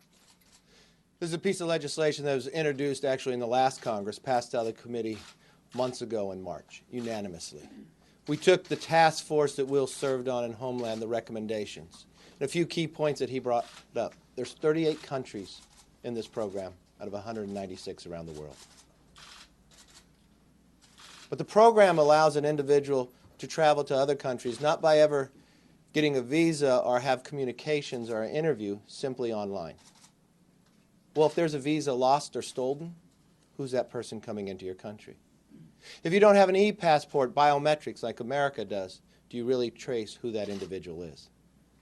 But the biggest fear that I have and so many in this conference on both sides of the aisle is that you have more than 5,000 individuals that have Western passports in this program that have gone to Iraq or Syria in the last 5 years.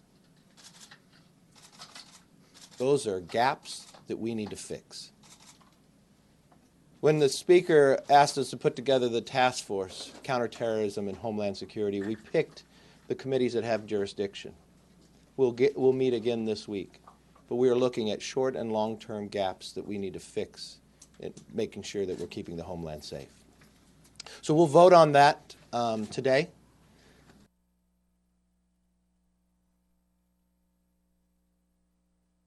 As well. We have a few outstanding items still to take up this week. For scheduling purposes, we told our members that there's a good chance they could be here through the weekend. They'll be here Friday for sure. We know we'll have to deal with a short-term CR. We will not allow the government not to be funded, so we'll do a short-term so we can finish our work. Because we also, when we finish the Omni, the extenders, we want to make sure there's a lot of transparency for the country to be able to see what's inside those bills before any vote takes place. To defeat ISIS, it's going to take a strong strategy, and it's going to take strong leadership. Our intelligence community tells us that ISIS is not being contained. If you looked at President Obama's speech on Sunday night, all he talked about was the existing strategy that clearly is not working.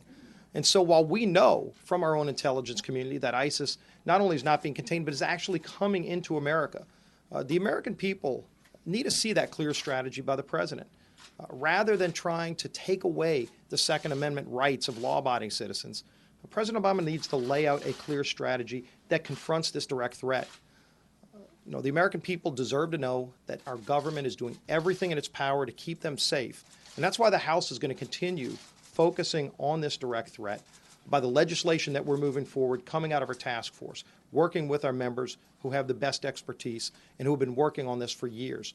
So today when you see us take on a bill to actually reform the visa waiver program, something that President Obama himself acknowledges has loopholes that need to be closed, that's an example of the House moving forward to do everything in our power to keep American families safe.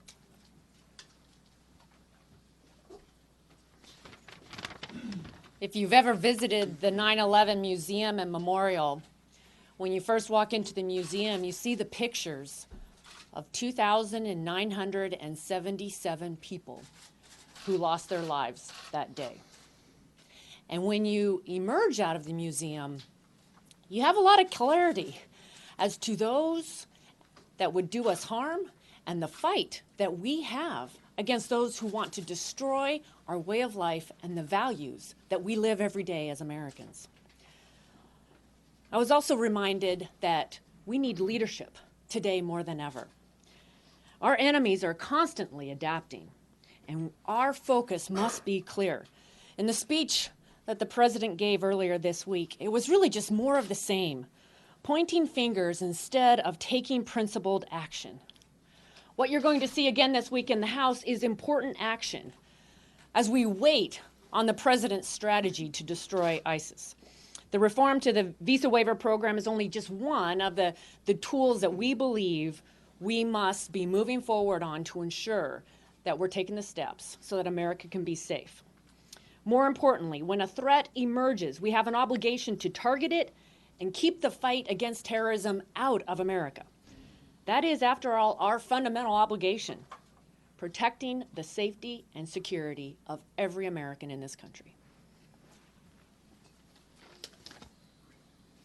The safety and security of Americans must be our top concern. It must be our foremost priority. That's why Congress passed the National Defense Authorization Act, requiring the president to create a comprehensive strategy to defeat ISIS. Additionally, this important defense bill, which is now signed into law, stops the president's plan to transfer terrorists from Guantanamo Bay to possible locations such as the United States disciplinary barracks in Fort Leavenworth, which I proudly represent. I urge the president to listen to the American people, especially the folks in Leavenworth, and drop this reckless and expensive plan altogether. We should be focusing on stopping terrorists from entering the country. That is why the House is already working to protect American lives in a bipartisan fashion by updating and strengthening our visa waiver program. This is another step to ensuring the safety and security of Americans from those who seek to destroy us. Questions? You were bigger. Are you concerned at all that Donald Trump's plan could make Americans less safe, that it could possibly embolden terrorists? I've already given my response on what I think about his comments. Mr. Ryan, you were very forceful, though, right there in those comments. Do you think there could be lasting damage to the party from those types of comments? I'm not concerned about lasting damage to the party. I'm concerned about standing up for our country's principles. These are first principles, and our party is dedicated to these first principles. And that's why I think it's incumbent upon leaders of our party like myself to stand up and defend what conservatism is and what the Republican Party stands for. Mr. Speaker, I know that we're still working towards this omnibus bill here, and I know when we've asked you previously, you said, well, I don't want to get in front of the appropriators, just the appropriators, just for some of these decisions have to be made by the leadership. So now we're just a few days, obviously we're going to have to do a CR for a few days. Where are we? Can you live with refugees being in or out of this bill? And so my answer will now evolve, and that means I am not going to negotiate through the media as to what it is we will or will not do. These negotiations are ongoing. We know that we're going to get it right instead of get it done fast. We are not going to waive the 3-day rule.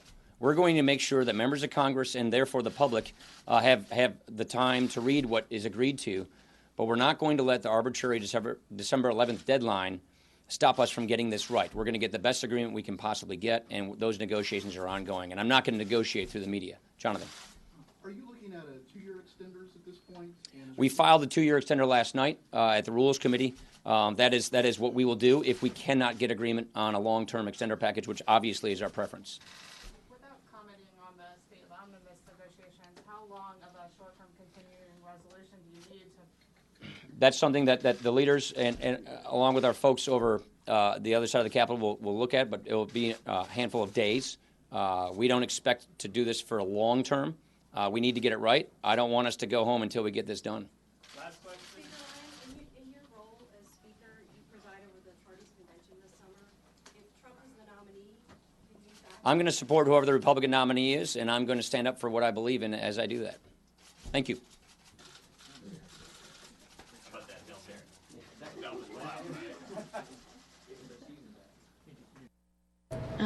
looked like it hurt. He is, and I'm going to stand up for what I believe in as I do that. Thank you. Punch. Right now to pursue charitable ends. This to help looks those who like are in need. Well, at Ted the very Cruz same in time, Texas. This is ensuring that the governor of states Texas.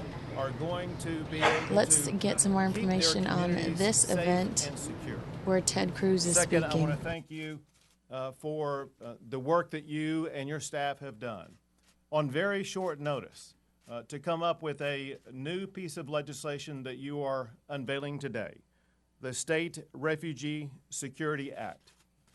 What happened is that my office opened up a line of communication with Senator Cruz's office late last week.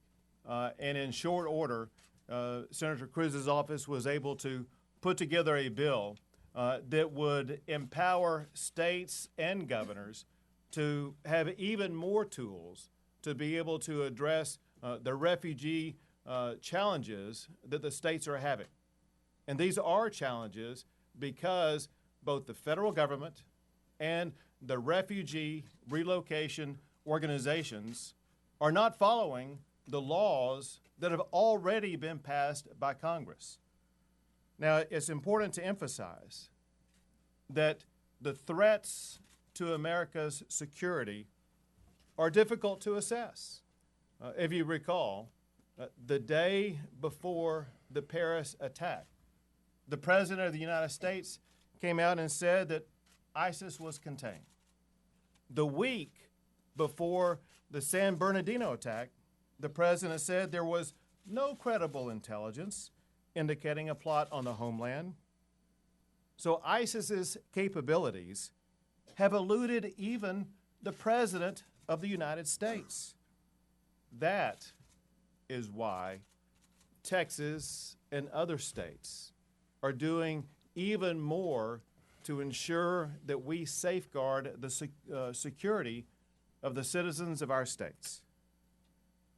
Equally important, the threat to America's security is very real. The FBI director told Congress that the federal government simply cannot conduct effective security checks on Syrian nationals. The director of national intelligence spoke directly about the threats that are posed by refugees. He said that I don't put it past the likes of ISIL to infiltrate operatives among the refugees. And then just this week, the chairman of the House Homeland Security Committee, Michael McCall, said individuals tied to terrorist groups in Syria have already tried to access our country through the refugee program. And then, compounding these dangers, the president himself has granted waivers allowing into the United States refugees who provided material support to terrorists. Well, America is a charitable nation. This is Texas Governor Greg Abbott speaking. Charity for some to compromise the safety for all. That is what has happened by the way that the federal government has interpreted and applied the Refugee Act that already exists. The current Refugee Act has been interpreted and applied in ways that compromise the safety and security of people in Texas as well as other states across the country. And it's contrary to the way the law was written.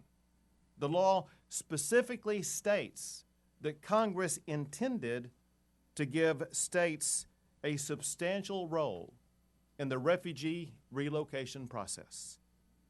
The federal government and the resettlement agencies have ignored and sidestepped that role. Senator Cruz's legislation strengthens the role of states and governors to ensure the safety and security of our citizens. My top priority as the governor of Texas is to keep the citizens of Texas safe. With Senator Cruz's new proposed act, I'm better equipped to accomplish that goal. So thank you, Senator Cruz. Thank you very much, Governor, and thank you for your extraordinary leadership. Governor Abbott and I have worked together for many, many years. For 5.5 years, you were my boss when you were the Attorney General of Texas, and you served our state tremendously well as Attorney General, and you are doing an even better job as Governor, providing strong leadership for the state of Texas at a time when the challenges continue to get greater and greater. We are today at a time of war. We've seen the attacks in Paris. We've seen the attack in San Bernardino. ISIS and radical Islamic terrorists have declared war on America, even if President Obama refuses to admit it. And they are waging war on America. ISIS represents the face of evil. They are crucifying Christians. They are beheading journalists. And they have stated their intention to murder as many Americans as possible. Unfortunately, in a time of war, we have a commander-in-chief who refuses to acknowledge the enemy, much less confront the enemy, much less do what it takes to defeat the enemy. President Obama recently went overseas and said he doesn't believe in American leadership or America winning, that he doesn't have time for that. I think the American people want to see leadership in this country, and they want to see America winning again. Following the attack in San Bernardino, the president did a nationally televised address, the entire course of which he never said the words radical Islamic terrorism. And unfortunately, this politically correct blindness is impacting the policy decisions of this administration. One consequence is that we have no strategy, as President Obama has told us several times, to defeat ISIS. ISIS is getting stronger because the president refuses to lead and do what it takes to utterly destroy them. But another consequence of the politically correct blindness is President Obama's proposal to bring tens of thousands of Syrian refugees to this country, even though his own head of the FBI has told Congress that the Obama administration cannot vet these refugees to determine whether or not they are ISIS terrorists, whether or not they are jihadists. That should be the end of the matter. The first obligation of the president is to be commander-in-chief to keep this country safe. But unfortunately, this president is not willing to carry out that role. A partisan political agenda dominates. And even though the FBI tells us, as Director Comey put it, they don't have the information on which Syrians are affiliated with ISIS, which Syrians are jihadists, and so they can query the database until the cows come home, and it will produce no results. Even though the FBI told the president that, his political agenda moves him to go forward. Since the beginning of the Syrian refugee crisis, more than 2,300 refugees from Syria have already been admitted to the United States, many of them to Texas. And the president intends to bring in 10,000 more this fiscal year. That's roughly a third of the 34,000 total refugees the president proposes to accept from the Near East and South Asia regions. The president has also informed Congress that he intends to accept as many as 25,000 refugees from Africa as well.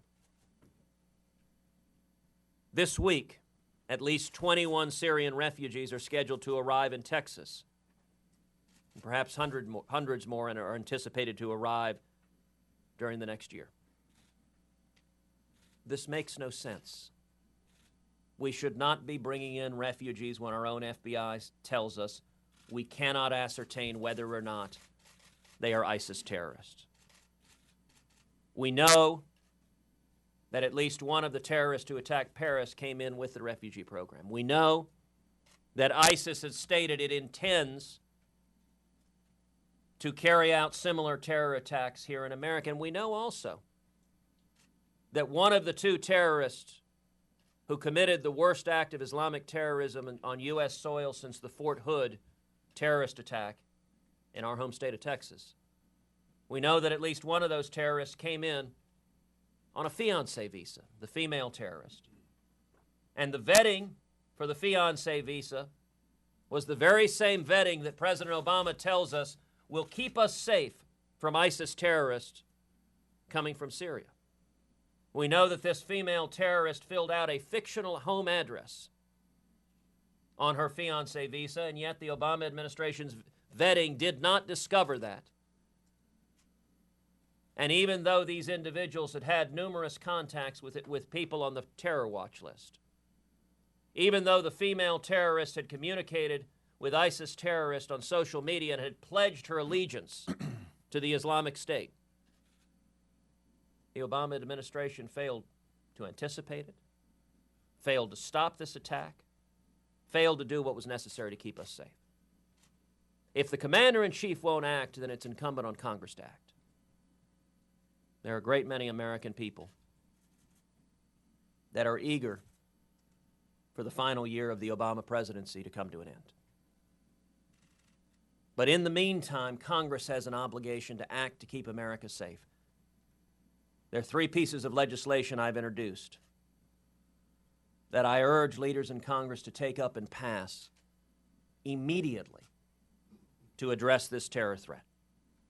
The first piece of legislation Governor Abbott just described is legislation that would impose a 3-year moratorium on the refugees coming from countries where ISIS or al-Qaeda control a substantial amount of territory.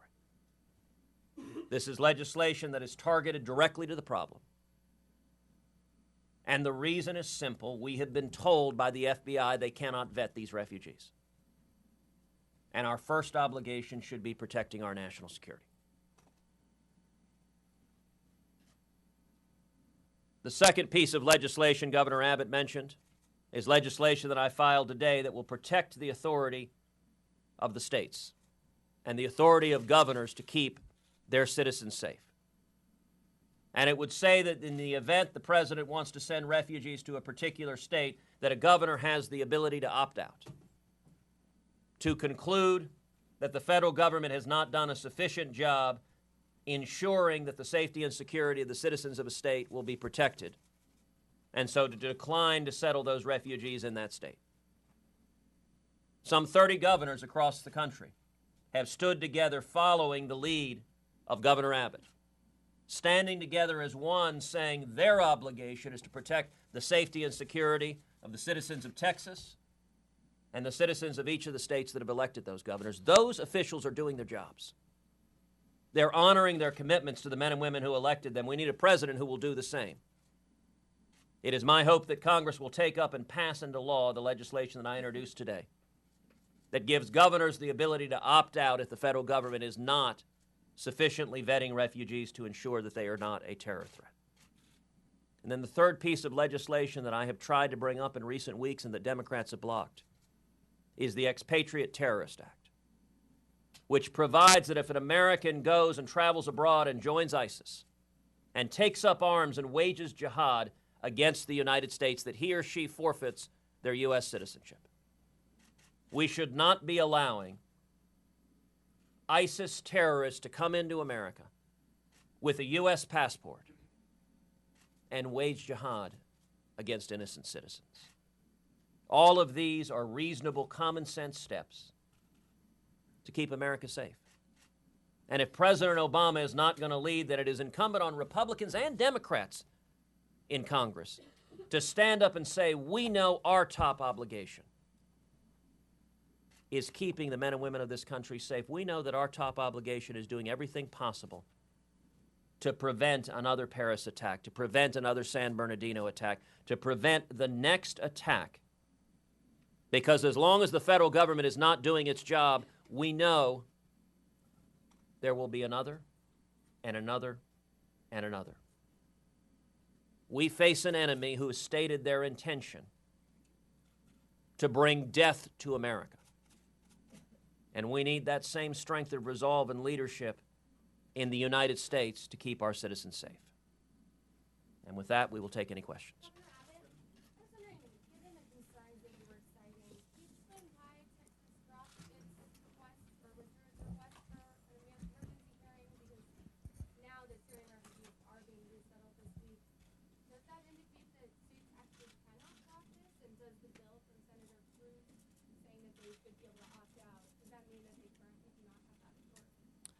First, it's important to understand that Texas continues to maintain its lawsuit trying to block Syrian refugees from being relocated to the state of Texas.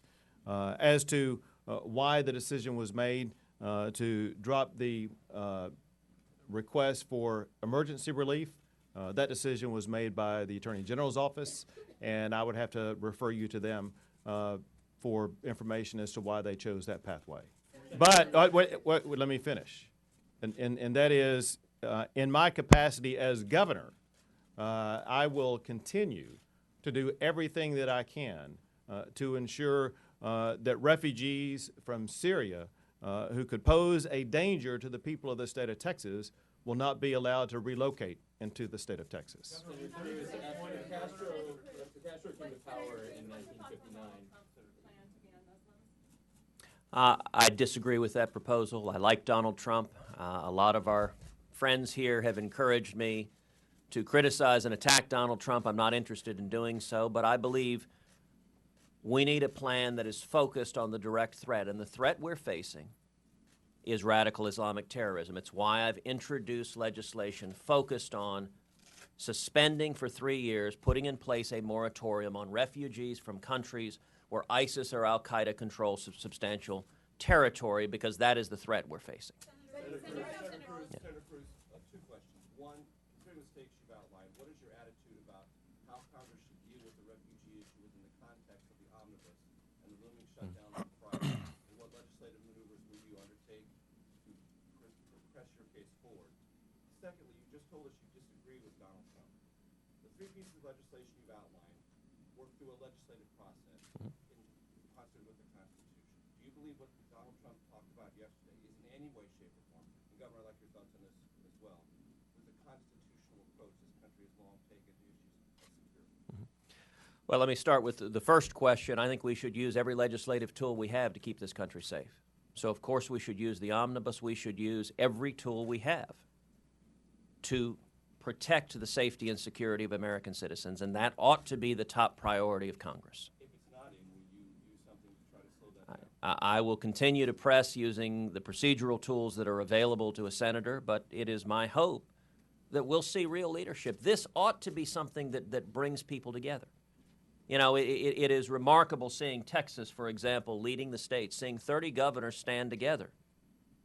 Stand as one and say this doesn't make sense to endanger the safety and security of American citizens. I'd like to see that same strength of resolve demonstrated in Congress. And it is my hope that we'll see leaders, both Republican leaders and Democratic leaders, ought to be equally concerned about the safety and security of the citizens they represent. This should be something that brings us together, and I hope that it will be. Donald Trump and the constitutional aspects of what he proposed, because it's very important. You have an experienced background in this, and I'd like your thoughts on yours as well. Well, I am focused on my policies and the solutions that I am proposing to the real problems in this country. And I recognize that a great many folks in the media would prefer that anyone running for president engage in an ongoing theater critic, criticizing the proposals of others. I do not agree with his proposal. I do not think it is the right solution. And the right solution, I believe, is the legislation that I've introduced. But the broader solution is actually far bigger than that. The broader solution is a commander-in-chief willing to speak the truth, willing to name the enemy, radical Islamic terrorism, and willing to do whatever it takes to utterly destroy and defeat radical Islamic terrorism and to defeat ISIS. And if I'm elected president, that's exactly what I'll do. Let me answer this, and that is that the Constitution specifically speaks to this very issue. The Constitution mandates that the federal government of the United States must protect our citizens from enemies, both foreign and domestic. The fact is we have an enemy here, and that is radical Islamic terrorists. And that's precisely what Senator Cruz is trying to address by stepping up and playing a leadership role and trying to do what the president is failing this country in trying to achieve, and that is protecting us from radical Islamic terrorists. But is what Donald Trump talked about consistent with that, in your belief? I couldn't hear you. So, Is what Donald Trump is proposing consistent with that from your constitutional perspective? I think that the correct approach is precisely the approach that Senator Cruz has articulated, because the approach Senator Cruz articulated is the one that is consistent with the United States Constitution.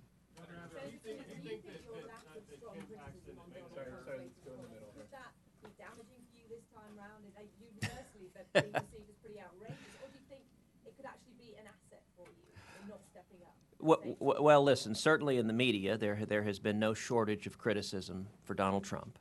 And I do not believe the world needs my voice added to that chorus of critics. And listen, I commend Donald Trump for standing up and focusing America's attention on the need to secure our borders. Border security is national security. I would note that no one can purport to be protecting the national security of this country if they are not prepared to secure the borders and prevent both the law enforcement and national security threats that are coming across the southern border. I think Donald Trump has done a good job focusing the American people's attention on the need to do so, and I think also we need to focus on the threat of radical Islamic terrorism. Listen, when you have President Obama telling the nation that the Islamic State isn't Islamic, that's just nutty. That's not reasoned, interesting foreign policy debate. That is nutty. They are explicitly an Islamic caliphate. They have stated their intention to wage jihad and to forcibly convert or murder anyone they define as infidels, which is most of the rest of the world. And in particular, they direct their hatred at what they call the little Satan, which is Israel, and even more directly what they call the great Satan, which is America. And we need to understand that they have declared war on us, and we need to act to protect ourselves and to win the war. Rather than President Obama's stated intention to have no American leadership and not have America winning, we need to get back to how Ronald Reagan described our strategy should be in the Cold War. Our strategy with radical Islamic terrorism should be very simple. We win, they lose. Hey, we're going to cut it out there. One more question. Right here. Canada's going to be taking tens of thousands of Syrian refugees. Do you think we should do anything to seal our northern border? I think we should act to protect our national security. It is a decision for Canada to make, and then that, as any sovereign nation, they can make a decision. But I hope that all of our allies act to keep their citizens safe and to keep our citizens safe. And, you know, I would note that there's some in the media who suggest that a desire to keep this country safe is somehow not compassionate. Indeed, President Obama has taken to, twice in recent weeks, he has attacked me directly, calling me un-American and offensive. Now, set aside the irony that he was standing on Turkish soil when President Obama called me un-American. I would note that he makes these insults from the cheap seats where no one can respond. And indeed, in response to that, I invited President Obama to debate his Syrian refugee policy at any time and any place he chooses. I'd prefer it to be on American soil. If he's so convinced the policy is right, then he ought to be willing to defend it. But instead, what President Obama and many of his acolytes in the media do is condescend and insult the American people, that somehow we are not compassionate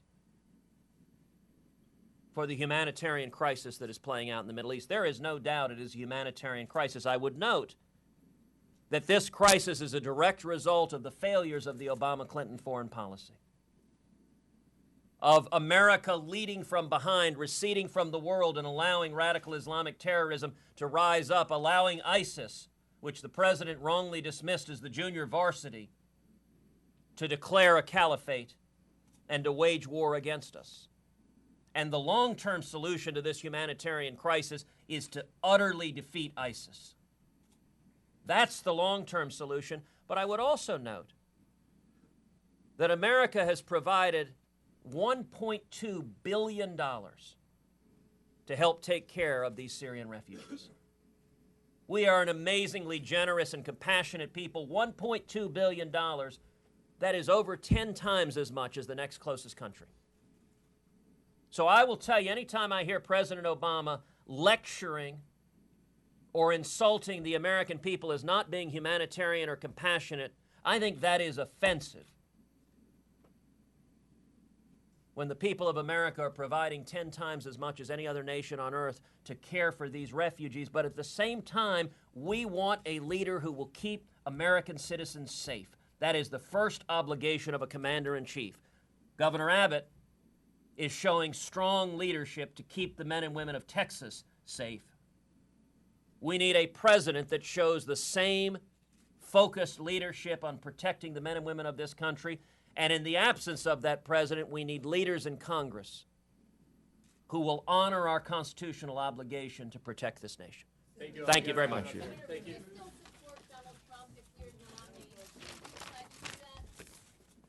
They're like, nope, we're out of here.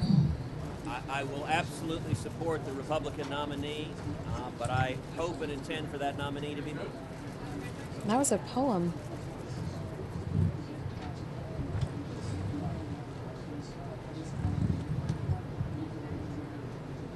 Poetry.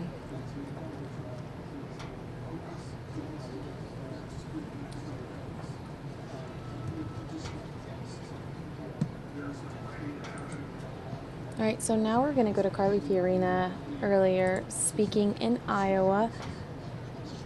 She started this new thing where she has a board, and she goes down this board step by step, talking about what her campaign promises are. It's interesting to watch. It's a new strategy. We didn't get the full speech, but I know a lot of you won't complain about that because I think a lot of you are tired of some of these fuller speeches. But yeah, new strategy.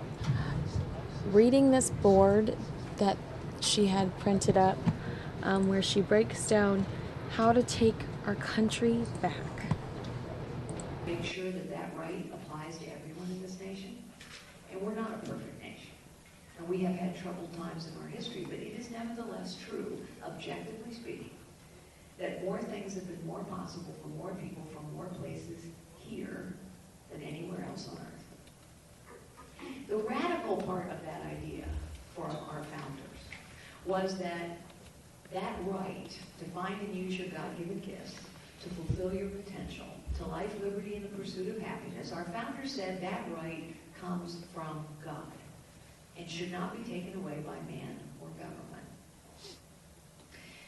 I'm running for the presidency of the United States because I think we have reached a pivotal and perilous time.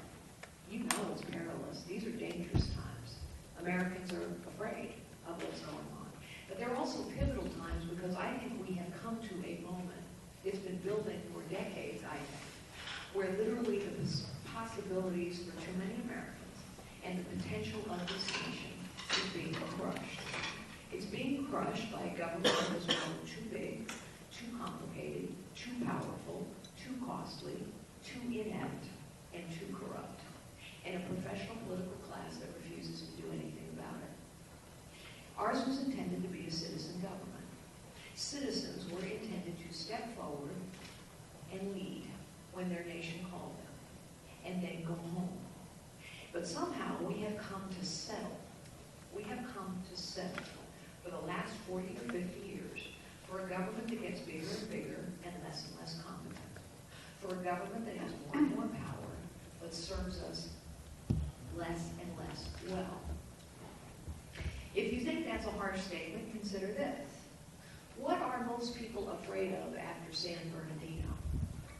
That our government is not competent enough to protect us. That's what people are afraid of. They look at the San Bernardino attack and they say, how is it we could not have known? How is it we could not have known? Think about what's been going on for 40 years. Government's gotten bigger and bigger and bigger for 40 years. Whether you're a Republican or you're a Democrat, there's big differences in those ideologies, but the truth is, what's clear is that as government has gotten bigger and bigger, we are being served less and less well. 75% of the American people now think the federal government is corrupt. And by corrupt, what people mean is that government picks winners and losers. That government favors some over others. That government doesn't serve the people who pay for it. I agree with them. 75% of us now think the federal government's corrupt. And what does that mean? That means it's Democrats, Independents, and Republicans. It's young and old. It's men and women. It's everybody. 80% of the American people now think we have a professional political class. People who have spent their entire life in politics. And 80% of us now believe those professional politicians care more about their own power, privilege, position, and ambition than on getting anything done. I agree with them. I'm running for the presidency of the United States because I think it is time to return to a citizen government. I think it is time, as citizens, that we take our country back. One of the things people ask me sometimes is, what's the difference between business and politics? I'll tell you two main differences. One, politics is a fact-free zone. Really. Really. Politicians say whatever they want. And it doesn't really matter if it's tethered to the facts. Nobody really checks. I mean, all you got to do is turn on the news every morning and listen to politicians talk, or people, some who aren't but are trying to be our president, they just talk. It's not tethered to facts or results. The other difference is people aren't held to account in politics, and people aren't held to account in government either. You're held to account, right? You gotta deliver something. You gotta produce something. You gotta contribute something. And if you don't, there are consequences. That's how most of us live. That's certainly how I live. As a chief executive officer at Hewlett-Packard, I had to report results every 90 days in excruciating detail. And I had to answer every question about those results in public. And then I had to project forward our results for the next 90 days and answer all the questions about those projections in public. And if I misrepresented those results or those projections, I would be held criminally liable. Now imagine if we held politicians to this standard. We don't. You know what happens when we feed a bureaucracy more and more money each and every year, which is what we've been doing to the federal government, and we don't hold anyone accountable for anything. And there are no measures, and there are no goals, and there are no consequences. What happens? A bureaucracy becomes inept, and then it becomes corrupt. And that's why we're still talking about securing our border 25 years later. It's why our immigration system no longer serves us. It's why we can't care for our veterans. So I want to be held accountable for delivering results and restoring our country to the citizens of this nation. And that's what this blueprint is about. It's a blueprint, it's a set of things that I think we have to start with to take our country back. Things to cut our government bureaucracy down to size and hold it accountable. Things to make sure that this nation is free once again to fulfill its potential, and that every American has possibilities regardless of the circumstances. So let me go very quickly through this, and then I'll stop and take any questions on this or anything else. But this blueprint is something that I'm going to be held accountable for. And I think we can get these things done early in a first term. Number one, we have to radically simplify the tax code. Do you know we have a 73,000-page tax code today? 73,000 pages. Do you know that 65% of the American people need professional help to give the government their money? Does that strike you as crazy? Of course it does. And you know what 73,000-page tax code does? It crushes anyone who isn't powerful, big, wealthy, or well-connected enough to hire the armies necessary to make all that complexity work for them. I was the chief executive of a $90 billion company. And I can tell you that I didn't like a 73,000-page tax code, but I could hire the armies of lawyers and accountants and lobbyists. The 9-person real estate firm can. My husband Frank, of 30 years, started out as a tow truck driver in a family-owned auto body shop. They can't handle it either. And so the complexity of our tax code is crushing the job creators of this nation, who are small, new, family-owned, community-based businesses. You see, complexity favors the big, the powerful, the wealthy, the well-connected. A lot of politicians will tell you, you can't possibly go to a 3-page tax code. That's what I want to do. Go to a 3-page tax code because you can understand 3 pages. Anybody can. They'll say it's impossible. Actually, it's not. There's been a plan for a 3-page tax code lying around for 20 years. But nobody wants to talk about it, and nobody wants to pass it. Because think about how many oxes will get gored if you go from 73,000 pages to 3. Think about how much special interest in lobbying and politicians' interests are going to get rattled, challenged if we go to 3 pages, but we need to. And think about what happens if we go to 3 pages. We don't need as many IRS agents, do we? We need a lot of people at the IRS to manage 73,000 pages. Did you know that we now have more IRS personnel than we have CIA and FBI combined? That ought to really worry us. That is a misallocation of resources. Which is why the number 2 thing we have to do is change how we budget, change how we spend your money. How do you budget at home? I'll tell you how you budget at home. You know the answer. You examine every dollar. You cut dollars anywhere if you need to, and you can move a dollar from dining out on a Friday night to buying your kid new shoes, right? That's how you budget. The fancy word for that is zero-based budgeting. It's how you budget in your department. It's how you budget in your business. You examine every dollar has to be justified. Any dollar can be cut, any dollar can be moved. It isn't how we budget in the federal government. The way we budget in the federal government is all we ever talk about is the rate of increase over last year's budget. That's why the government's gotten bigger and more expensive for 50 years. And it's also why we never have enough money to do the important things. Have you ever noticed that? How is it possible we spend more money every year and we don't have enough money? Secure the border, we don't have enough money. Invest in our military, we don't have enough money. Care for our veterans, we don't have enough money. Because all the money's spoken for. We need to go to zero-based budgeting. So we can examine every dollar, cut any dollar, move any dollar. That's the only way we spend less overall and yet have enough money to invest in our priorities. Might surprise you to know that there's a bill to go to zero-based budgeting sitting on the floor of the U.S. House. Hadn't gotten voted on. It should. It could. But professional politicians don't want to vote on it.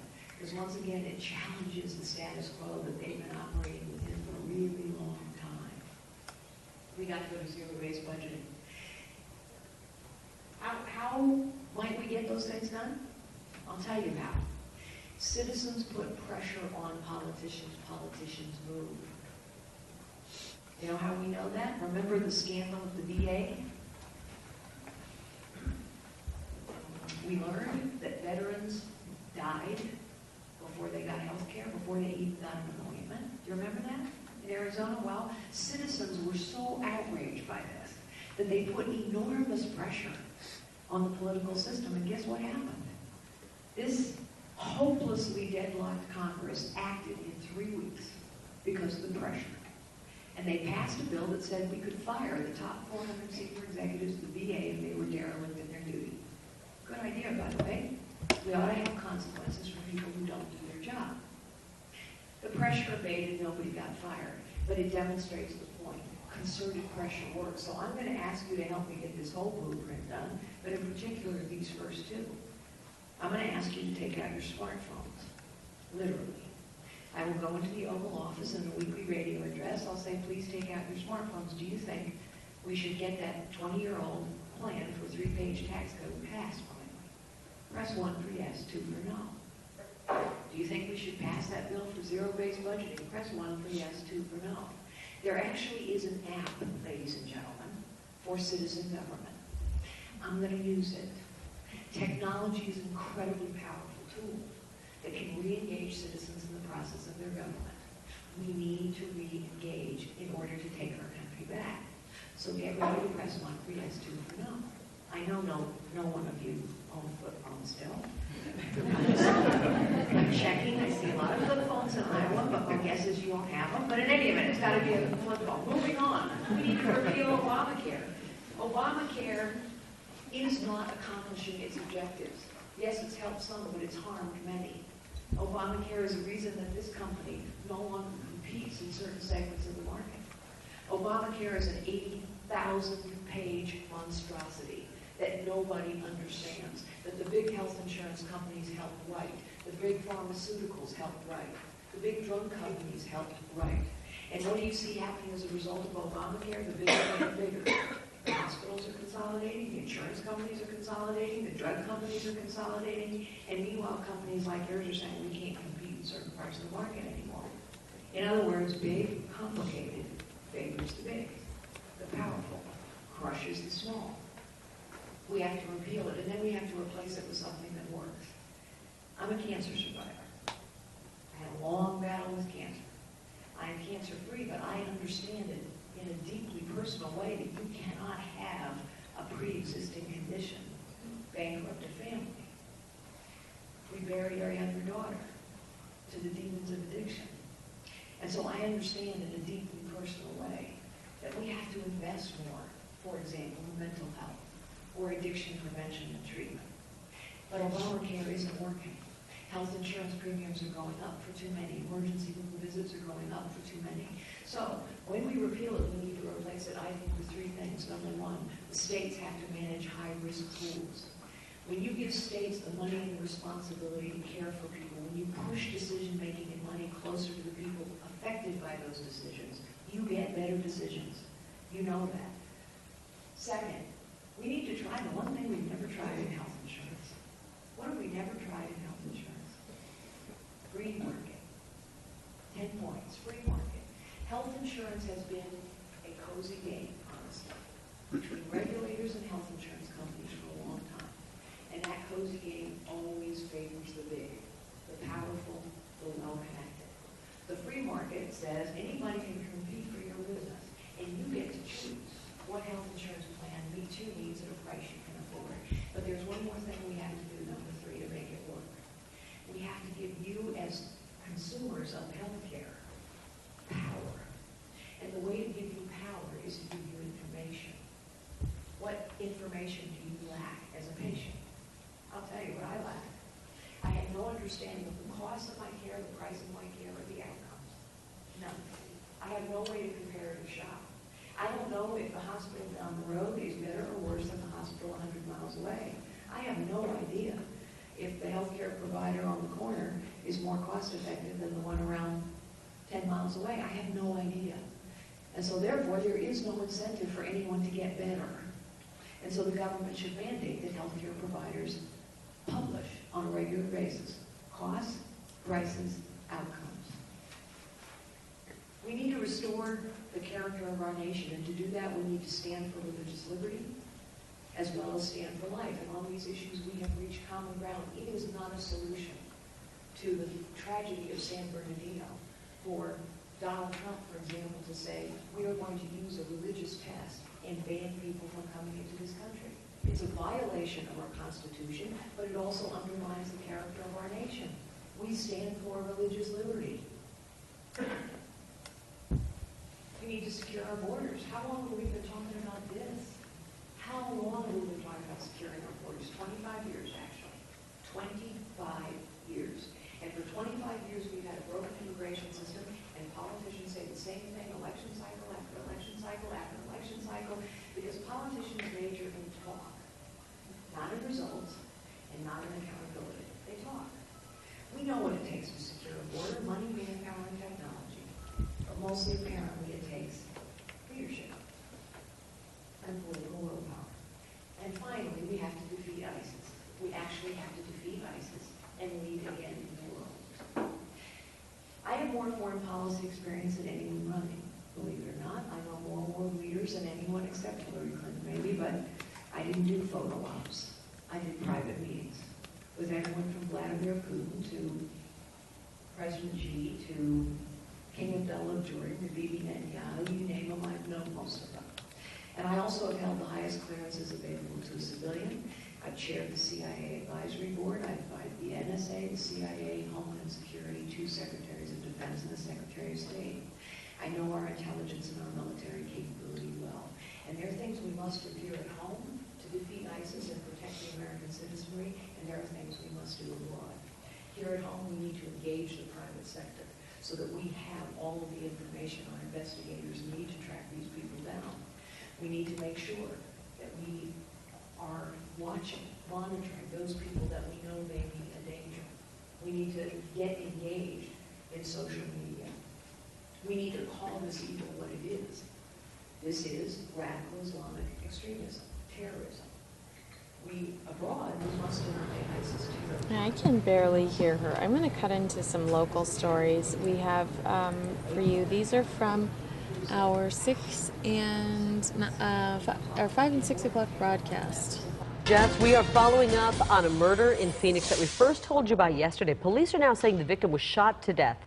18-year-old Kermant Kareem's body was found near Roosevelt and 44th Avenue.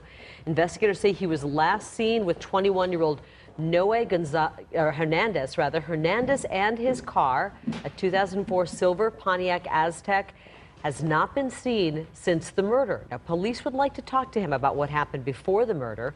Anyone with information is asked to call Phoenix Police or Silent Witness at 480-WITNESS.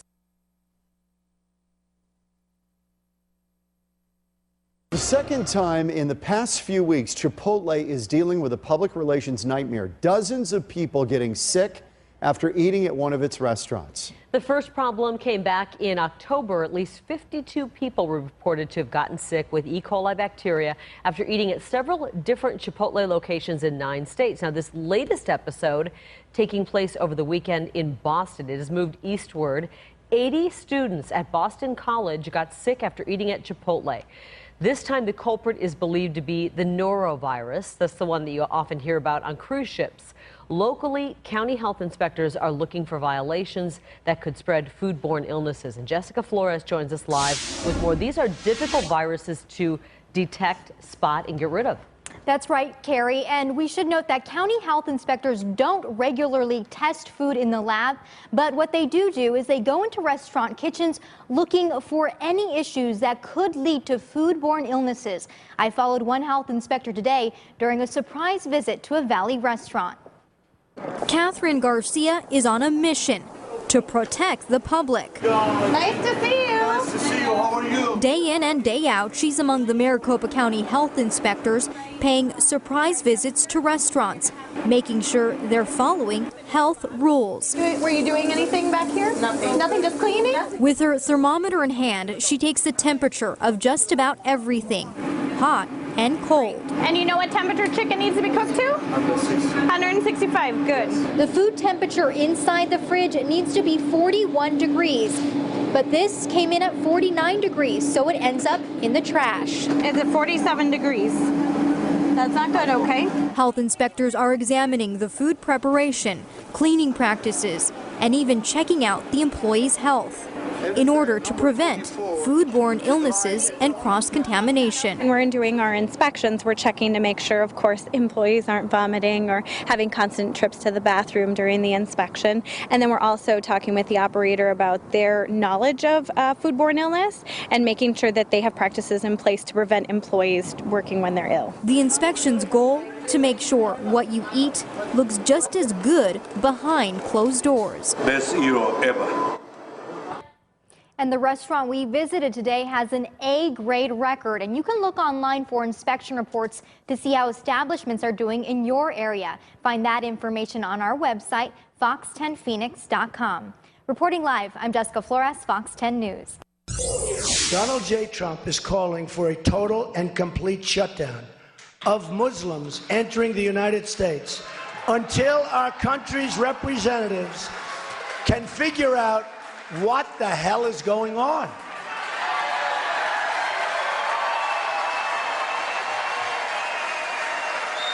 You have no choice. Donald Trump has done it again. He has caused a major stir in the national conversation with his idea to ban Muslims from entering our country. Critics now blasting the GOP presidential candidate's proposal. Fox 10's Steve Kraft is here with some reaction and really if something like this is even legal or possible. Steve. That's the question. Is this legal? Meaning, does Donald Trump's plan violate the U.S. Constitution? We took it to a law professor to get an expert's take. After the horror of the San Bernardino terror attack, Donald Trump suggests a total and complete shutdown of Muslims coming into the U.S. That would include immigrants, of course, but also tourists and even Muslims who are U.S. citizens who travel out of the country. They wouldn't be allowed back in. I think it's probably patently unconstitutional. In fact, I can't think of another example, if I were drawing up an exam, that might be so obviously unconstitutional. In particular, Professor Gonzalez says Trump's ban would violate the 14th Amendment to the Constitution, equal protection of the laws, and the First Amendment, freedom of religion. And that's not all. And also, there's international agreements that the United States, international law that the United States is party to, and it might violate those too as they are enforced. Muslims in the Valley think Trump's idea is a bad one. It's very reminiscent of the Holocaust. He is saying some of the exact same things that Hitler said, and that sounds extreme, but what he's saying is very extreme. Meanwhile, though, a lot of people like what Donald Trump has to say. We posted this on our Facebook page. We had so many people weighing in on this and commenting. And you should check out some of the comments as well. You can see them on facebook.com/Fox10Phoenix. Reporting live, Steve Kraft, Fox 10 News.